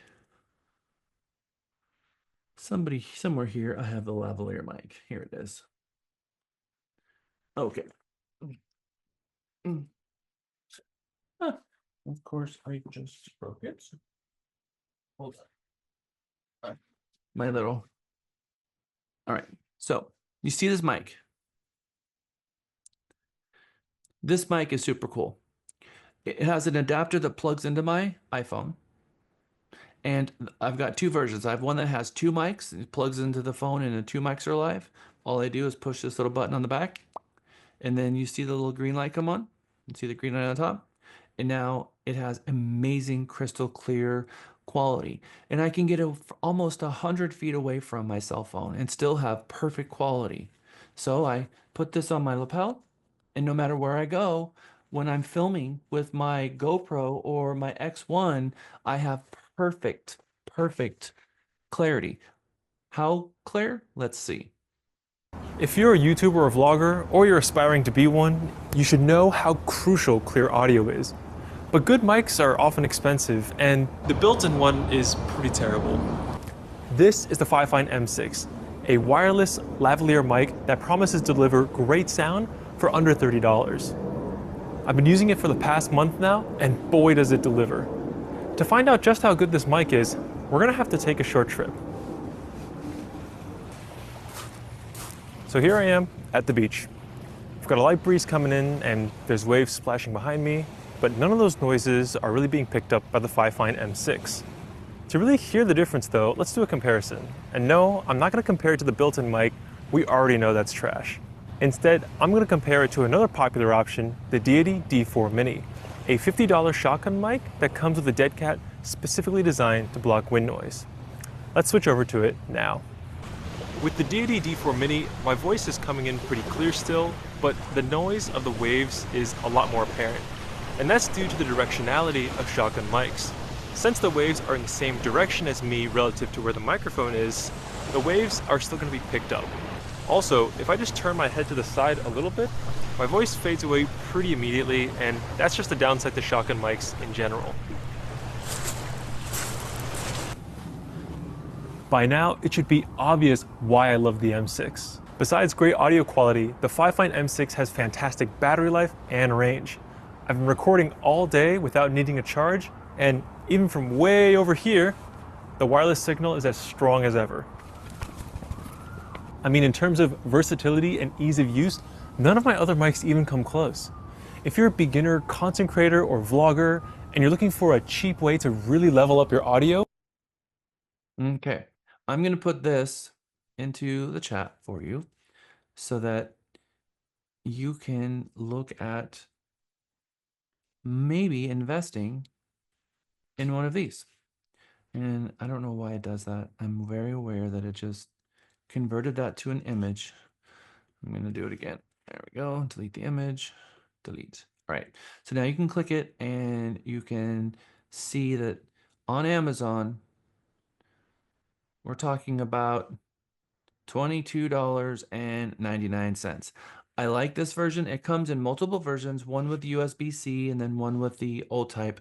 So you can get different versions. So when you go down here and look at the different versions, you can get the one that actually is going to be the right adapter for your phone. But this one has two. So when you plug this in your phone, both mics immediately become live. So if you're doing an interview, you can give someone else the mic and you got the mic and they're both doing audio. If you only want to use one mic, that's fine. You can just turn the other one off or just leave it in the box. And so you can search lavalier. There's a lot of different types of lavaliers. But again, they're all around that $20 to $30 mark. And we use them in all of our meetings here. We use the owl, but then we also put this on our lapel when we're doing video. If you're going to do video, you got to have a good camera and you got to have a good audio device. If you're at open houses or if you're at the city council meeting and you walk out and you're trying to use the microphone that is on your cell phone to film your video, you have already lost. You have lost before you begin because it's not going to be able to pick you up clear. It's not going to be crystal. It's not going to be that really good sound quality, especially if it's going to be 3 or 4 feet away from you. You're going to have to yell for it to hear you, and it's going to pick up the noises near the phone more. It's going to pick up you. It's just not going to be quality. So we're not talking about huge expense. There's multiple different types of cameras out there that you can get. I really like this one a lot. The hover one, it's super cool. I recommend you looking into it. But this camera, this mic is an absolute must. Last week, I showed you how to get to know your customers in 2 very specific ways to make sure that your video marketing is working. But is the whole video thing still overwhelming for you? Maybe you're waiting for the whole video trend to pass. Honestly, is video really that important to business? Yes. Video isn't going anywhere. Just look at the numbers and you'll see that video becomes a bigger piece of the marketing puzzle every year. But that's for good reason. Stats back it up, science backs it up, we've all heard it before. But what exactly can video do for your business? Video connects on a deeper emotional level with your audience. Science proves it. You can engage multiple senses when someone watches a video. And when your audience's senses are engaged, they'll be able to connect emotionally. Are you engaging multiple senses in your video? Being able to see visual cues allows the audience to empathize more, which means they can relate more. If you show someone smiling, then your audience might smile. Or at the very least, they'll feel a little spark of joy because they can relate. Are you giving your visual cues in your video? When the audience feels something, they are going to want to share it. Whether it's literally sharing the video and making it go viral or telling someone about it later, People will find a way to share something that makes them feel something. Are your videos making your audience feel something? Video connects your brand relationally to your audience. When your audience sees someone like them or can imagine themselves as part of the video, they become connected to your brand. They relate to it. They become part of your story. This is why user-generated content can be so powerful. It allows users to relate to your brand in a way that it's never been able to do before, and at scale thanks to social media. It's like word-of-mouth advertising on steroids. Video can also unlock new audiences. Video has such a larger reach now with mobile phones, apps, and Wi-Fi and data everywhere that it means your audience can access your video content anywhere, anytime. Let me put it this way. There are so many people online consuming video content these days that it rivals the number of people watching Netflix. 93% of people use social media on any given day, while only 77% of people watch online TV. And that doesn't even take into account the number of people who are on their phones scrolling while they're watching TV. But guess what? Unlike advertisers and studios, you don't have to pay to get your content in front of that many people on streaming services. You can get in front of similar amounts of people on social media platforms for free. Maybe you think that might be too many people. Wouldn't your content just get lost in that sea of people? Well, no, because thanks to all the apps that people consume video on, you're able to target your audience. Know which platforms your audience is on and why. You don't have to get your video in front of every single person. YouTube, Instagram, people are flocking away from TikTok. We'll know more about that in the coming weeks. Facebook. YouTube, number one. I recommend that you guys do YouTube shorts and that you show up to Deandra's class. Have anybody ever followed her before? Her name is Diane. Raise your hand if you know who she is. Okay. She is a very famous influencer that was shot and went through rehabilitation, came out the other side, and she was shot in the back of the head, actually. So it's a whole story about her. But shares her experience of both what happened as being an influencer, came out the other side, went through rehab and all that stuff, and came out and still an influencer today. So she is someone who has a huge cult following. Here's a set of real estate agents that in the short video, we're going to watch this one and the next. There's 3 videos that we're going to talk about the importance of why you should have video. Again, Thanks for having us. Yeah, okay, so I know there have been a lot of changes in media over the years, right? So tell us more about your transition from entertainment, film, TV to digital marketing. Like, how did that come about? It's a great question because it's an interesting transition. So basically, we were in Hollywood for 10 years. I worked as an actor, writer, stand-up comedian. Oh my gosh! And he's an amazing cinematographer, and we always saw the shift into social media videos. It was becoming more and more popular, short attention spans, and then I ended up creating a TikTok series about pop culture conspiracy theories. Ooh, I like that topic. It's very interesting. Thank you. And it basically really took off overnight. We got 500,000 followers, and we ended up booking a Spotify deal off of it. Oh my gosh, congratulations. Thank That's you. really neat. So it went on for 3 seasons, and I was like, wait, there's Hollywood gatekeepers. It takes forever to get something made in Hollywood. So the distribution side was always really hard when we were making projects. Yeah. And I was like, you can just make your own content and get it seen by whoever you want. You don't need these. That's the perfect segue for the next question, because think about that. You can make your own content and get it seen by whoever you want. Let's talk about that for a moment. Did it impact you at all? Because it certainly impacted me.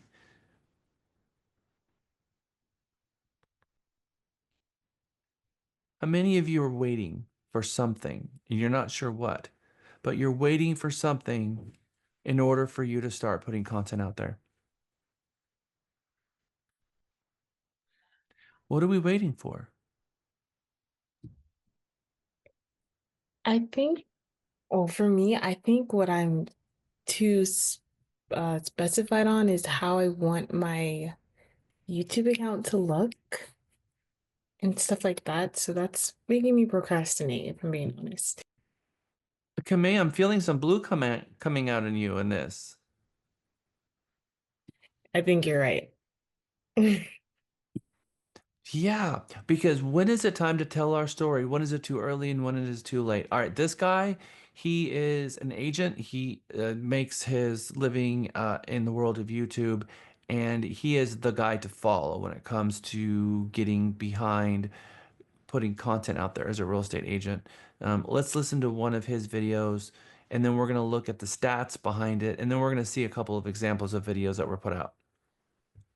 So Facebook is on the decline and YouTube is about to become the #1 most used social media platform in the entire world. Now, in this video, I'm going to talk about why all real estate agents absolutely need a YouTube channel in 2023, and I'm going to give you 10 reasons to back that up in this video. If you're new here, make sure to hit that subscribe button because I put out content like this all the time. And if you don't know me, I'm the founder and CEO of Agent Launch, and we send real estate agents into marketing orbit and or space through our unique process where we allow you to not only generate leads, but actually convert them into real business. And we're one of the only companies out there that's blended a traditional marketing agency with a coaching program. So if you want to learn more, check out our website, agentlaunch.com. You can go to agentlaunch.com/apply to work with us. But without further ado, let's dive into the content of this video. First is YouTube is absolutely massive. I've already touched on this a little bit, but it is going to surpass Facebook. Facebook has actually begun its decline, and this didn't happen that long ago, but it has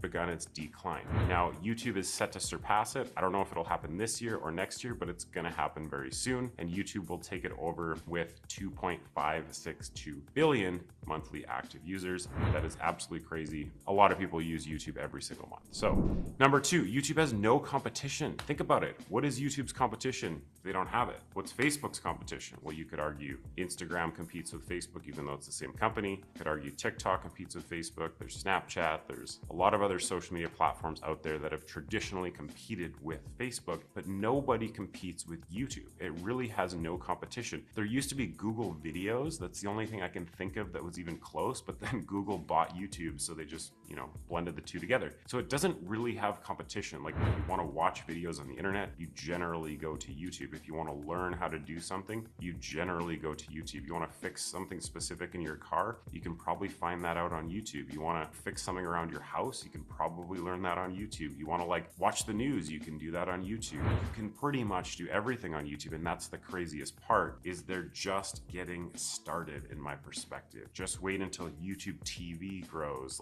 They have so much stuff up their sleeve that makes them very unique, and they just have no competition. So important to think about, because if you're investing right now in TikTok and other platforms, those types of platforms traditionally have a lot of competition, right? And so TikTok's faced some scrutiny around regulation. It's a question mark. Is that always going to be there? I don't know. I don't personally have a whole lot of trust in it. I don't personally resonate with the platform that much. So YouTube, for me, I resonate with a lot because it's an education first platform. It's a teaching first platform. When you go to YouTube, you generally go to learn something. I like that over the showy, look at my life and everything I do type of content. So that's one of the reasons just I like it as a personal level. Number 3, YouTube is slowly but surely replacing TV. Now, YouTube TV is really only in the US right now, but there's 1 billion hours watched per day of YouTube. If you look at the trends in the world, you have to look at the fact that the young people and the youth in the world are watching YouTube. They're not really watching cable television anymore. So you got to pay attention to the trends, and that's really where things are going. Number 4 is YouTube is highly, highly, highly targeted. Now, imagine if you could put yourself in front of someone who goes on YouTube and searches, what's it like to live in Victoria, BC? Generally speaking, if you make a video like 5 pros and 5 cons of living in your city, and someone goes onto YouTube and they literally search, what is it like to live in your place? You have an opportunity to show them what it's like to live there and be the first person to do that. Now, that's a really unique opportunity because most types of lead generation, most types of times when you meet people, you don't have that first opportunity to do this, right? And it's really important to understand that you have this golden opportunity to be an authority, to showcase what it's like to live in a city that someone doesn't know what it's like to live in. And generally, these types of people are out-of-town buyers. Generally, these types of people are out-of-town buyers that you tend to attract with these types of videos. I will say this, quick pause. The only way to get better at YouTube if you're starting out is through repetition. It's the only way. Only way you're gonna get good at YouTube is through doing it over and over and over again. But the only way that's better than that is repetition with a feedback loop. So that's what we provide our clients at Agent Launch is I actually watch all your videos with you and I give you targeted critical feedback on what you need to improve on for your next videos. And that's the only way you can really excel at a fast pace. Most of my clients, like when we work together, it's like after 3, 4, or 5 videos, they're like night and day from their first video. So it's important to understand that like the only way to do YouTube well is just to do it a lot. There's no shortcut around that, except for having a feedback loop will help expedite that process from someone who knows what they're talking about. But if you know someone who does YouTube, I promise you, they will tell you there's no better lead than a YouTube lead. Why? Because most people will come to you and they'll say, hey, I've watched all your videos. I feel like I know you. I get this all the time. YouTube really does paint you as not only an authority, but it allows people to kind of feel out who you are. And it's like, by the time they actually talk to you, they're probably already actually sold on you as a real estate agent. You just need to confirm to them that you are who they think you are. And you're not some YouTube weirdo who like presents well on camera, but is actually really awkward in person. And those people exist. If you get that opportunity to be first, you know, you have that opportunity to build enough trust with that person that they don't even go searching elsewhere. And so it's a really cool opportunity, but it takes time. So it's highly, highly, highly targeted with your ideal client, which is people looking to live in your area, right? Another cool fact about YouTube is its cost recovery. My YouTube channel in 2020 did $23,201 in revenue. That's YouTube's revenue sharing platform. If you don't know how this works, you need 1,000 subscribers and a certain amount of watch time. I think it's like 1,000 hours of watch time to get into their revenue sharing or partner program, they call it. Then you can start sharing revenue with them for the ads they run on your channel. Now, my channel doesn't make this much anymore because I used to make somewhat more broad content, like general tutorials on marketing and stuff like that. I've decided, and I recommend this to all my clients, is getting way more niche with your content, way more specific of who you're trying to reach. And in my case, I'm trying to reach real estate agents. I'm a real estate agent. I own a real estate marketing coaching company. So it makes sense for me to do that. That's why I'm creating videos about real estate. The point is, if you make big enough content, and I have clients and I have friends in the industry who are making real estate content and some of their videos are getting hundreds of thousands of views. Like I have plenty on my channel that do 100, 150,000 views. Those individual videos can make you like 15 grand, 10 grand in some cases. I have certain videos that made me like $6,000, $7,000, $8,000, which is kind of crazy when you think about it. And if you scale that out to millions of views, I mean, the opportunity is pretty big, especially if you're in a big city and you get a big video that takes off and you rank #1. Like I have people I know who have like videos with 250,000 views. It can happen, right? Especially when you give it enough time. But Who doesn't love home shopping? And that's what we do, right? We home shop. We know that the internet currently is video starved. And that's amazing to think that the internet is video starved when we have 1 billion hours worth of video being consumed every day. Do the math on that. It would take you 114,000 years as a human being to watch that amount of video. That is being consumed in an hour, and YouTube is considered video starved. You were at a point in time right now. How many of you would have really enjoyed going back to about 2011 and purchased Bitcoin at 3 cents a Bitcoin? Okay. Well, this is that time for YouTube. This is the time, because there's going to be a time in the generation that's about 15 years old right now that they're going to start getting their real estate licenses in about 3 years from now, and they will be the influencers and they will take the air out of that space. Right now, you have the ability to do that. And Candy, I don't know if you're raising your hand or raising your hand, so you need to raise your digital hand in order for me to see it because it notifies me. I just happened to catch your hand there. I have a thing that reacts, like whenever my hand goes up, it'll put it up there for me. But no, I was gonna say one thing that struck me about what he said was people who watch his videos will tell him, "Hey, I feel like I know you. I've watched all your videos. I love you. You know, I feel like I know you." And I can relate to that as far as being in like Zoom classes with all of my lovely colleagues here, because like when I actually meet them in person, I'm like, "Hey, Hi. I know you. I've had about 10 people come up to me and say, "Wow, you're a lot taller than I thought you'd be." Yes, we get to know each other. But when you become people meet you, they already like you. They already feel like they have a relationship with you. You have no idea who they are, but they already know your story and they're already like they're 100% in. That lead has already been converted prior to you seeing it based on prior experiences that you had with the past clients and a day in the life of a real estate agent or some of the videos I'm going to show you that are really cool that real estate agents are doing right now in Austin, Texas and all over Texas that they've done. Some of the videos are super smart. So again, here is the January 2024, the amount of hours that are spent on Google, the ages that are in YouTube right now or just across social media itself. Mobile app ranks and YouTube is number one on monthly active users. Total time spent, YouTube is number one. Downloads, TikTok is one, Instagram is two, Facebook is three. People aren't downloading YouTube videos because they're huge videos. So YouTube doesn't show up on the download section, but on consumer spend, their YouTube is number two. So think about the amount of money that he just mentioned that you can be paid for the content. It's incredible, really. And so you can monetize your account and start making money as an agent. So instead of you paying Zillow for leads, you go create content and you get leads and get paychecks. Who wants to sign up for that gig?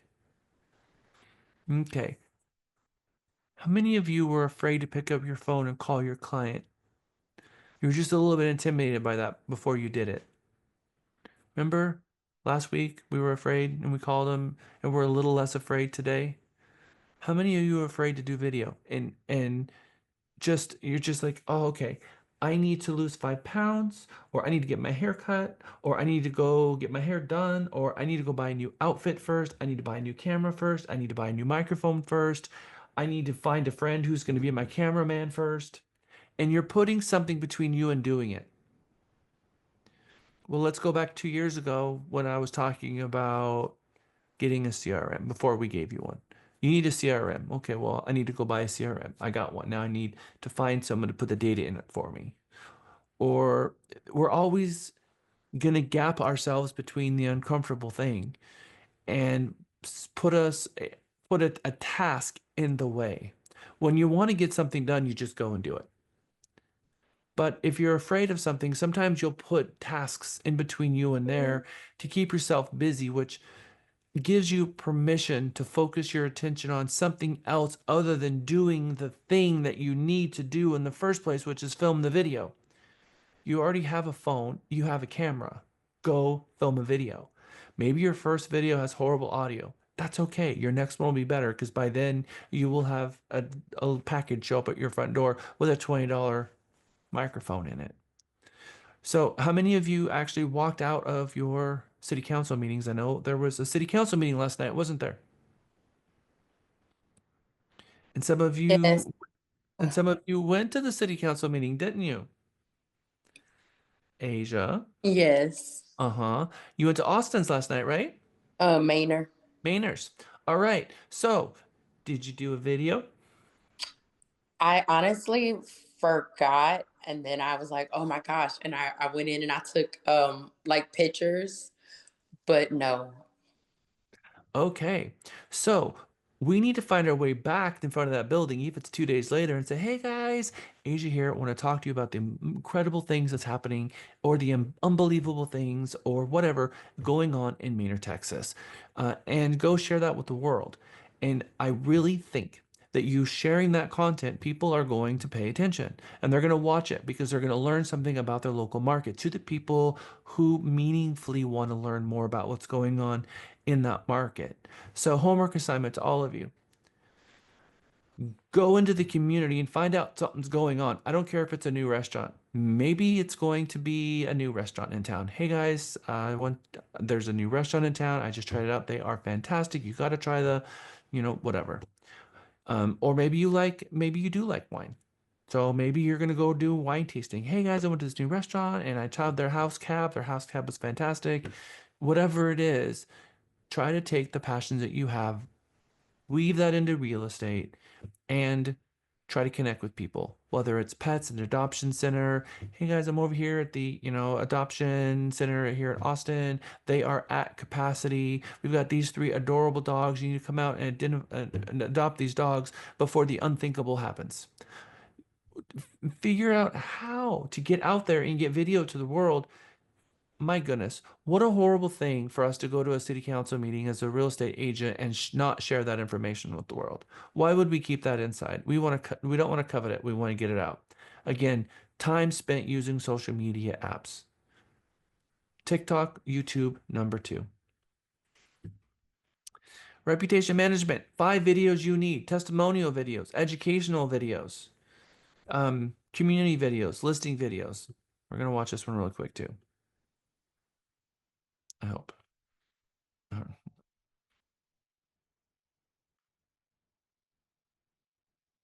Fine. I can do it in a different way. Open a browser.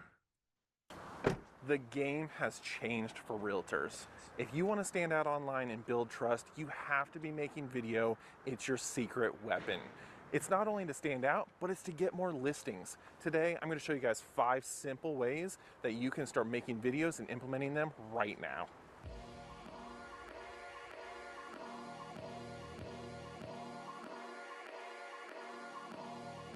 I'm trying to share this. There's no better way to build trust than have someone else vouch for you. Testimonials are the ultimate social proof. Imagine a set just like this. Well, it doesn't have to be here, but you know, a set that you can talk to somebody and have a client testimonial. There's nothing more powerful than being able to sit with a client that you've actually worked with and ask questions like, why did you pick me as a real estate agent? What kind of obstacles did we overcome? Would you pick me again as a real estate agent? This is an opportunity for you to bring somebody to your audience to prove to people that you're doing things, that you're making an impact, and that you are closing deals. Testimonial videos don't even need to be that interview style. They are great, but we've also had it to where a client of ours brought in their clients and we asked them a couple different questions while they were in the studio. This ends up being really good too, and it's a lot better than screenshotting a Google review and posting that online. Educational videos. This is your time to shine. Let the world know that you're a real estate expert and you know what you're talking about. Educational videos are also one of the easiest videos to make because you're just answering questions that everybody's asking online.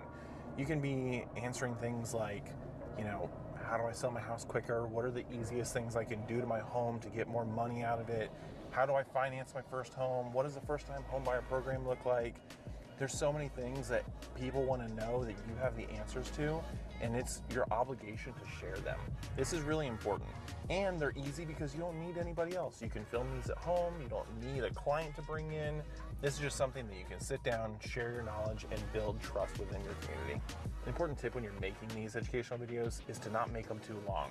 It's really easy to over-exaggerate or over-explain something. The thing is, on social media, attention span is short.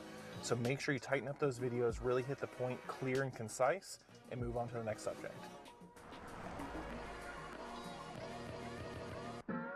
Let's face it, real estate is not just about selling houses anymore.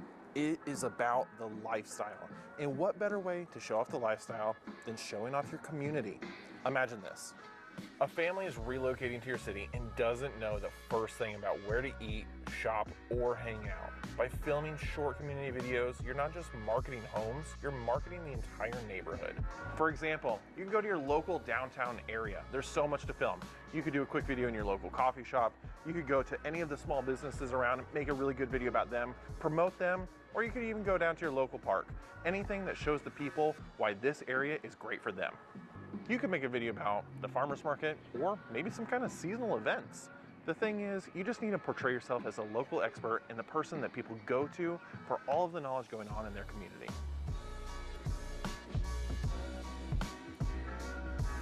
Next up is listing videos, but with a twist. Listing videos, as they have always been, are dead. Let me tell you, Right now, the most important thing to be doing is building your personal brand. And a walkthrough of the home without you in it is not doing that. You need to get on camera, talk about the lifestyle, not just the house. All right, I mentioned that you need to be selling the lifestyle of the home, and I really mean that. What we do is when we go into a home with a realtor is we say, you know, what problems is this home solving? Because every home solves a problem somehow for somebody. It could be the open floor plan, it could be the location, it could be the price point. There's so many things that it could be. You just have to dissect that home and go through it with the agent. Like, what are the selling points? What would they say to a buyer walking in? And then we reverse engineer that into a video. So let me give you guys a good example. I'll play it right here. Do you love to entertain? If so, this home has everything you've been dreaming of.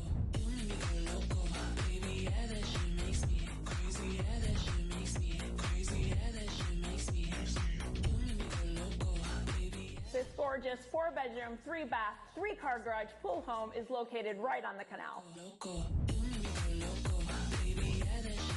Do you like to boat? The canal provides easy access to the river.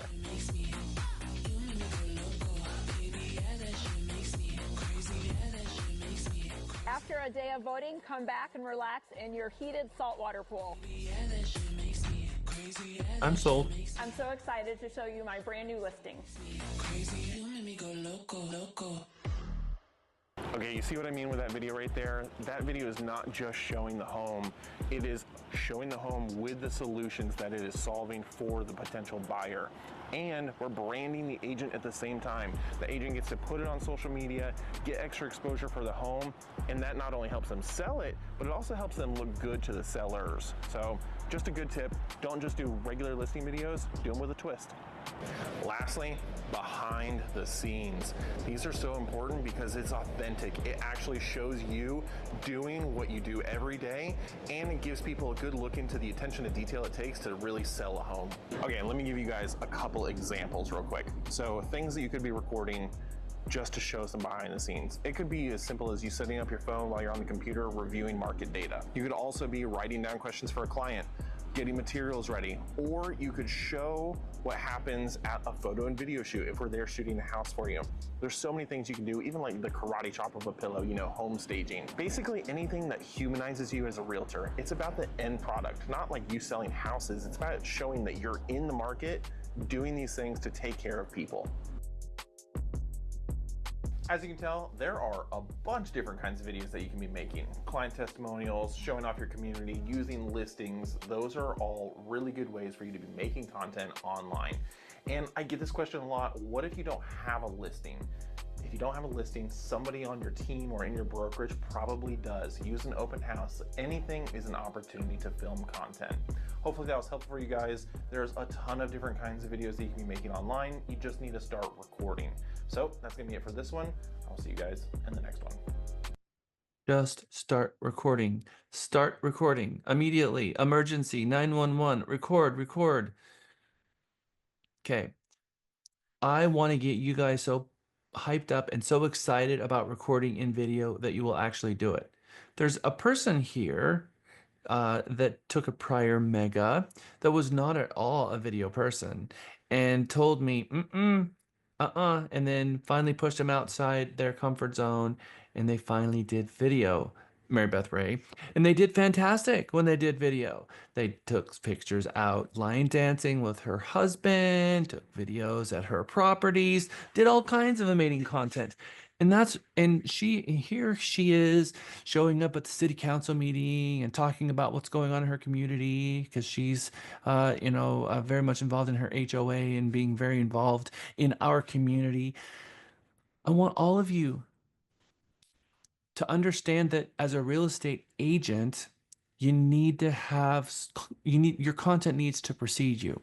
Yes, we need to call all of our people. We have a personal touch, but they also need to see us online. You put those two things together, you become the face of the business. You start getting leads. You're going to have to start building a team. It explodes and you're just going crazy, having the time of your life. And as the content gets better and better, you're going to realize maybe I do need a production manager in my business. Maybe I do need a really good camera, and maybe one of those cameras are $3,000. Maybe I do need a boom and some other things. But guess what? If you're getting $12,000 a month from YouTube, getting paid for that content, you think $12,000 a month is going to pay for the hardware and the person to walk around and do your video so that they can just publish all that video for you? 100%, 1,000,000%, 1,000,000,000,000%. Yes. We're almost on a break. I'm going to get through 2 more slides. What are some ideas of things that you can immediately start having as content? We're going to go to 2 sources. This is going to be the second source. The first source, I'm going to share my screen to here. We're going to go on a field trip. We're going to go to this place called ChatGPT. I want to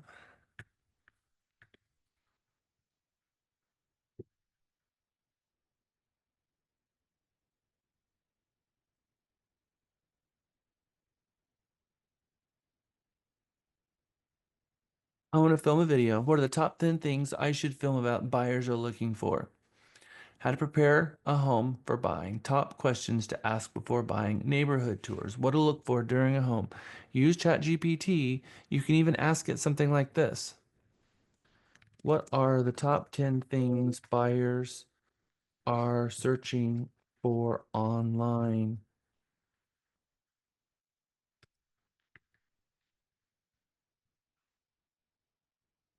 Deep learn.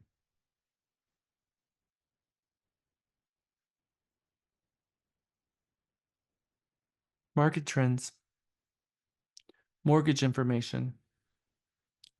Where can they get a good affordability calculator? Neighborhood reviews and insights.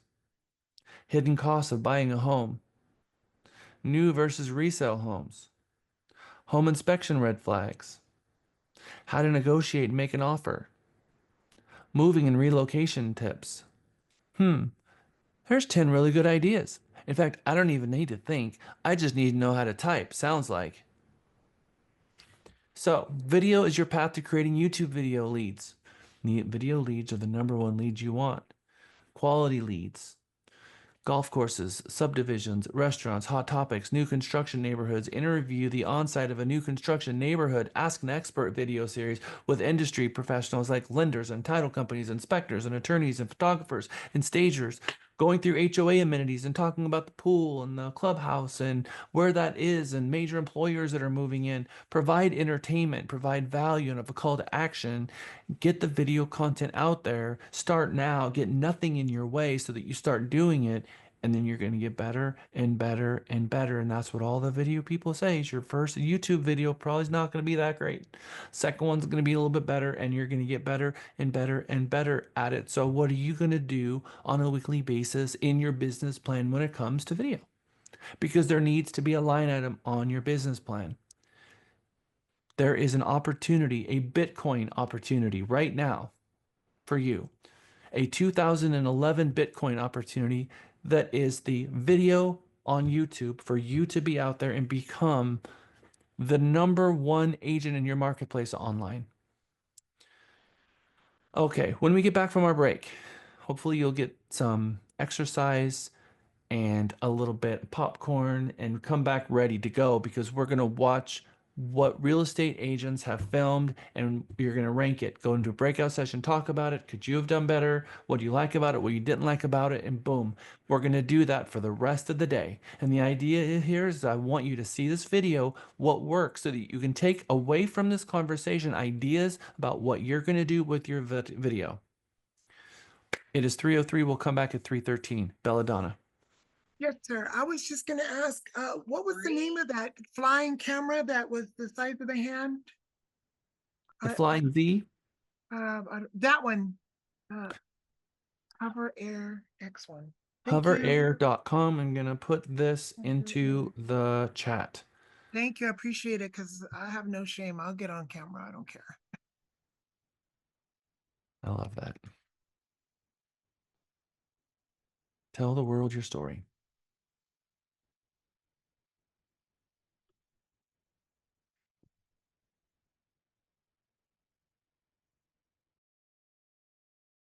I'm reading the community impact. Did y'all know that the life expectancy in Williamson County is 81 years? That sounds like a really good video to post.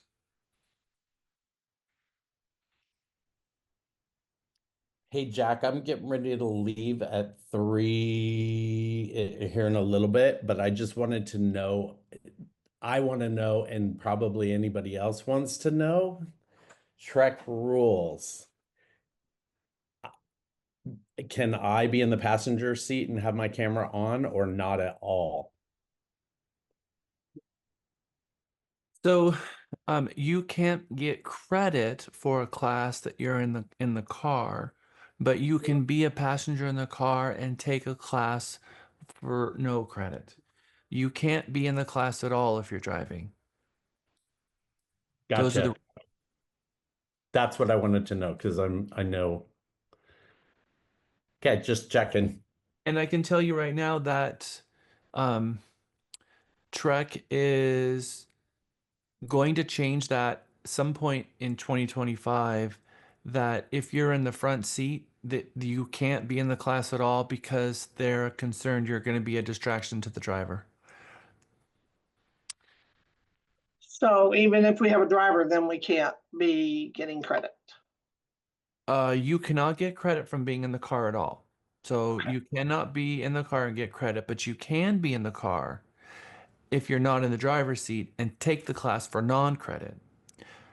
But right now they're saying that they're going to change that to be in the passenger seat to being in the back seat. So they don't want people in the front seat. They're concerned that the passenger is going to distract the driver. So now they're wanting, if you're going to be in the car taking a class for non-credit, you have to be in the back seat. That's That makes sense. Yeah. the last. I got an open house at 5 o'clock, and so I was trying to juggle getting somebody to come drive me so I could be listening. So that answers all that. So obviously I'm not getting credit today. So the open houses have to come first.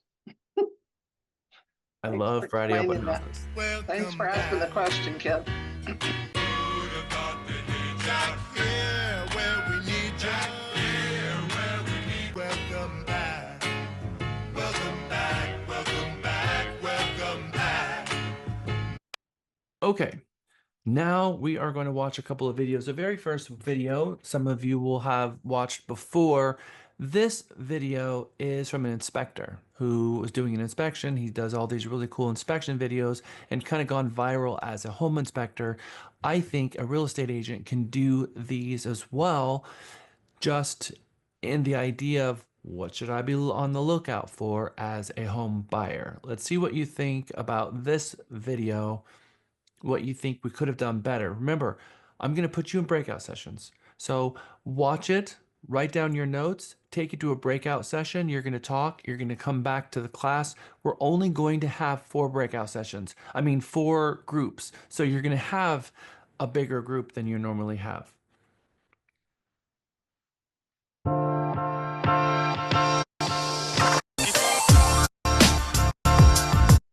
Water. Check out what was on the inside of this water heater. This customer was no longer getting hot water from this water heater. After a couple of quick diagnostics, I determined that the lower element was burnt out. This tank was 20 years old and the customer decided to go with the replacement option. Thankfully, there was already a full port drain valve on this water heater, so it was easy to drain down. This home has never had a water softener and the water hardness in this area is pretty bad, so I was curious and I cut open the side of the tank. I was not expecting it to be this bad, but with the water hardness that we have here, this doesn't surprise me. This is what the customer was bathing and showering in. Not surprisingly, they are now getting a water softener installed. The bottom half of this water heater was completely packed full of this calcium and sediment.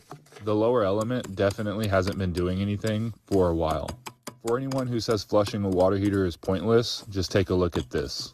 Anyways, I thought this one was pretty interesting and I was excited to share it with y'all. Let me know what y'all think.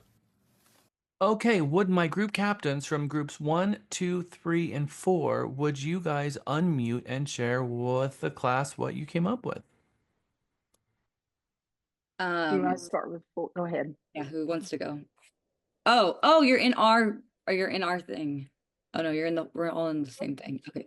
I can go first. I think I was group 2 or 3. It's not going to be first. It's going to be a conversation. So I want the 4 of these people to speak together. What do you think?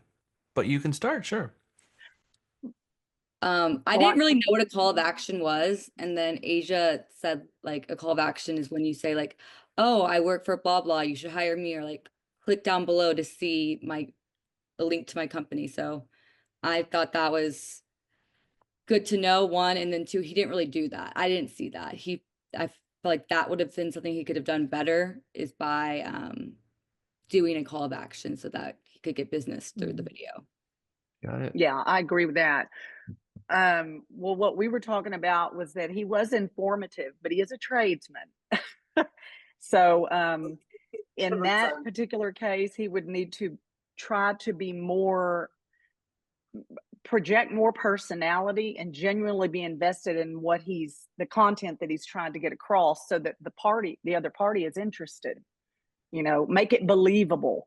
I agree. He didn't have like enough enthusiasm. He could have been like, Yeah. "Oh, do you see all that gunk in there? Can you Yeah, believe like he was bathing I in don't that?" want my Like, I don't want ugh. my babies bathing in that. Do you? Yeah. And this is what you need to do to prevent it. It's the ick factor that got it to go viral, in my opinion, right? Yeah. So, and he probably didn't think that was right. He probably did. You know how people just do a random video and then it hits like a million hits? Like they're like, how didn't see that coming? So he probably had.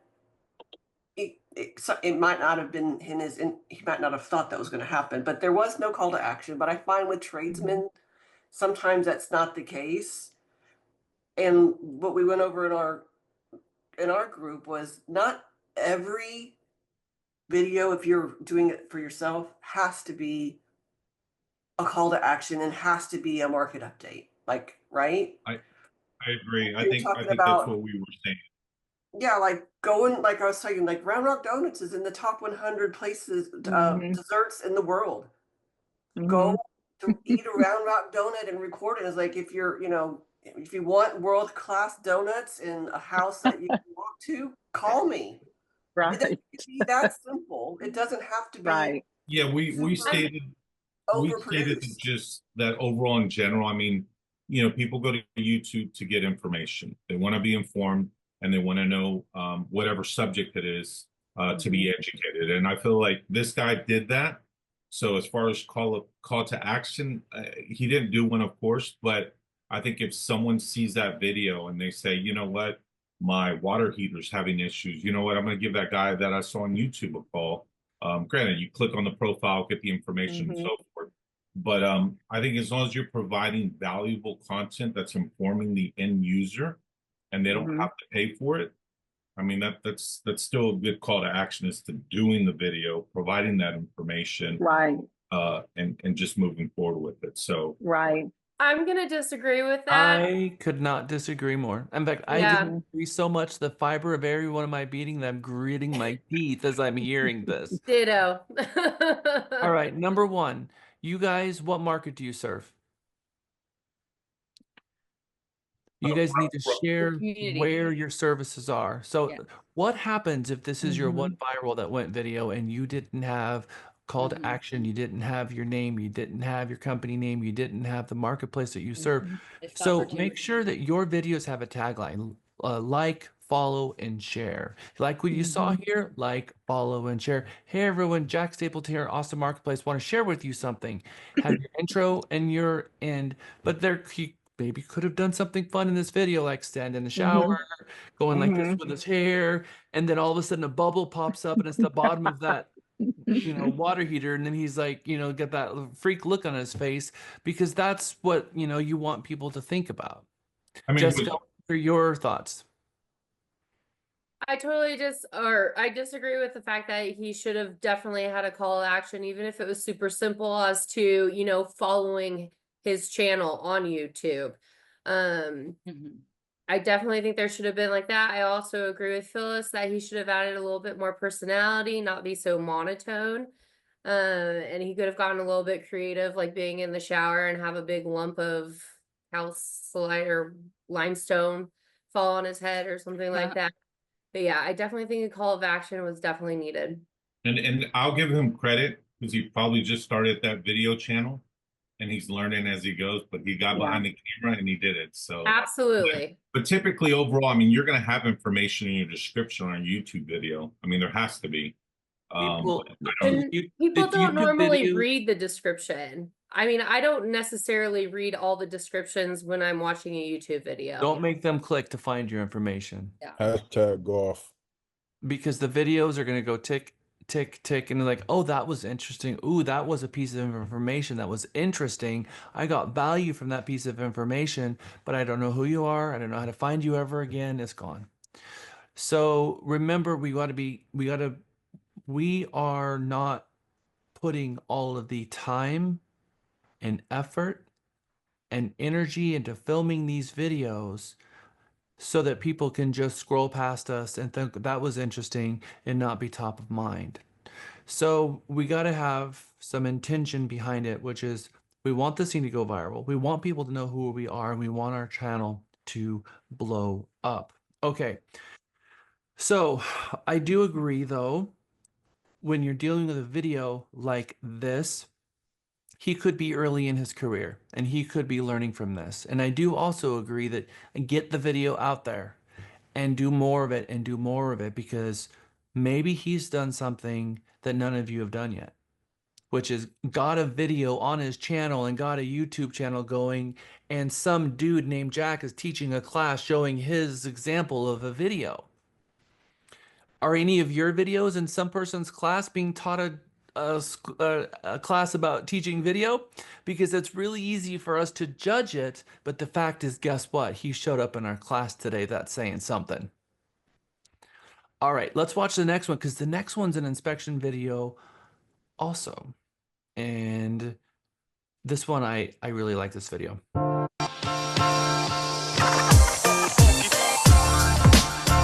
In terms of discussing content, watch.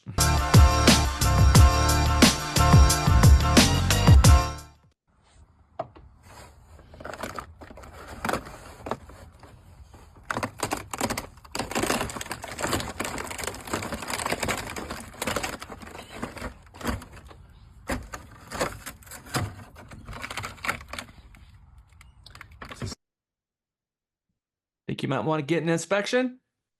Let's start over. Does there anything look wrong with that 2x4? But termites.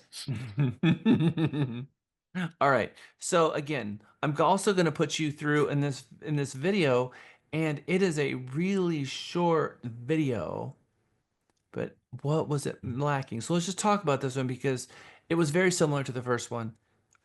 It was really, really good. Let's talk about what it was. If I was in your group and you asked me what was good in this video, it explained the problem very well. In fact, so well you didn't even need words. What was not so good about this video? We don't know who filmed it.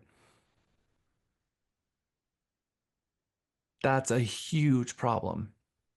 So if we're going to put video content out there, it's got to do both. It's got to tell the story and let people know who we are and why. Have a call to action, and every single piece of content that comes out of this company has a call to action. Like, follow, and share. Call me, visit my website, whatever action that you need them to take or you want them to take. Oftentimes they're going to follow it if you simply tell them what to do. You want your people to give you referrals, ask for referrals. You need to do the ask, and you're going to get the ask based on how good your content is. Do you remember the video I showed you this morning? The very first video? What was it? Candy. It was the guy that does the lawns. And then he created another video, and he created a GoFundMe. And what was his call to action? To donate to Yep, sweet little lady. donate to her page. And over 300,000 people donated. And how much money was donated total? Was over $800,000. $800,000. Over $800,000. So his call to action was go to the GoFundMe page and support her. And people saw that there was 100,000 and still gave more. People saw that there was 200,000 and still gave more. And then that turned into a 3 and a 4 and a 5 and a 6 and a 7. And now it's 8 and people are still giving, even though they know that she doesn't need $800,000. They still were impacted on that video so much that they're still willing to give their $5 or their $10 to make it a point that, you know what, we're going to do really good in this world. How amazing is that? So the call to action, people are willing to help. And they're willing to help in amazing ways. We just need to tell them how. So that's one example of the how. All right, let's watch the next video. Diego Ojeda. Hi, I'm Diego Ojeda. How many of you know Diego? Oh, Sevian. How do you know Diego? Just finding. Yeah, I see the like luxury condos and stuff downtown. Yeah, he's an Austin, Texas agent. His father is an agent, and I have made it Ken's mission in life to get him here. But in any event, here is a brand new real estate agent. Last year, when he started filming these videos, he had not yet sold a home. He has turned into an influencer. His dad is quite the producer. But Diego Ojeda, still not selling a lot of homes, but he's making a ton of money. He's making a ton of money from the videos he's filming. So I want you guys to watch these videos because people know him now nationwide. People are following him nationwide. He's been filming these videos for about a year and a half.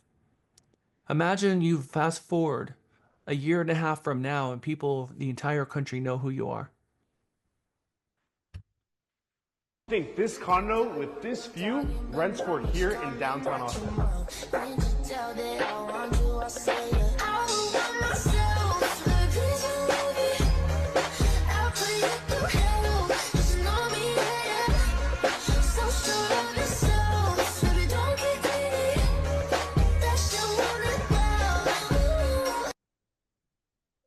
Okay, that was one of his very first videos. He's come a long way since then. Let's watch video number 2. I'm Diego Ojeda, and this is what $2.2 million. Is anybody else?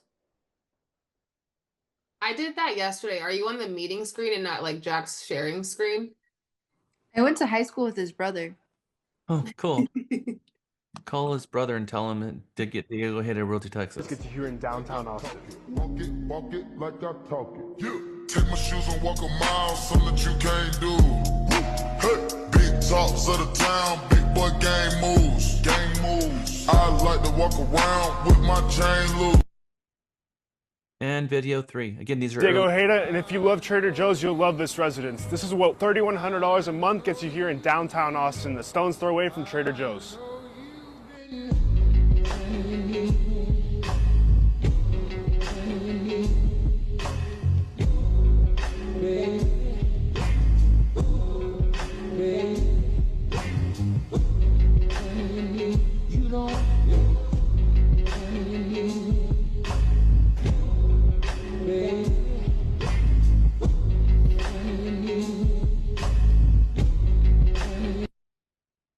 You need to get something in writing from the brokerage if you're going to film a video regarding their listing. You're not going to get to just go to any random listing and film a video and put it out there. You're going to need to get permission in writing. But if you've got a page like this that is trending, nobody would be in their right mind to say no to that. Alexa. What about like the drone video? Like he's using a drone, right? Like, what are your thoughts on that? I think it's incredibly powerful. Make sure that we'll cover the do's and don'ts of the drones. Okay. But of course, we need aerial footage. 100% yes. And for $29, you can get your drone license and be able to do the drone license. But there's been some changes with the drones based on the height of how far the drone is. So if you have certain drones that are that have an elevation height tracker that you're okay, and the hand drone that you have can't go more than 100 feet away from you, so it don't matter. That drone is going to be perfectly okay because it's not going to be in the airspace. And so it's those drones that can go a mile away from you, you're going to need a license for. So don't worry about the licenses on the handheld one. Okay, so what do you think about these videos? I'm going to put you in a 5-minute and I'm going to let you guys talk about this. This is very, very relevant to you guys. All right, group 1, what did you guys talk about? Oh, that's good. Akia, Kami, Eric, Jess, Lewis. Who's our group captain from 1? Yes, I will be the group captain. We just talked about how his videos progressed.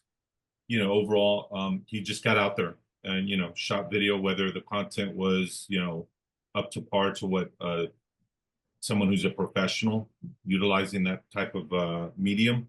But overall, we just noticed that he got forward, he did it, started promoting it, had calls to action, had a couple of tidbits that would pop up describing the specific video that he was showcasing, and then talking about the surroundings as to what was close to that specific townhome or condo that he was showcasing. And of course, utilizing drone, giving people aerial perspective of that specific area. Thank you, group 1. All right. Let's see. Juliana, group 2. I think Juliana assigned me as a leader for this one here, which it's fine. We had sort of an interesting conversation. We all agreed that the videos were good. We all agreed that they were well designed. They had good information. He provided good information, good insight, good pictures, good scenery, good information about the area.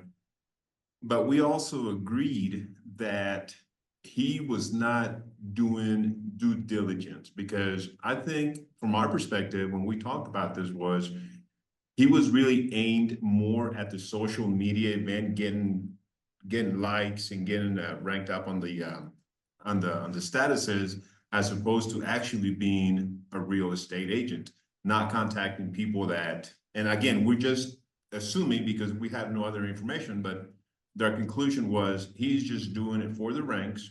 He's not following on with the leads that he's getting, especially since we know that we knew that he hadn't sold a single property.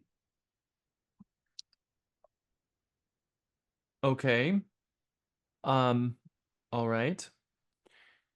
What does $8,000 get you in Austin, Texas? Right? That's what we're seeing from him. From him and some of the condominiums downtown, yes. Mm-hmm. Okay. What about group 3? What'd you come up with?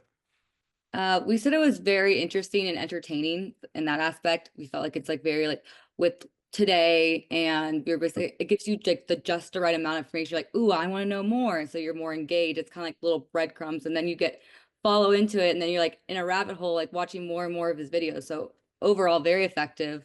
And then we're with the call of action, he like does say like, oh, DM me for more info about it, because and you kind of want to know more about it. And from the video, you're like, oh, I did learn a lot, but I do want to know more. I might DM actually about it. Like he's on social media, might as well. I feel like I could talk to him.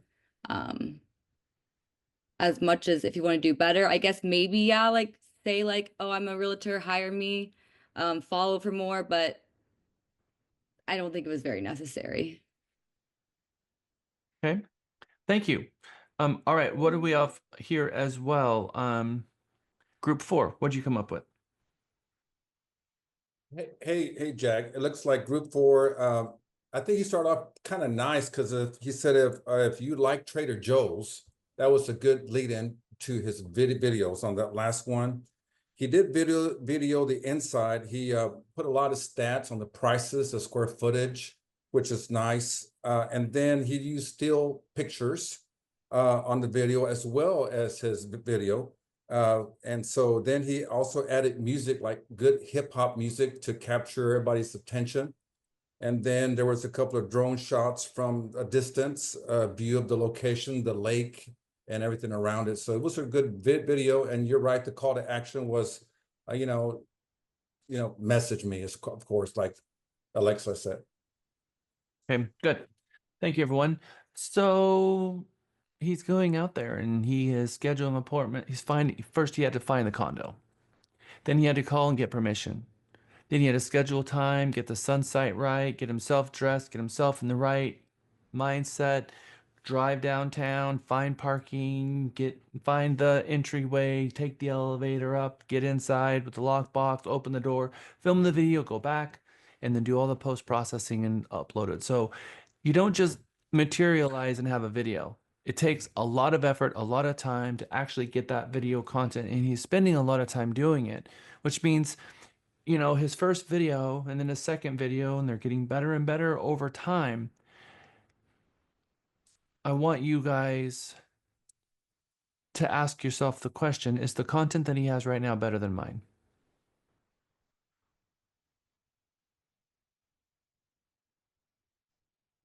He's got more tools to create the content, but I think we have the same sources. We have the same MLS listings. We have the same the information that we're learning in mega class and in our, in my case, champion school. I'm not saying is his content better than what you can do. I'm saying, is it better than the content that you have out there on the internet right now? His Yes, content because would I don't have definitely any. Yes, currently, yes. That is exactly my point. So how can we judge someone's video when we don't have any at all? So I have content out there about my open houses, I saw and it. it's kind of, you saw it, it's kind of like that, but mine is of videos. So Mhm. because I want them to see the whole house, I speed them up. So I liked the fact that he had pictures and you can see the rooms, and actually take the time to actually see them. So Mhm. that's the difference between that. And then he also labeled each one. Mhm. So I Okay. learned from that. So I want us to go put video out there and make it messy and make it better, and then learn from that and then make it better and make it better. So, but these are really good to think, all right, I'm going to do better than this. This is my benchmark. I'm going to do better than these right now. But we're going to get better and better in the video. We're going to see more and more, and we're going to see some uh, cinematography quality level stuff like this one right here we're going to watch. I'm going to mix your groups up, put you back out, and what do you think about what do you think about this one?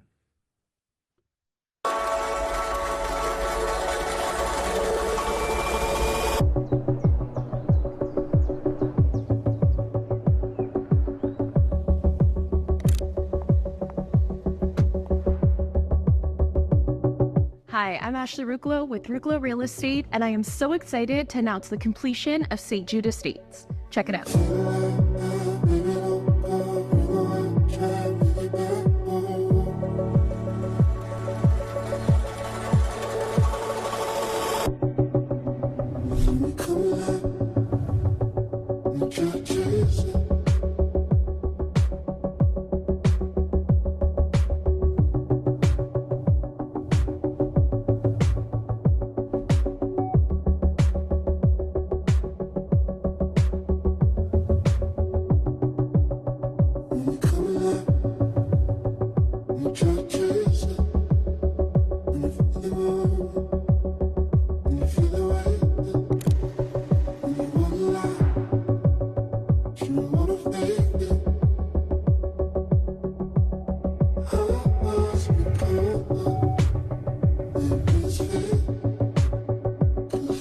We only have 5 units left, so make sure to give me a call and I would gladly open the door for you.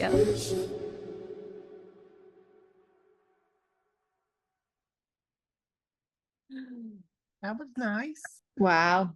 Sexy sales. All right, group one. Pick someone who has not yet been a group spokesperson today and address the group, please. Asia or Jess, you want to take it? We're group one. Okay. So everyone felt that she could have put more into explaining the home. She could have gave a better description of where she lived, or where the place was located, and that we are torn. And I will say there's not a consensus on her style of dress.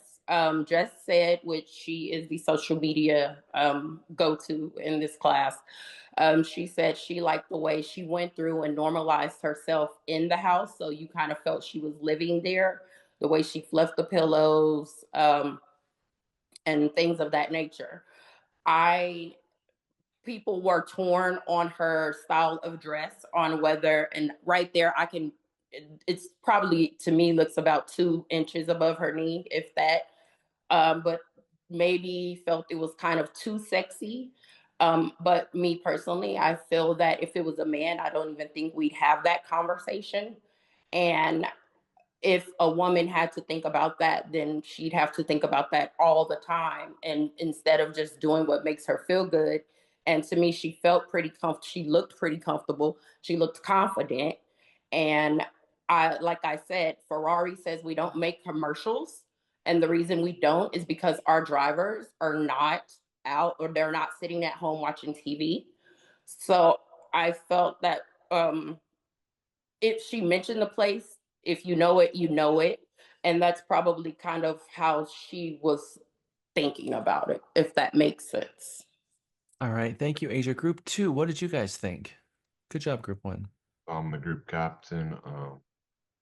So for it being interesting, yeah, I would say we all thought it was pretty interesting to see her walking around the house, and it was like super high quality, like the editing was really good, and she had a call to action to call her if you're interested in the property, but we didn't see any information about the property. It was just the video of the property.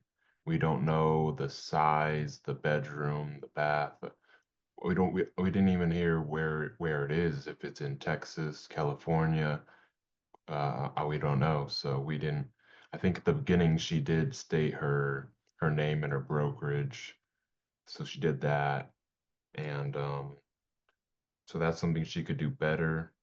And then I would say it was pretty effective for reaching the clientele that she wants to, because they're gonna see that property with it all furnished and everything, and they can imagine themselves living there by seeing her uh, walking around the house, and seeing herself living there, and might see themselves living there. So Okay. Thank you, Gavin. Group 3. I Group think I'm 3. group. I think I'm group D. Yes. So I'm the I was the captain for this session, and Savion, you're Group 4. But you oh can go no. first, and then we'll Okay. pick up Group 3 Oh, after. okay. Sorry about that. So we liked how she started with like the sign in the front. That was really good. Everybody pointed out how like her getting out the car with the heels, and I know Juliana mentioned that like her boyfriend does music for film, so with the attention that they had with like her walking with the heels was really like spot on. I kind of gave that like extra wow factor, and the music was a perfect match. And it just kind of had that set ambiance for her full video, and then her going in and out of each room. So her transition from like start to finish, she was like displaying each room, and you could tell throughout the entire video, like her confidence, was pretty remarkable. She like really kind of stood confident, and then her call to action was saying like, "Hey, we only have 5 left." I thought that was pretty good. Nice. Thank you, Savion. Excellent. Group 3. Alexa, Alfonso, Monty, Felix, Giroux, Mohammed. I'll be the captain here. A few things we talked about was that compared to the other videos, she was definitely aiming towards a more like professional, or as how Alfonso worded it, like later in life type of buyer. Because condominiums are obviously like a little more like they're not as expensive, obviously, but this one, since it's edited professionally, and then obviously their houses, and then the way it's all staged and everything, it feels more professional, feels more for like serious buyers. And then editing was really professional too. It really shows you that they're dedicated. And then again, how everyone was saying, like her walking around the house and everything, like especially what Alexa said, like she felt a connection with her and then the house. And then yeah, the main thing to that's negative was like the wasn't much information. Like other videos, they gave you breadcrumbs where at least you would ask them. And here it was like a lot of high energy and it cooled down, but you don't have much information about like the price or the location. So yeah. How many of you believe that you need to know your audience to be able to communicate with them? You need to know your audience. Do you think she knows her audience? Yeah, her target demographic is going to be the high-end luxury buyer. Do you think that she showed the property instead of told you about it? She showed you the upstairs, the bedroom, the kitchen, the den, the whole thing. So instead of telling you about it, she showed it to you. She showcased it. So saw herself sitting on the couch and sitting on the armchair and all the way through the house. So she showed the house. In a situation like that, I'm guessing that if you have to ask the price, you can't afford it. What do you think about that? That's fair. Yeah. It's all visual. Mm-hmm. So knowing your audience is really, really important so that you can film an audience that's going to appeal to you and make sense to you and that you're going to get a response. What's cool about audiences is the people who are not a fit for that house are not going to reach out to her. No one's going to call her and say, "Well, I qualify for 85,000. What do you got?" Right? Well, I guess it would all depend on exactly where it was, right? We know it's at St. Jude, but there might be a lot of St. Jude communities out there. Because a house looking like that in West Texas Is not $85,000 with a four-car garage. Yeah, we talked about that too. She didn't put any The kind of price foundation of range that on there. house costs more than $85,000.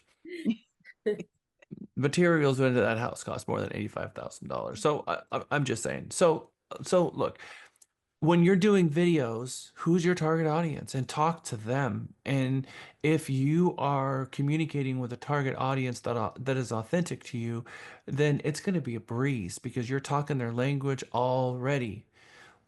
So I want to put some thought into this. We've got Diego Ojeda, who has his iPhone and his lapel mic, and he's out there doing stuff on his own. And then, do you think she did this on her own? No, she has like a team or a company. Yeah, definitely hired people to help her because That's right. Yeah, that was a lot. That's a lot. That's exactly right. So, Diego Ojeda, he did a video, very, very compelling.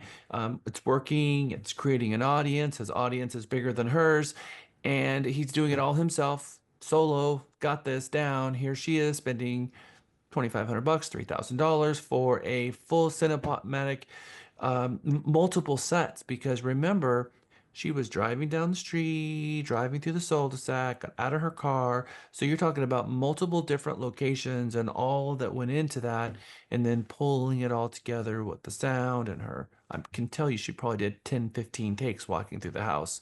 And so cool. All right. So different level of video, different agent at a different time in their career with a different budget. Would you agree with that? We don't need a lot of Yes. money, but we can certainly see the video and see where the bar is. Okay, here's another video I find very interesting. Very different dichotomy here. Let's watch this one. Different, what's missing here?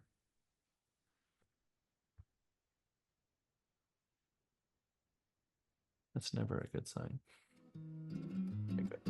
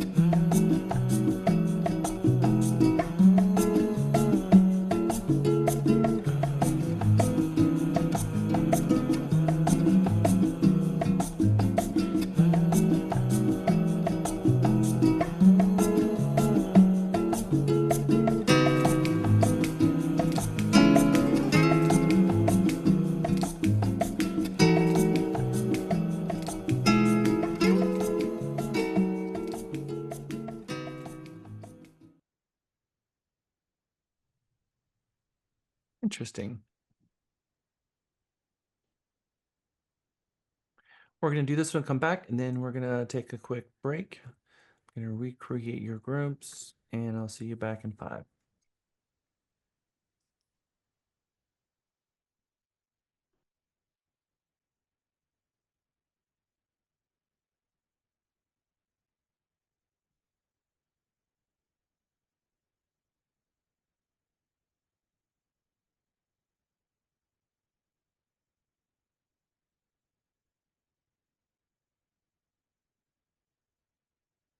Hello.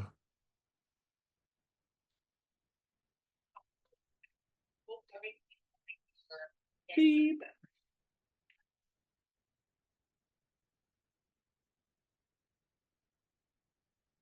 Well, I tried to connect you.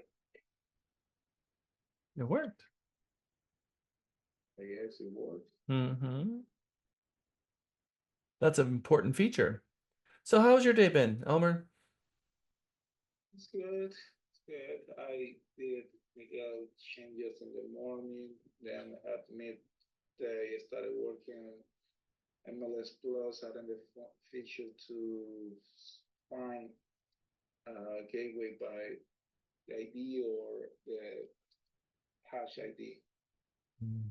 And you asked me to push a test flight as well. I worked on it, and I pushed the Android one as well. Good. Did you test that? You pushed it to iOS? Yes. Okay. Let me know when it's approved so I can put it in Matrix as I change it. Yeah, they Okay. Nice. on Yahoo. Yahoo.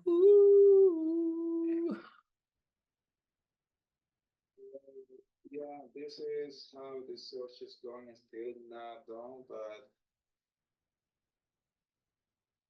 just for you to have an idea.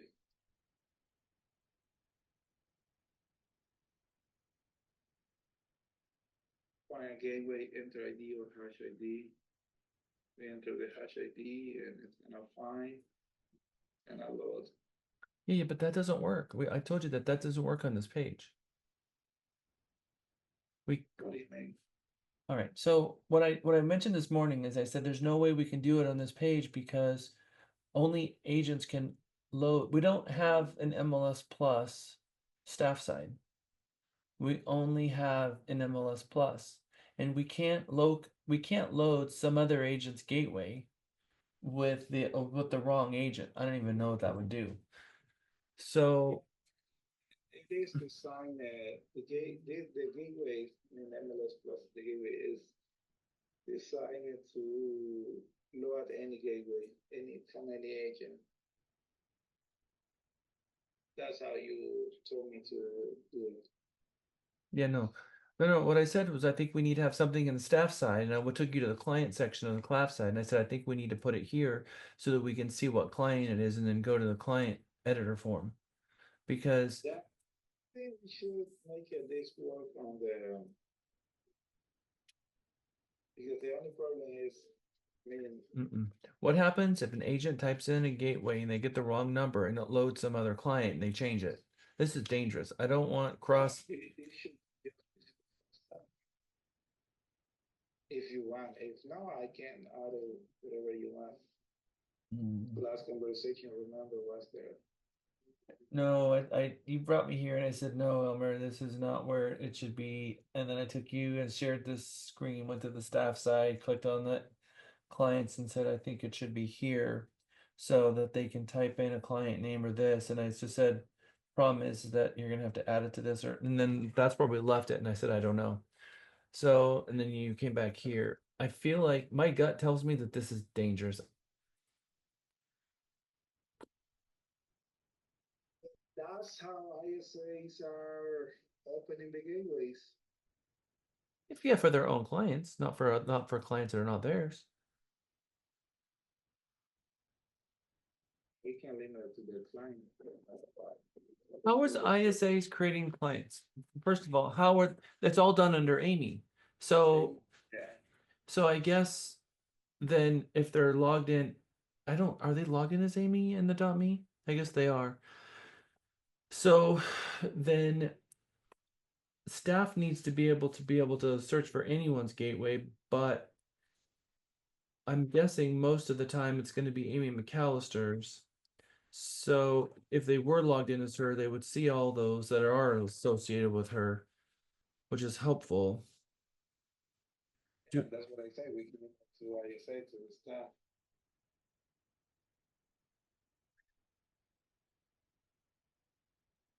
But it's true. They don't have they don't have a way to decode it. Mm-hmm.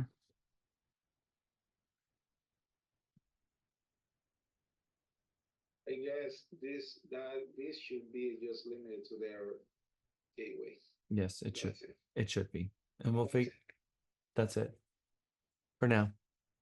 All right, I'll be back. That's it. 10 minutes. Okay. I will see you on Monday. See, this is not on yet, so we're continuing Monday, but Group captain from group 1. Who is our captain? okay. Sunshine. Elmer, I will see you on Monday. I'll text you. Bye.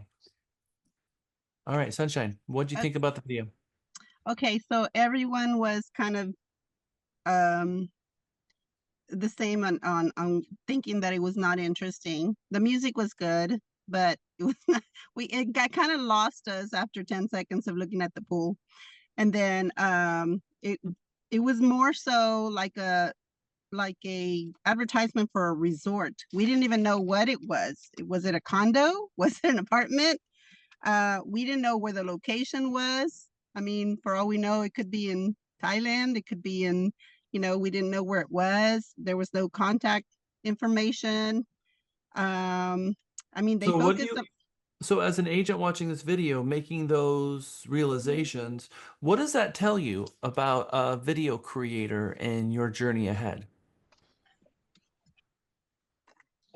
I mean, we need to make sure that people know where, I mean, we have to know who our target audience is, and we need to make sure they know who we are, So you're you know, kind of a matchmaker almost, aren't you?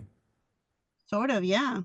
Mm-hmm. I mean, we didn't even know what the price range was. I mean, that kind of looked like a beautiful place I'd like to live, but I don't know if it's $1 million condo, we Mm-hmm. don't. So then we think, is our audience just a general population that we're trying to get clickbait? Are we trying to sell this condo? Are we trying to sell our services as a videographer? What's going on here? Right. What was really, really strikingly missing from this video? An agent. A purpose. Everything. Information. Information on An the audience. There was not a single human being in the entire video. True, yeah. There That's was what- not, it was purposely done that there was not a single person on any frame. They would have had to gone to links to make that happen. So why would they do that? That's an interesting one. We can talk about that at another time, but I have my suspicions. All right. Thank you, Group 1. Group 2. Good job, Sunshine. All right. Yeah, we pretty much came up with the same thing. There's no info, so it was lacking the information of where it was at. We understand the price. Pretty much out of our price range. Well, I can't speak for everybody else out of mine. What type of what was it? Was it a condo? Was it an Airbnb, vacation rental, or what that was? We did think that the music was calming, or the video was calming, but the music was kind of whack for some. It did strike that exclusive lifestyle, so you could tell that that was pretty much the target audience. Same thing, no contact information or call to action on there. And then obviously it created curiosity because we're all talking about it of like, well, what was that for? But it wasn't really memorable. And none of us are going to be talking about it at dinner tonight. Hey, we saw this video in class. It's pretty much control alt delete for me. Okay. And so, Eric, as a future video creator, what have you learned so far with these videos that's important to you in your business? Being able to inform the public of who I am and how to contact, so just sending that information out there. Who are you and what it is that we're trying to sell, which is a service of real estate. Making it more personalized, making it more personal. So they know you. All right, so group 3, Indu, you're in group 3, so I will let you take it for group 3. So sorry. Go ahead, Indu, you are in group 3, so be the spokesperson for group 3, 100%. Actually, I'm not the spokesperson. We did not even get to decide, and since I was just sitting on the class, I did not think that that was the right of me to take Oh, the you have leadership. been duly elected by Jack Stapleton personally. Thank you, Jack.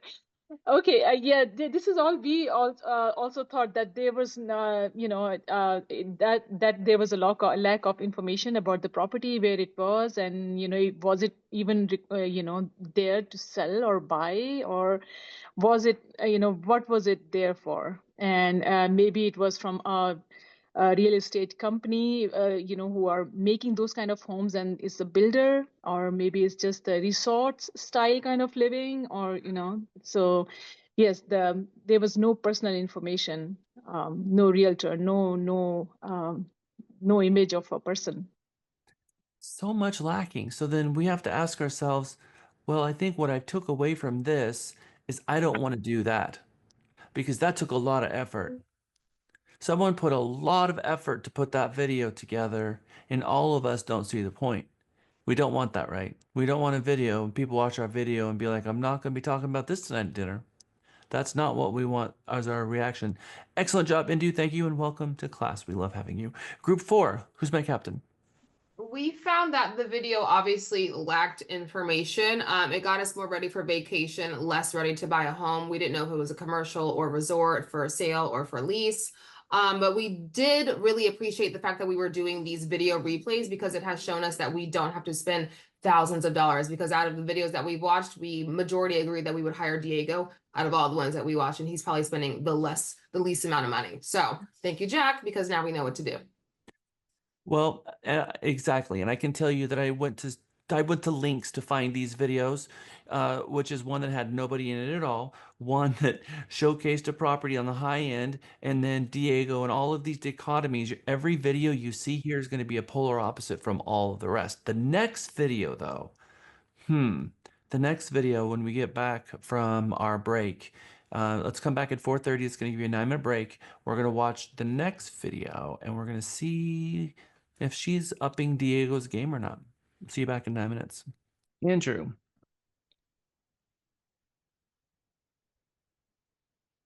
I'm looking in the chat to see what time.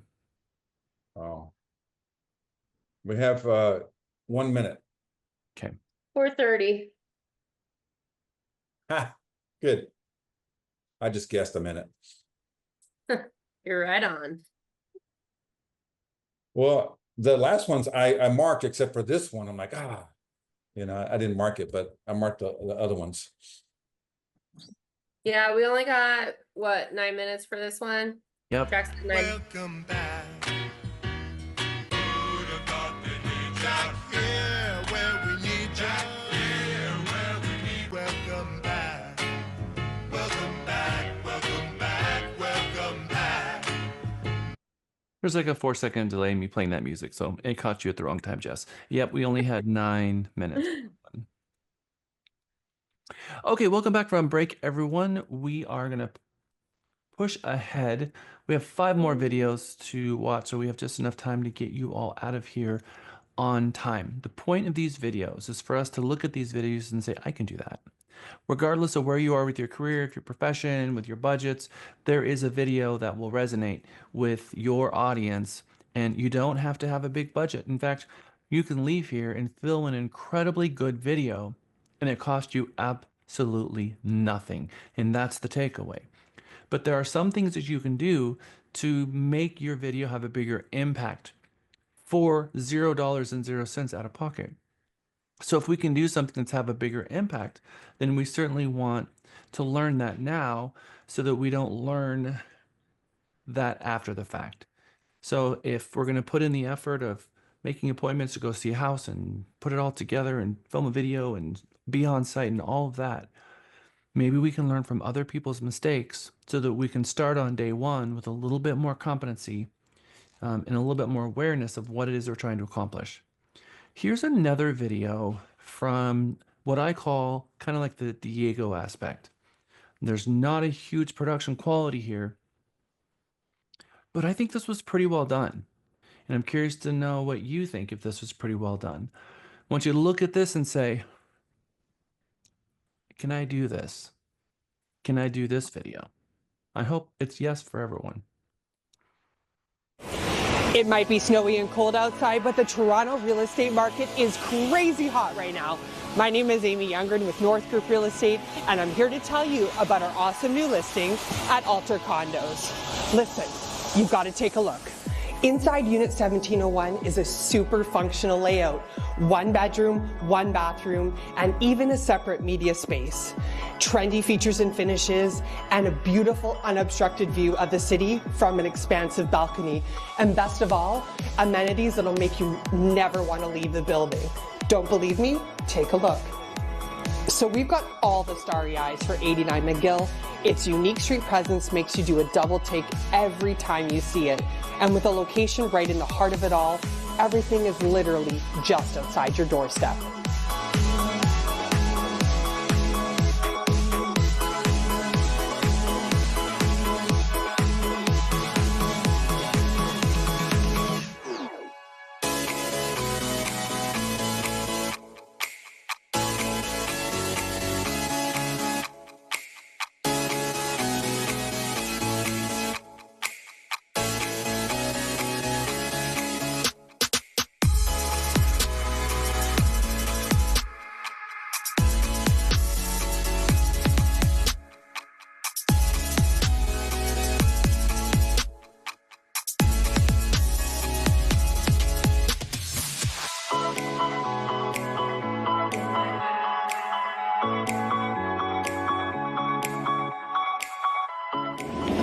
Ready to buy or invest in Alter Condos? Call or text me at 416-624-8854.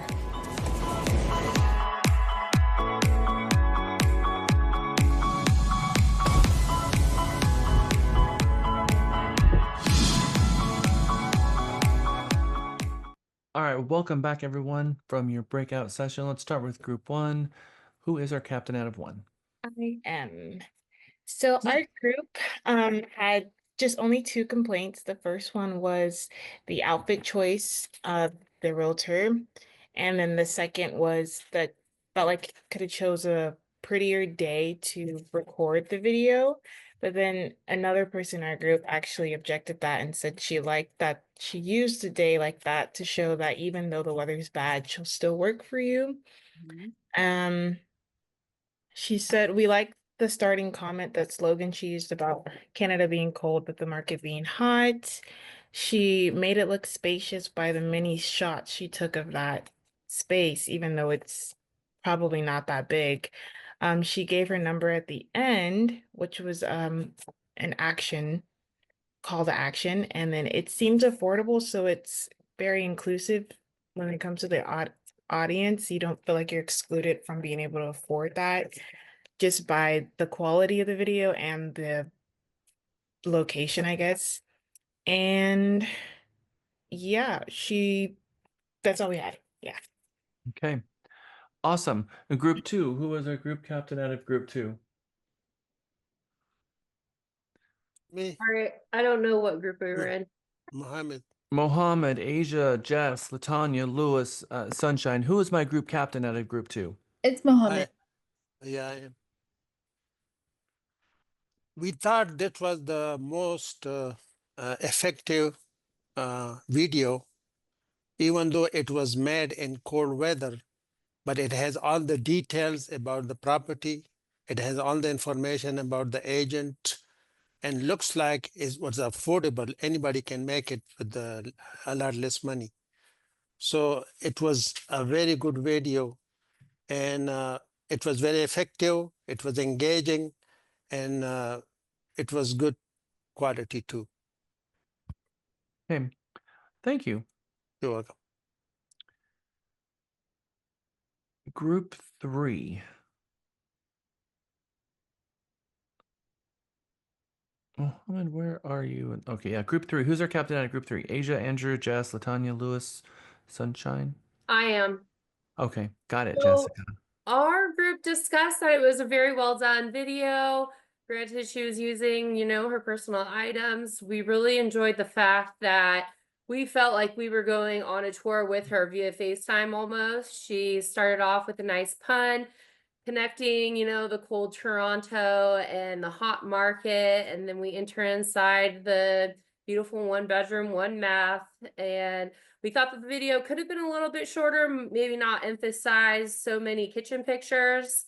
But then as we continued, she exited out and said her goodbyes, gave her contact information. So it seemed like a seamless tour with her without stepping outside into the cold. All right, good job. I love it. Group 3, good job. Group 4, what'd you come up with? So we felt that it was a great video. She was confident and natural, and the fact that she was out in the elements gave the viewer an idea of not only what the weather's going to be like at that time, but that she's pretty devoted to what she does. Gave all the pertinent aspects of the area. Her call to action was spot on, and her tag that showed her broker info and her information as well was A+. A+. Thank you, Phyllis. I have a question for all of you. Who do you think is going to like this video more? Buyers or other sellers? Buyers. Other sellers. Probably both. Who would like it more? I'd say 51% sellers. I would say other sellers. I think other sellers are going to be even more impressed with this video because the buyer, they're going to just kind of pass on. They're not going to be looking at the cinema quality. They're not going to be looking at her. They're going to be hyper focused on the property. But the other sellers are going to be going, I want my agent to do that. This is what I need from my agent, especially other sellers in that building. And imagine for a moment that she plays this video in all of her listing presentations. How do you think that's going to help her ability to get the listing agreement signed? Or maybe she sends us along with her listing agreement. Hire me because this is what I will do for you. Didn't cost her a ton of money, just some time. And she knows she's got, she takes the listing on Monday, puts it in the MLS coming soon for Saturday and Sunday. You're dealing with the weather that you're going to have that week. Because I'm not going to say, Mr. and Mrs. So let's put your listing back 2 weeks because I want to wait the sun to come out so I can film a good video. It's going to be, this is what you got in this moment at this second. And I'm going to just make the best of it and just deal with it. You got the umbrella, it's pouring down rain. It's 500 million degrees outside. You're thinking, let's talk about, the margaritas and the swimming pool. It's raining and cold. We're going to feature the fireplace. How can you take what's going on around you and up the game? So if you take this and you take Diego Ojeda, you can kind of see the same kind of thing going on. Real estate agent doing the best with what they got, not spending a whole lot of money. Can you all do this? Yes. 100% yes. 1,000,000% yes. And it is days better than taking your virtual tour and turning that into a video. Like the other video where there wasn't any people in it, because that's not interesting. All right, so let's watch the next one. Let's watch this one because we're going to watch a lot of different kind of videos, and this is another different kind of video. What do you think of this one? Everyone needs their sanctuary. Everyone needs a place that they can call home, that they can feel comfortable and be themselves. But I love envisioning that particular client in that home, with their friends, with their family, how they're going to live there. My name is Stephanie McCarthy, and I'm a broker with Atlanta Fine Homes, Sotheby's International Realty. I grew up in a strong Midwestern family. I saw, my parents giving their careers 110% and also their family 110%. And that's kind of the way I live my life. So my attitude is up early, attack the day, make sure I don't miss a thing. Typical day for me is filled with a lot of movement. I go to the gym, I go to the office, showing homes, I'm staging a house, and it just goes on and on and on, and I love it. It's just who I am. I started my real estate career in 2006, marrying my love of homes and design and architecture with my marketing background and my attention to detail. I've always loved real estate, I've always loved design, I've always loved different styles and architecture, and really I think that started back when my parents built and designed our home. It was amazing to me that, you know, the piles of dirt and brick and wood and concrete then became this really backdrop of, you know, 25 years of my life. So to me, it's about so much more than just buying and selling real estate. It's really about building relationships and relationships that last. And so something that I have always done for my clients, after an initial meeting, I present them with an amazing floral arrangement. It's just part of the service that I provide, all in keeping with the theme of making them feel special. Family is so important to me, and I know how important it is to my clients, so finding a home that fits their lifestyle and will inspire them is my driving force every day. Failure is not an option for me, never has been and never will be.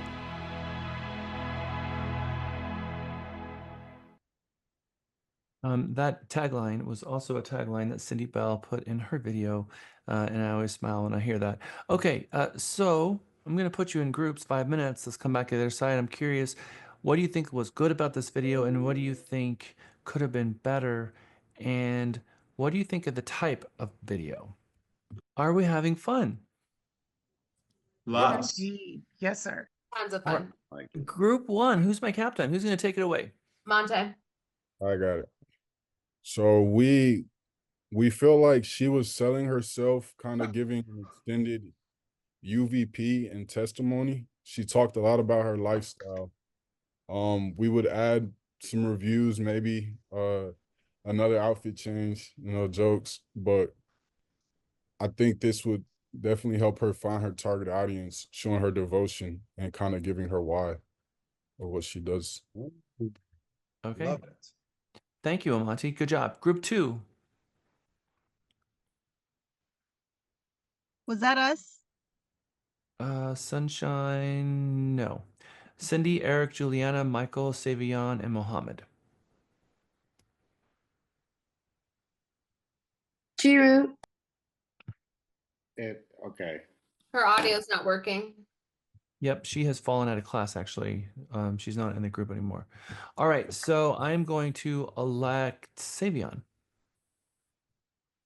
Righty, yes. So we thought it was pretty good. We thought that she had a we mentioned what people were saying like in the comments about like having like a longer UVP and just her like presentation itself. It was good to have like a background of her and be able to speak to like what she was about. She was really just kind of selling herself to people and having that relation. And then I know we also brought up about how you mentioned like having that in the presentations would be just a really cool idea to have that sort of video to present to your buyers or sellers and let them know like who you are and what you're about. So we thought she was pretty spot on with that and loved it.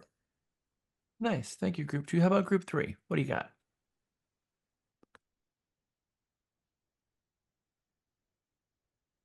Sunshine, Sunshine. it's you.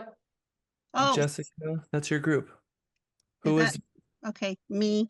Okay. If my ears turn red, ignore. Okay, so we talked a lot about how it was very inspirational. I mean, the way she talked about, you know, the way she came in a luxury car and she had, you know, a nice suit on and went into a really nice house, but she was also very relatable to us because she talked about how she had, you know, she had a regular life like everybody. You know, she went to the gym, she worked hard, she had a long day at work, she, you know, she had a family, all this stuff. So it related to us. And so she can, we said, you know, she can sell a $300,000 house, but also a $1 million house. And so, yeah, so that's kind of how it affected us, I think. Thank you, Sunshine. Who's in Captain of 4? I'm the captain of 4. We had a similar perspective on that, and the perspective that we were coming from is that she was really promoting her brokerage company because she didn't mention anything about houses. She didn't mention anything about areas. And the message that she was conveying was, look, I'm a broker, I'm doing my job, but guess what? I'm also being connected to y'all because we all have families. I go to the gym, we have kids, we do this all, a lot of similar things. That's the perspective that we took it from. Not selling houses, but hey, this is my company. I can help you because we're even. Okay, and you remember that she worked for Super Sotheby's, right? Yes. Okay, so, all right. So just to be clear, she's a real estate agent, and that's her practice, and she helps buyers and sellers sell homes. Some states only have brokers representing people, so they call themselves brokers. So not to be confused with her being a real estate broker of a firm, but she's a practitioner. We look at this video and we think to ourselves, do we think that this video is going to help us find more clients? I'm just curious, if you came across this video, would it make you want to hire her as your real estate agent? It, I don't think I would hire her from this video I was personally. gonna say no. I mean, I don't like to swim against what everybody else is saying. I thought she was a little exclusionary, like family, family, family. There's a lot of people who may not have found. I don't know. Maybe it's just me. I don't know. I agree. I And I mean, think it was a bio.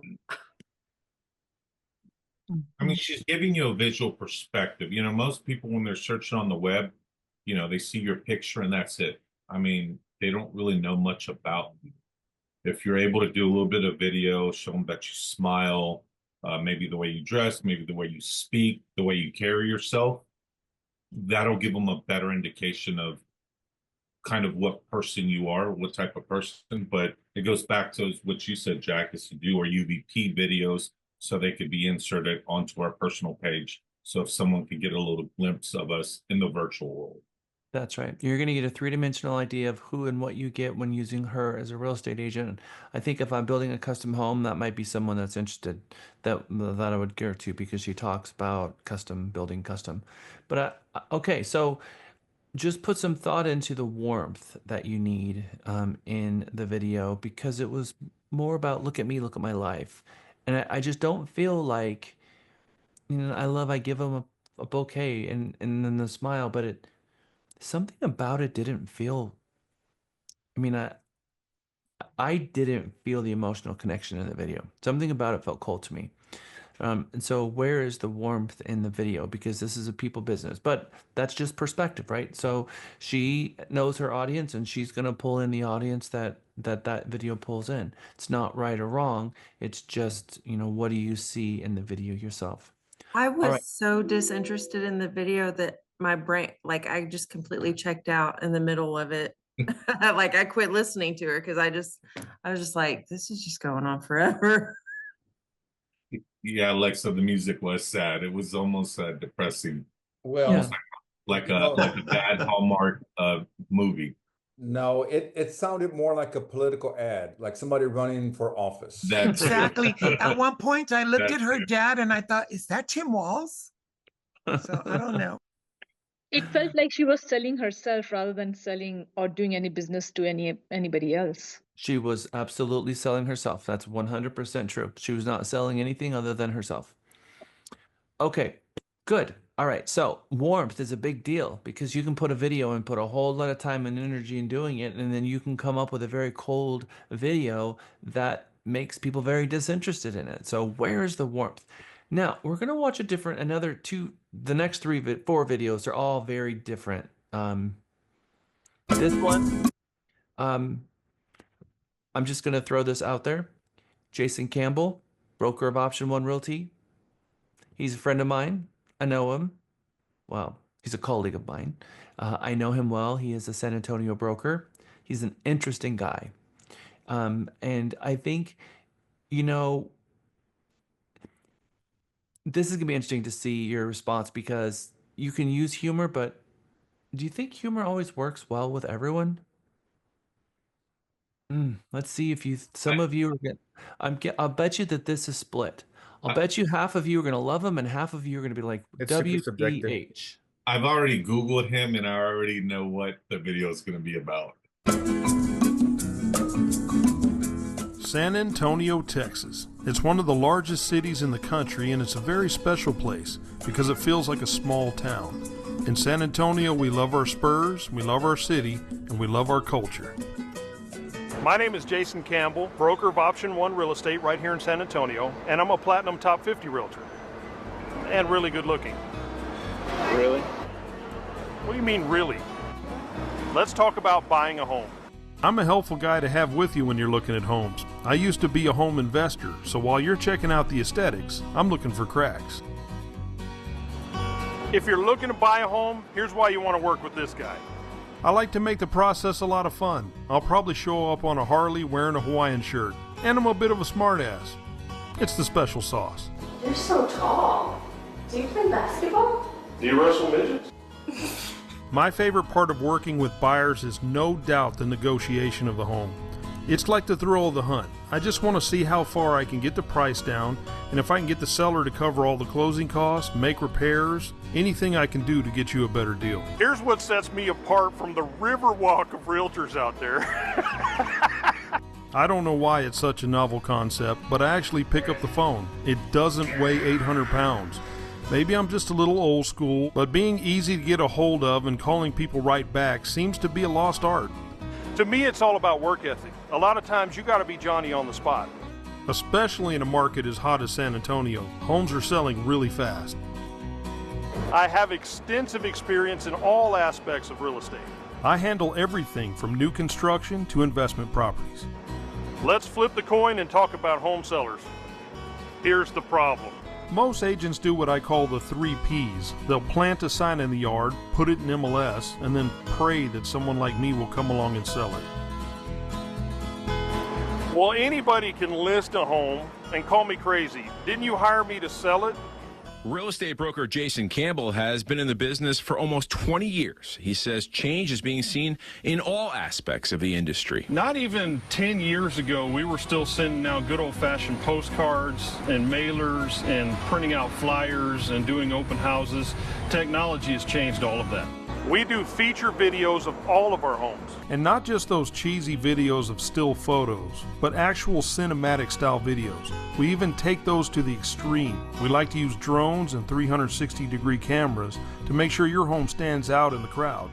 Then we plaster them all over the internet, social media, YouTube, you name it. We are so good at it that even national level builders invite us to market their homes. When it comes to selling your home, our mission is clear. Sell it quickly and sell it for the most amount of money possible. I have a wife and 14 children. You know what 14 children is, right? It's motivation with a universal adapter. If you're looking to buy, sell, or invest in real estate, log on to our website, give me a call, or send me a text message. Oh, so 14 children. Very expensive. Somebody just needs to shoot me already. You know that's a figure of speech, right? That I'm just kidding?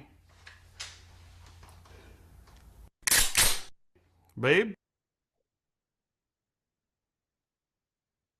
All right, there you have it.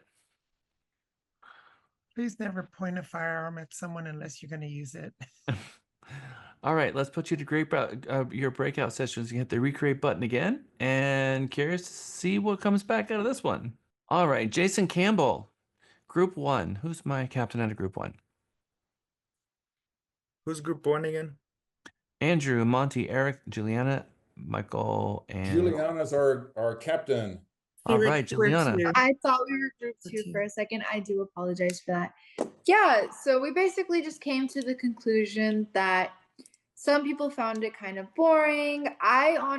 We all kind of felt like it was a lot. It was a little too much. I mean, for some people, you know, like we said, going through selling the house or buying a house can be very stressful. It can be it could be because of circumstances that you might not want to hear a joke for like a really long time. It could be divorce, it could be death, it could be the most stressful times in someone's life, and you're just going to make everything a joke.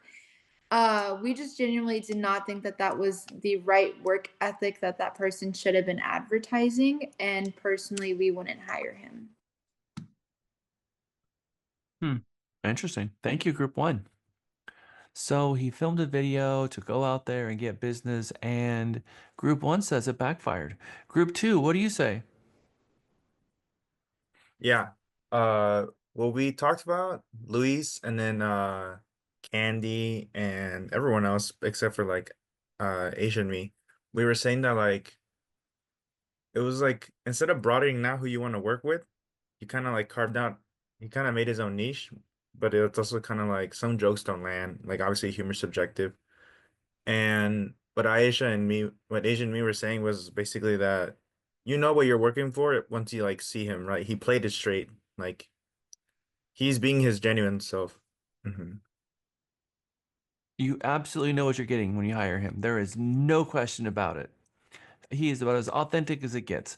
All right, Felix, thank you. Group 3, what'd you come up with? I do not know, Jack, if we were the group three. Me, Alfonso, and Alexa, and You were Group 4, but go ahead. okay. Oh, okay. So we all kind of were on the same track, thinking that, he basically, Alexa said he limited himself. And I also think that he took a chance of targeting the kind of audience that he wanted to have in his business. Because by default, it's always better to be on default, be formal, because humorous could be, some people are good at taking humor, but mostly people may take it negatively, because we have such 17 code of code of ethics and so many things that we have to consider before we go on video and reach out the bigger audience out there. So we have to basically, when in doubt, don't do it. I basically think that having a gun out on your video is something was very, very, he took a very high chance in there. And then I think Suvian, he also was saying that he had a niche of reaching out certain kind of people. So basically, again, he was limiting himself. And Alfonso had mentioned that he knows a realtor in LA who is also targeting us, specific kind of people, but audience, but he just doesn't know how is he doing now.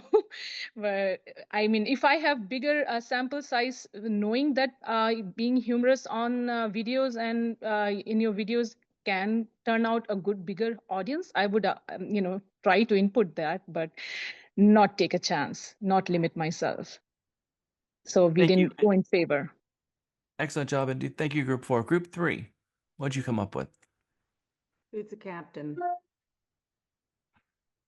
Phyllis, Jess, Kamei, Bella, and Akila. I'll do it. No offense, Jack. The word is offensive overall. We thought it was hilarious. I thought it was hilarious. I don't know about everybody else, but other than that, like kind of what was already said, if he's gonna get somebody off that, it's gonna be a specific person because they know what they're getting. They may like that, but other than that, military and me, gun safety, I got anxiety when she pointed the weapon at him. So just little things like that. Weapons are no joke. And I've been around guns my whole life, and the one thing that we do is we respect them. Every gun is loaded, whether it's not, and we don't point it at someone under any circumstances. And so dry firing a gun at someone is unacceptable all day long. Push that aside for a moment and just cut that part off the video, and we got the rest of it. Hawaiian shirt wearing, jean wearing, Harley driving, real estate agent. He knows who he is. I don't think he's going to be pulling up in a Honda Accord wearing a suit anytime soon.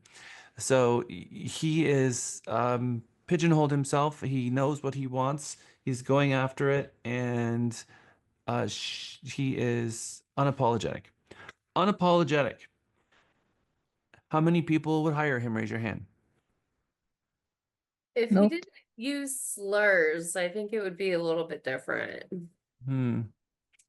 So no one's gonna hire the poor guy? I think he was on the. I'll say this. I Like I would said, meet him. We probably have a yeah, lot to joke about. Yeah, I will yeah. have I fun. would Yeah. say I I would would say have this. drinks with him. All right. So we would take him out to for drinks and let him entertain us, but not help us buy a house. Yeah, I would. think he I was on might the have to ragged see edge. I don't how think I don't knowledgeable he is. yeah. I Yeah, I would have to wouldn't see how. discredit him just because of his personality, his Yeah, but humor. he made a slur against no Yeah. one says midget. Who I says think he that? said, I think That's that's pushing. offensive, I think that's I don't pushing know. That's boundaries. just me. I I did want to say understand. I did want to say this too. If we're thinking about this being our business, he's also kind of catering to the kind of customer he wants. That's right. So if they like that, they may understand the jokes and go back and forth, and he's comfortable with pressing forward. He might But not he want. made it so specific, Chris, that he won't work hard for you because he's not even working hard for himself. He doesn't want to pick up his phone. Yeah, I, I hear I, I you. would I would feel that if you would ask him, well, what's on the contract on paragraph 9, he would throw in a joke first, and Yeah. then after that explain what's in there. But that's my person. I would be like, no, I just want to know what it says. I don't need you to add a joke. I don't need you to be funny. I need you to just be serious. We're doing a large transaction here. That's One of the that's biggest the red commercials. in you. So I too think much definitely touch sunshine. bases. But that's Too your much color. sunshine That's and your not enough color. blue. Oh, I'm yellow. No, Yellow. Yeah, that's what I'm saying. So Red.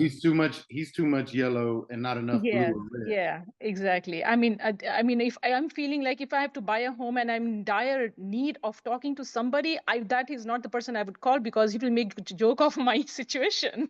I think he was pushing the envelope on Article 10 a little bit. And he just, yeah, it was just not good. I would not hire him. I wouldn't want to Okay, take the chance. I like that, Yes. Phyllis. Yeah, no discrimination. Yeah, no, I thought Article 10, the moment I saw it, I think this also, he is a broker of a firm that represents the agents that work at that firm as well. It's not just him.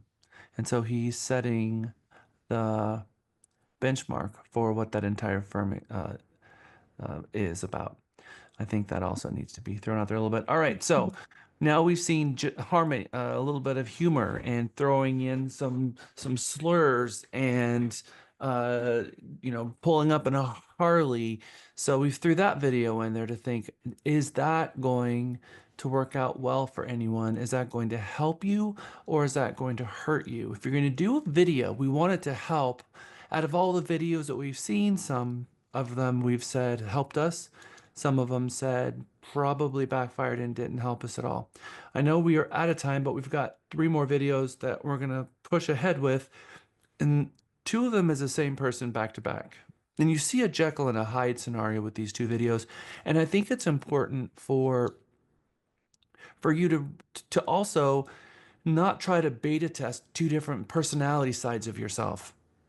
Because what we said is that if you're gonna do a YouTube video, you might have 100 videos and maybe one of them went viral.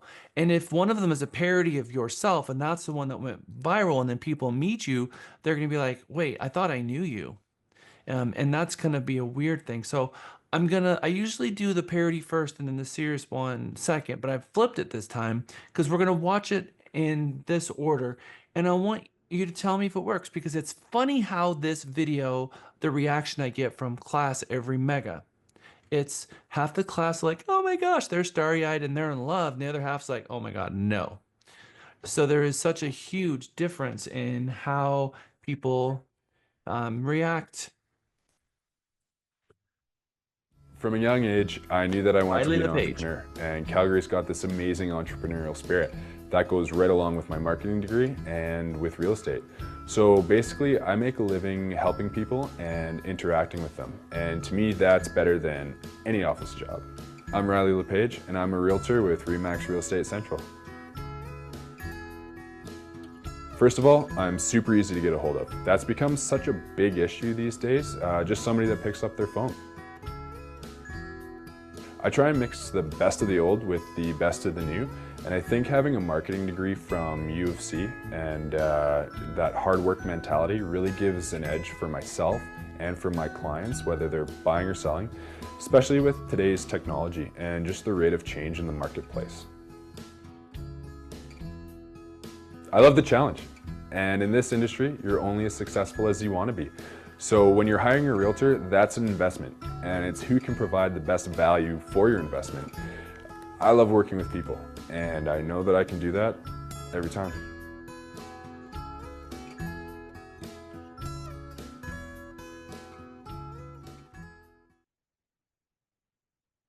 We're going to watch a second video, and I'm going to send you to a group, and I want you to watch these two and talk about both of them in your breakout.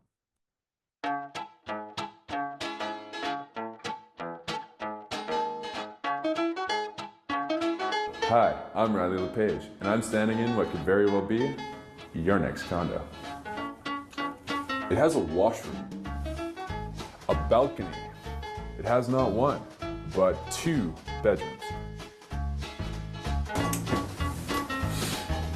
a kitchen, and a freshly renovated living room, just for you. But don't forget the amenities, like a pool. Did you know that doing the breaststroke can burn up to 0.36 calories per stroke? That's almost as many calories as if you were hitting balls in this terrific tennis court. And if that's not enough, you could lift things up and put them down in this fabulous fitness facility.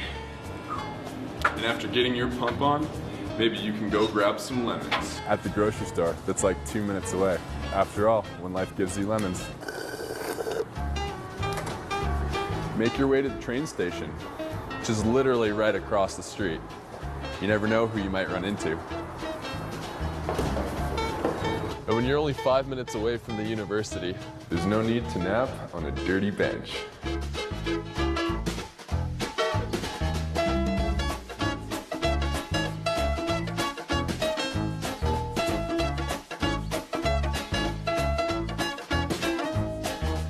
I'm Riley LePage, and you want to buy this condo? Call me.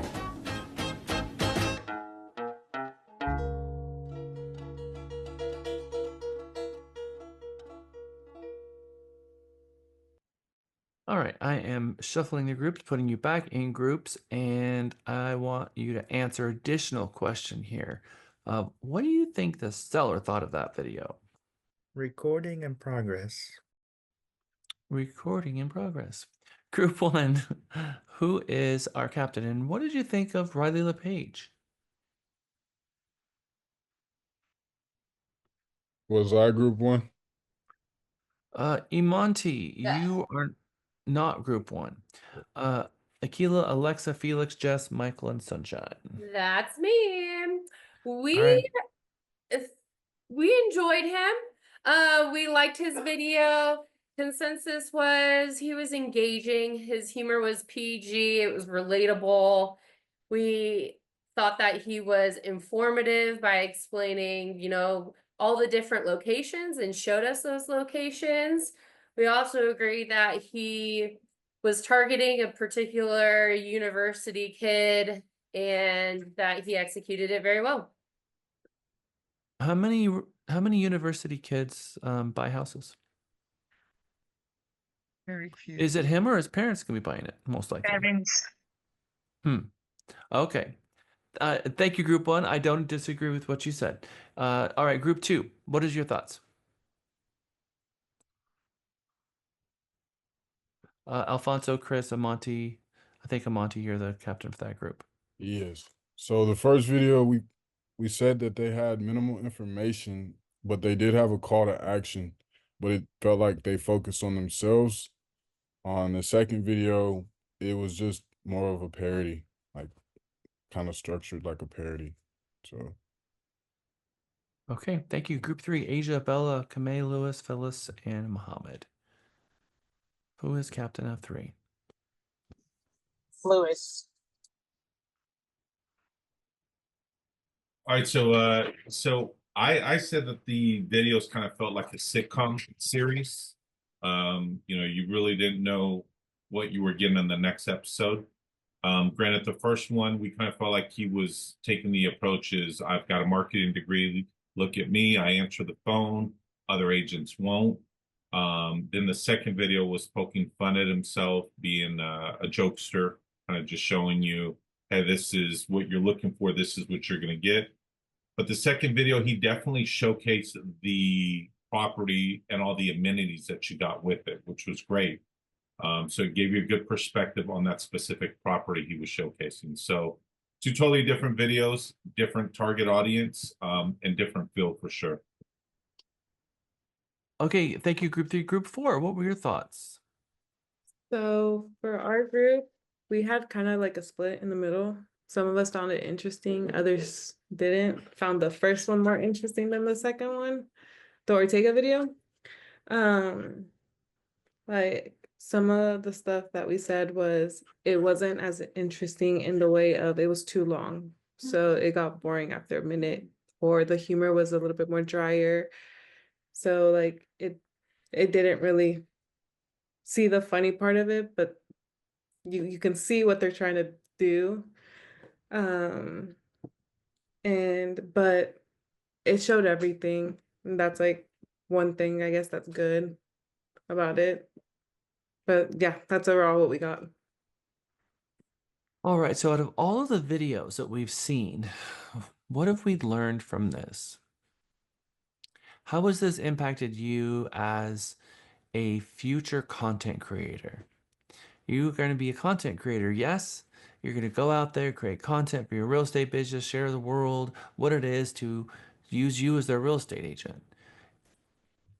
What have we learned? A lot. I think you've got to figure out who your target audience is, and really figure out what type of content you're wanting to shoot. Phyllis. I believe we need good balance.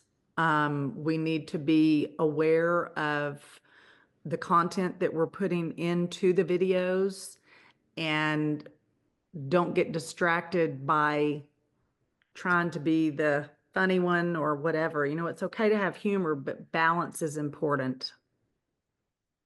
Felix. I put this in the chat way earlier, but like it's a balance between art and advertising.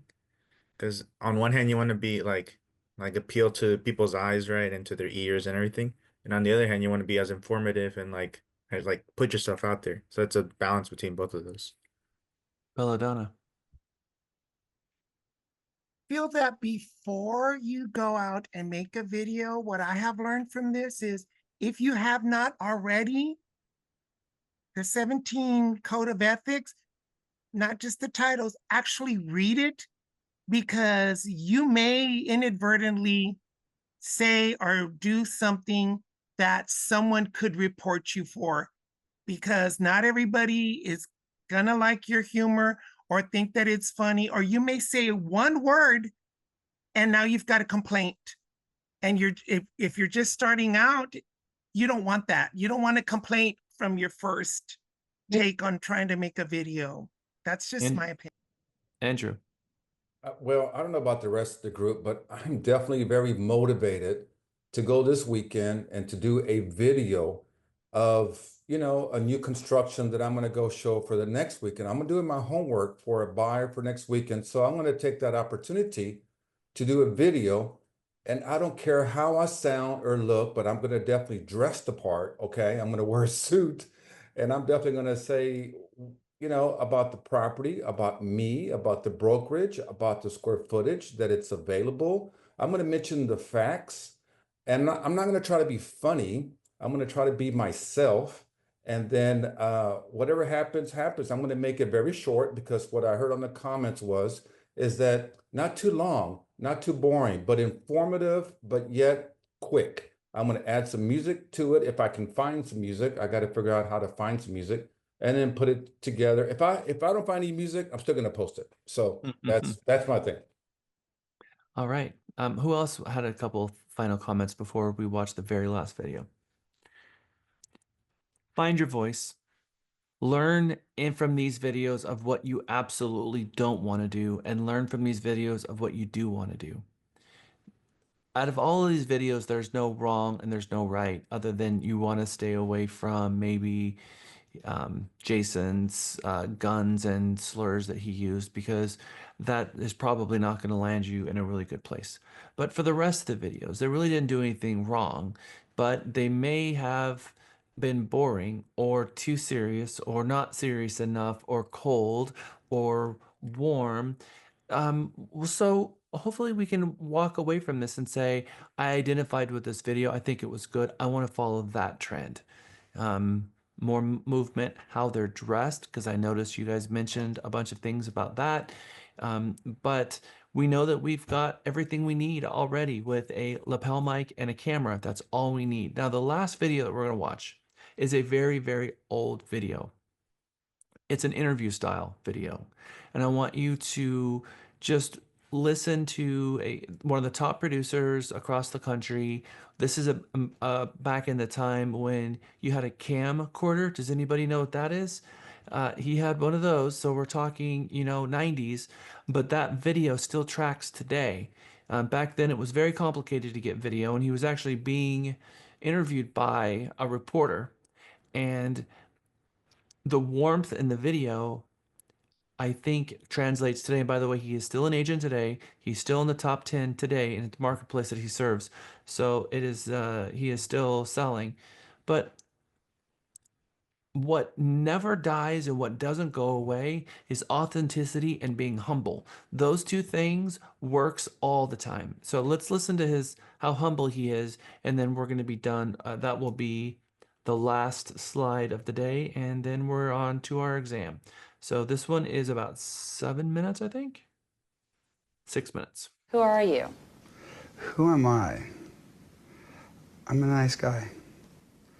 That's why I said when I eventually leave my body, I don't want someone to say, oh, he was the #1 real estate agent. I would be the nicest compliment to say, what a nice guy Chris Cortazzo was. Chris Cortazzo is Coldwell Banker's top real estate agent in the world, with more than $1.5 billion in sales. And he's only been selling homes in Malibu, his hometown, and other affluent areas in Southern California since 1994.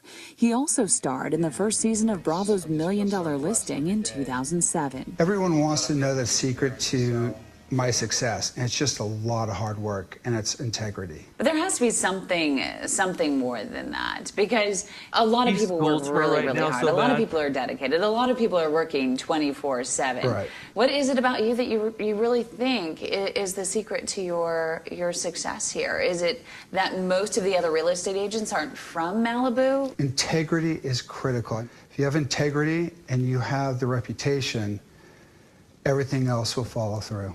And no deal and no commission is as important as my reputation. How did you get into real estate? I got into real estate because I worked with this famous photographer by the name of Herb Ritz.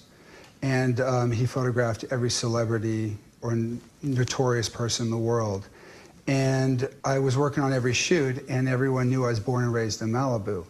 And they said, well, Chris, where should I buy a home? You know Malibu so well. And I'd say, well, what's your criteria?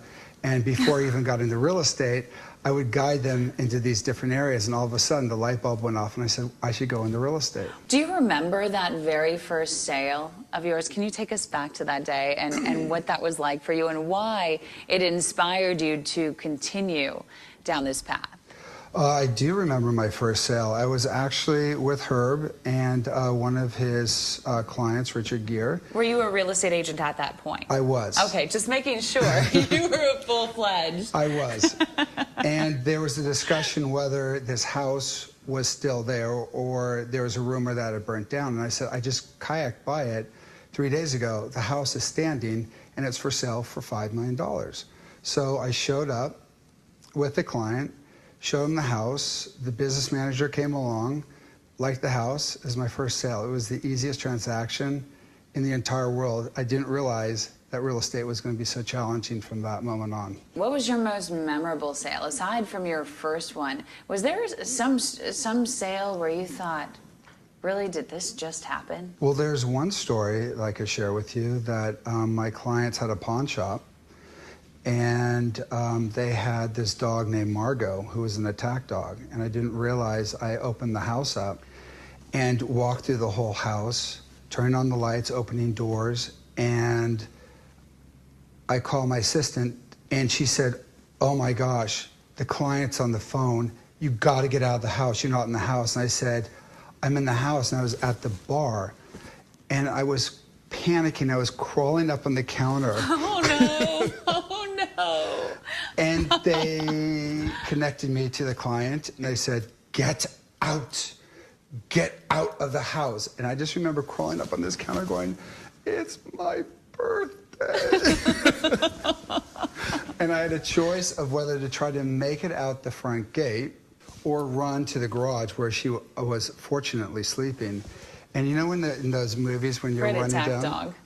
and you're going in slow motion trying to get, and she woke up and she was running across a 3-car garage as I was running down the hallway.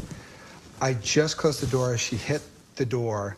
You're kidding. No, but if I tried to make it out the front gate, I could have been mauled. So that was a memorable story, real estate. Seriously. Yeah. Oh my goodness! But obviously you got out okay, and I I guess have a you little don't- bit of a limp. So back to you personally, what was the real turning point in your career? I think in 2000, I would say, I had 7 escrows in January. And in that 1 week, all 7 fell out. And most people would stand back and say, "Oh, this is not my year. I should take this year off," or maybe real estate's not for me. The way I was brought up, everything happens for a reason. And I turned every one of those failures into an advantage. And it turned out to be my best year. It was the first year I was the #1 agent in Malibu. And I was probably at that time 3rd in the company.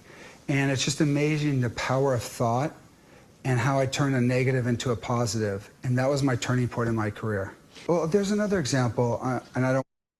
The #1 agent for Coldwell Banker in the world. The power of positivity and the power of thought, and how 7 escrows fell out, and that turned out to be his best year.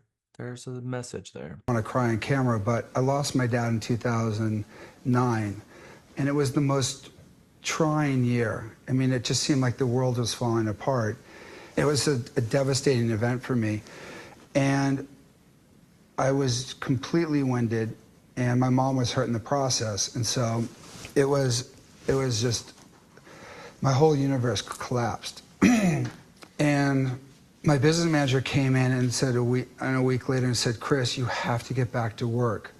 Jump right back in. You have to get back to work. You know, Rome is going to crumble. I have all these people that I employ, and everyone depends on me, and you have to get back to work." And I picked up the pieces, and I just forced myself to go into it. And, you know, when your universe collapses at a moment like that, and you can pick yourself back up and complete what you're good at and put your energy into different areas, it really helped me. And I think when you have an experience like that and you can pick yourself up, you're that much stronger. And that's what my dad would have wanted anyway. But that was an example. And now he's here cheering you on. He's as really #1. Yeah. He never saw me as #1, but he was proud of me on every sale or whatever I did. It's Cortasso. I got to meet him when I was a California agent. All right, so we got to see a lot of different type of videos, a lot of different, whether it's about the agent, whether it was about a property, whether it was about, a parody video. We saw lots of different videos. Your homework assignment this weekend is to be a videographer. Let's get something on video on one of your accounts. It doesn't have to be star quality, but it should be some piece of information that you can share out to your groups. I'm hoping it has something to do with community-based, something like a open house or a council meeting or something of information that's valuable that you can share. It's 5:45. We're going to go ahead and sign off. I will do my video now for your exam. I hope you enjoyed this mega. Monday's mega is Master the CMA. So we're leaving mindset behind, and we're going to do CMAs, buyer and seller presentation, listing marketing grand open, working with builders, bulletproof contracts, and financing and negotiations. So it is nuts and bolts about real estate from this point forward. Now, This is where the game begins. I will see you all Monday morning. I'm going to stick around for a little bit for those of you who have some questions for me. Otherwise, officially, class dismissed. Good job today. Thank you, Jack. Have a good weekend. You too, Belladonna. Thank you, Jack. Had a quick question. The video that you want us to post, do we have to be in it, or you just want a video of real estate? You've got to be in it. You got to be the star. All right. Okay. Try Lewis. I have another question too. Sunshine. So the videos I normally do are selfies.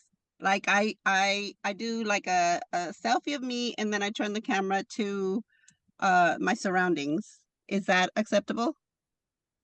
I want you to tell a story and get people engaged. How you go about it is completely uniquely you. Okay. Jack, can I ask a favor too? Please. I have made lots of videos, and I would just want you to maybe randomly pick a couple of them and see if you could critique them and let me know what I should add or let go, so that I can become better in what I do, because I feel like they have become monotonous and the same. And if is it possible to do that, or I don't know who else to go and ask for that to do that. I'm going to set you in a 1-hour appointment with Deandra, who is our social media department. And that's literally what she does here. Okay. And when could that be? I mean, I would have wanted sooner, because I would use this weekend to make a video. She is And gone for the weekend, so this coming week she'll be available during business hours. Okay. Thank you, Jack. You're Thank you so welcome. much. You're welcome, Indu. Andrew, I can't wait to see your video. Yep, you'll see it. Candy, can't wait to see yours. Chris, I know yours is going to be fantastic. Yeah, we'll see. Lewis, I expect a very high bar from you. You had a lot to say today, so we're gonna hold you. We're gonna hold you to that. Felix, too. I know you got your video off, but don't think you can hide from me. I'm expecting awesomeness. I You too, put a Candy. link in the chat for Felix because I told him that he'd laugh at my very first open house video. So I put a link in there so he can watch it and laugh at me. It's very nice. I sang. I fell up the stairs. It That's was awesome. fun. It sounds fun. It sounds really fun. My humanity is super awesome. Yeah, super. Good vibes. Good vibes. All right. Y'all have a good weekend. You too. Have an amazing weekend. Do good things. I'll see you You soon. too, Candy. Thank you all. Bye-bye. Have a Jack, I nice do have weekend. a question. Chris. I don't know if you want to talk offline or not, but I had a meeting today with a builder, mortgage originator, for KB Homes. And initially they were speaking of, I asked them up front what the commission would be, well, if they were covering for representation compensation. Initially they told me yes, 3%. Once the contract came, I filled it out. There was something that they had a 2% and then an addendum for a 1%. 1% bonus. Yeah, that's what they do across the board. Right. So, yep. So I wasn't aware of that. So they came back and said that the 1% wasn't going to be applicable due to it not being an already inventoried home. So with that said, as of right now, it's actually a 2% commission by KB.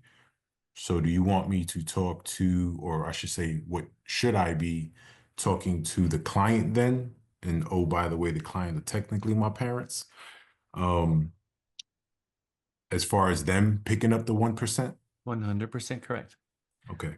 Yep, 100% yes.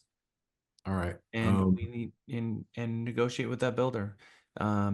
Figure out what you can get. Can you get a buy down point? Can you get washer dryer fridge? Not in conjunction with the 1% bonus, but what can you get for them? Because your parents are paying for a negotiator. And so I want you to earn that commission. So I really want you to talk with that builder and just be, the builders are the ones that will often throw in the kitchen sink. and just let them know, my people really, really like this. There's a lot of inventory. There's a lot of choices. There's a lot going out there. How can you make this a no-brainer for them? Okay. And see And what they then say.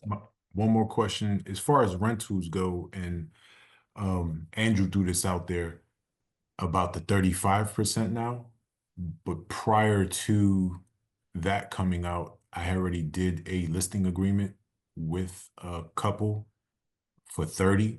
As far as the compensation representation by another property management. So they said 30 initially, and on their web page, or not the web page, but their call-in number, it says still 30. Yeah. So is that what that is? Am I supposed to bump up to 35 or try to negotiate 35 now? What do you suggest? I will let you have a conversation with Andrew about that offline. I'm not going to step on his toes because that's what he does here. Roger that. All right. Well, appreciate it. Okay. Have a good weekend. You too.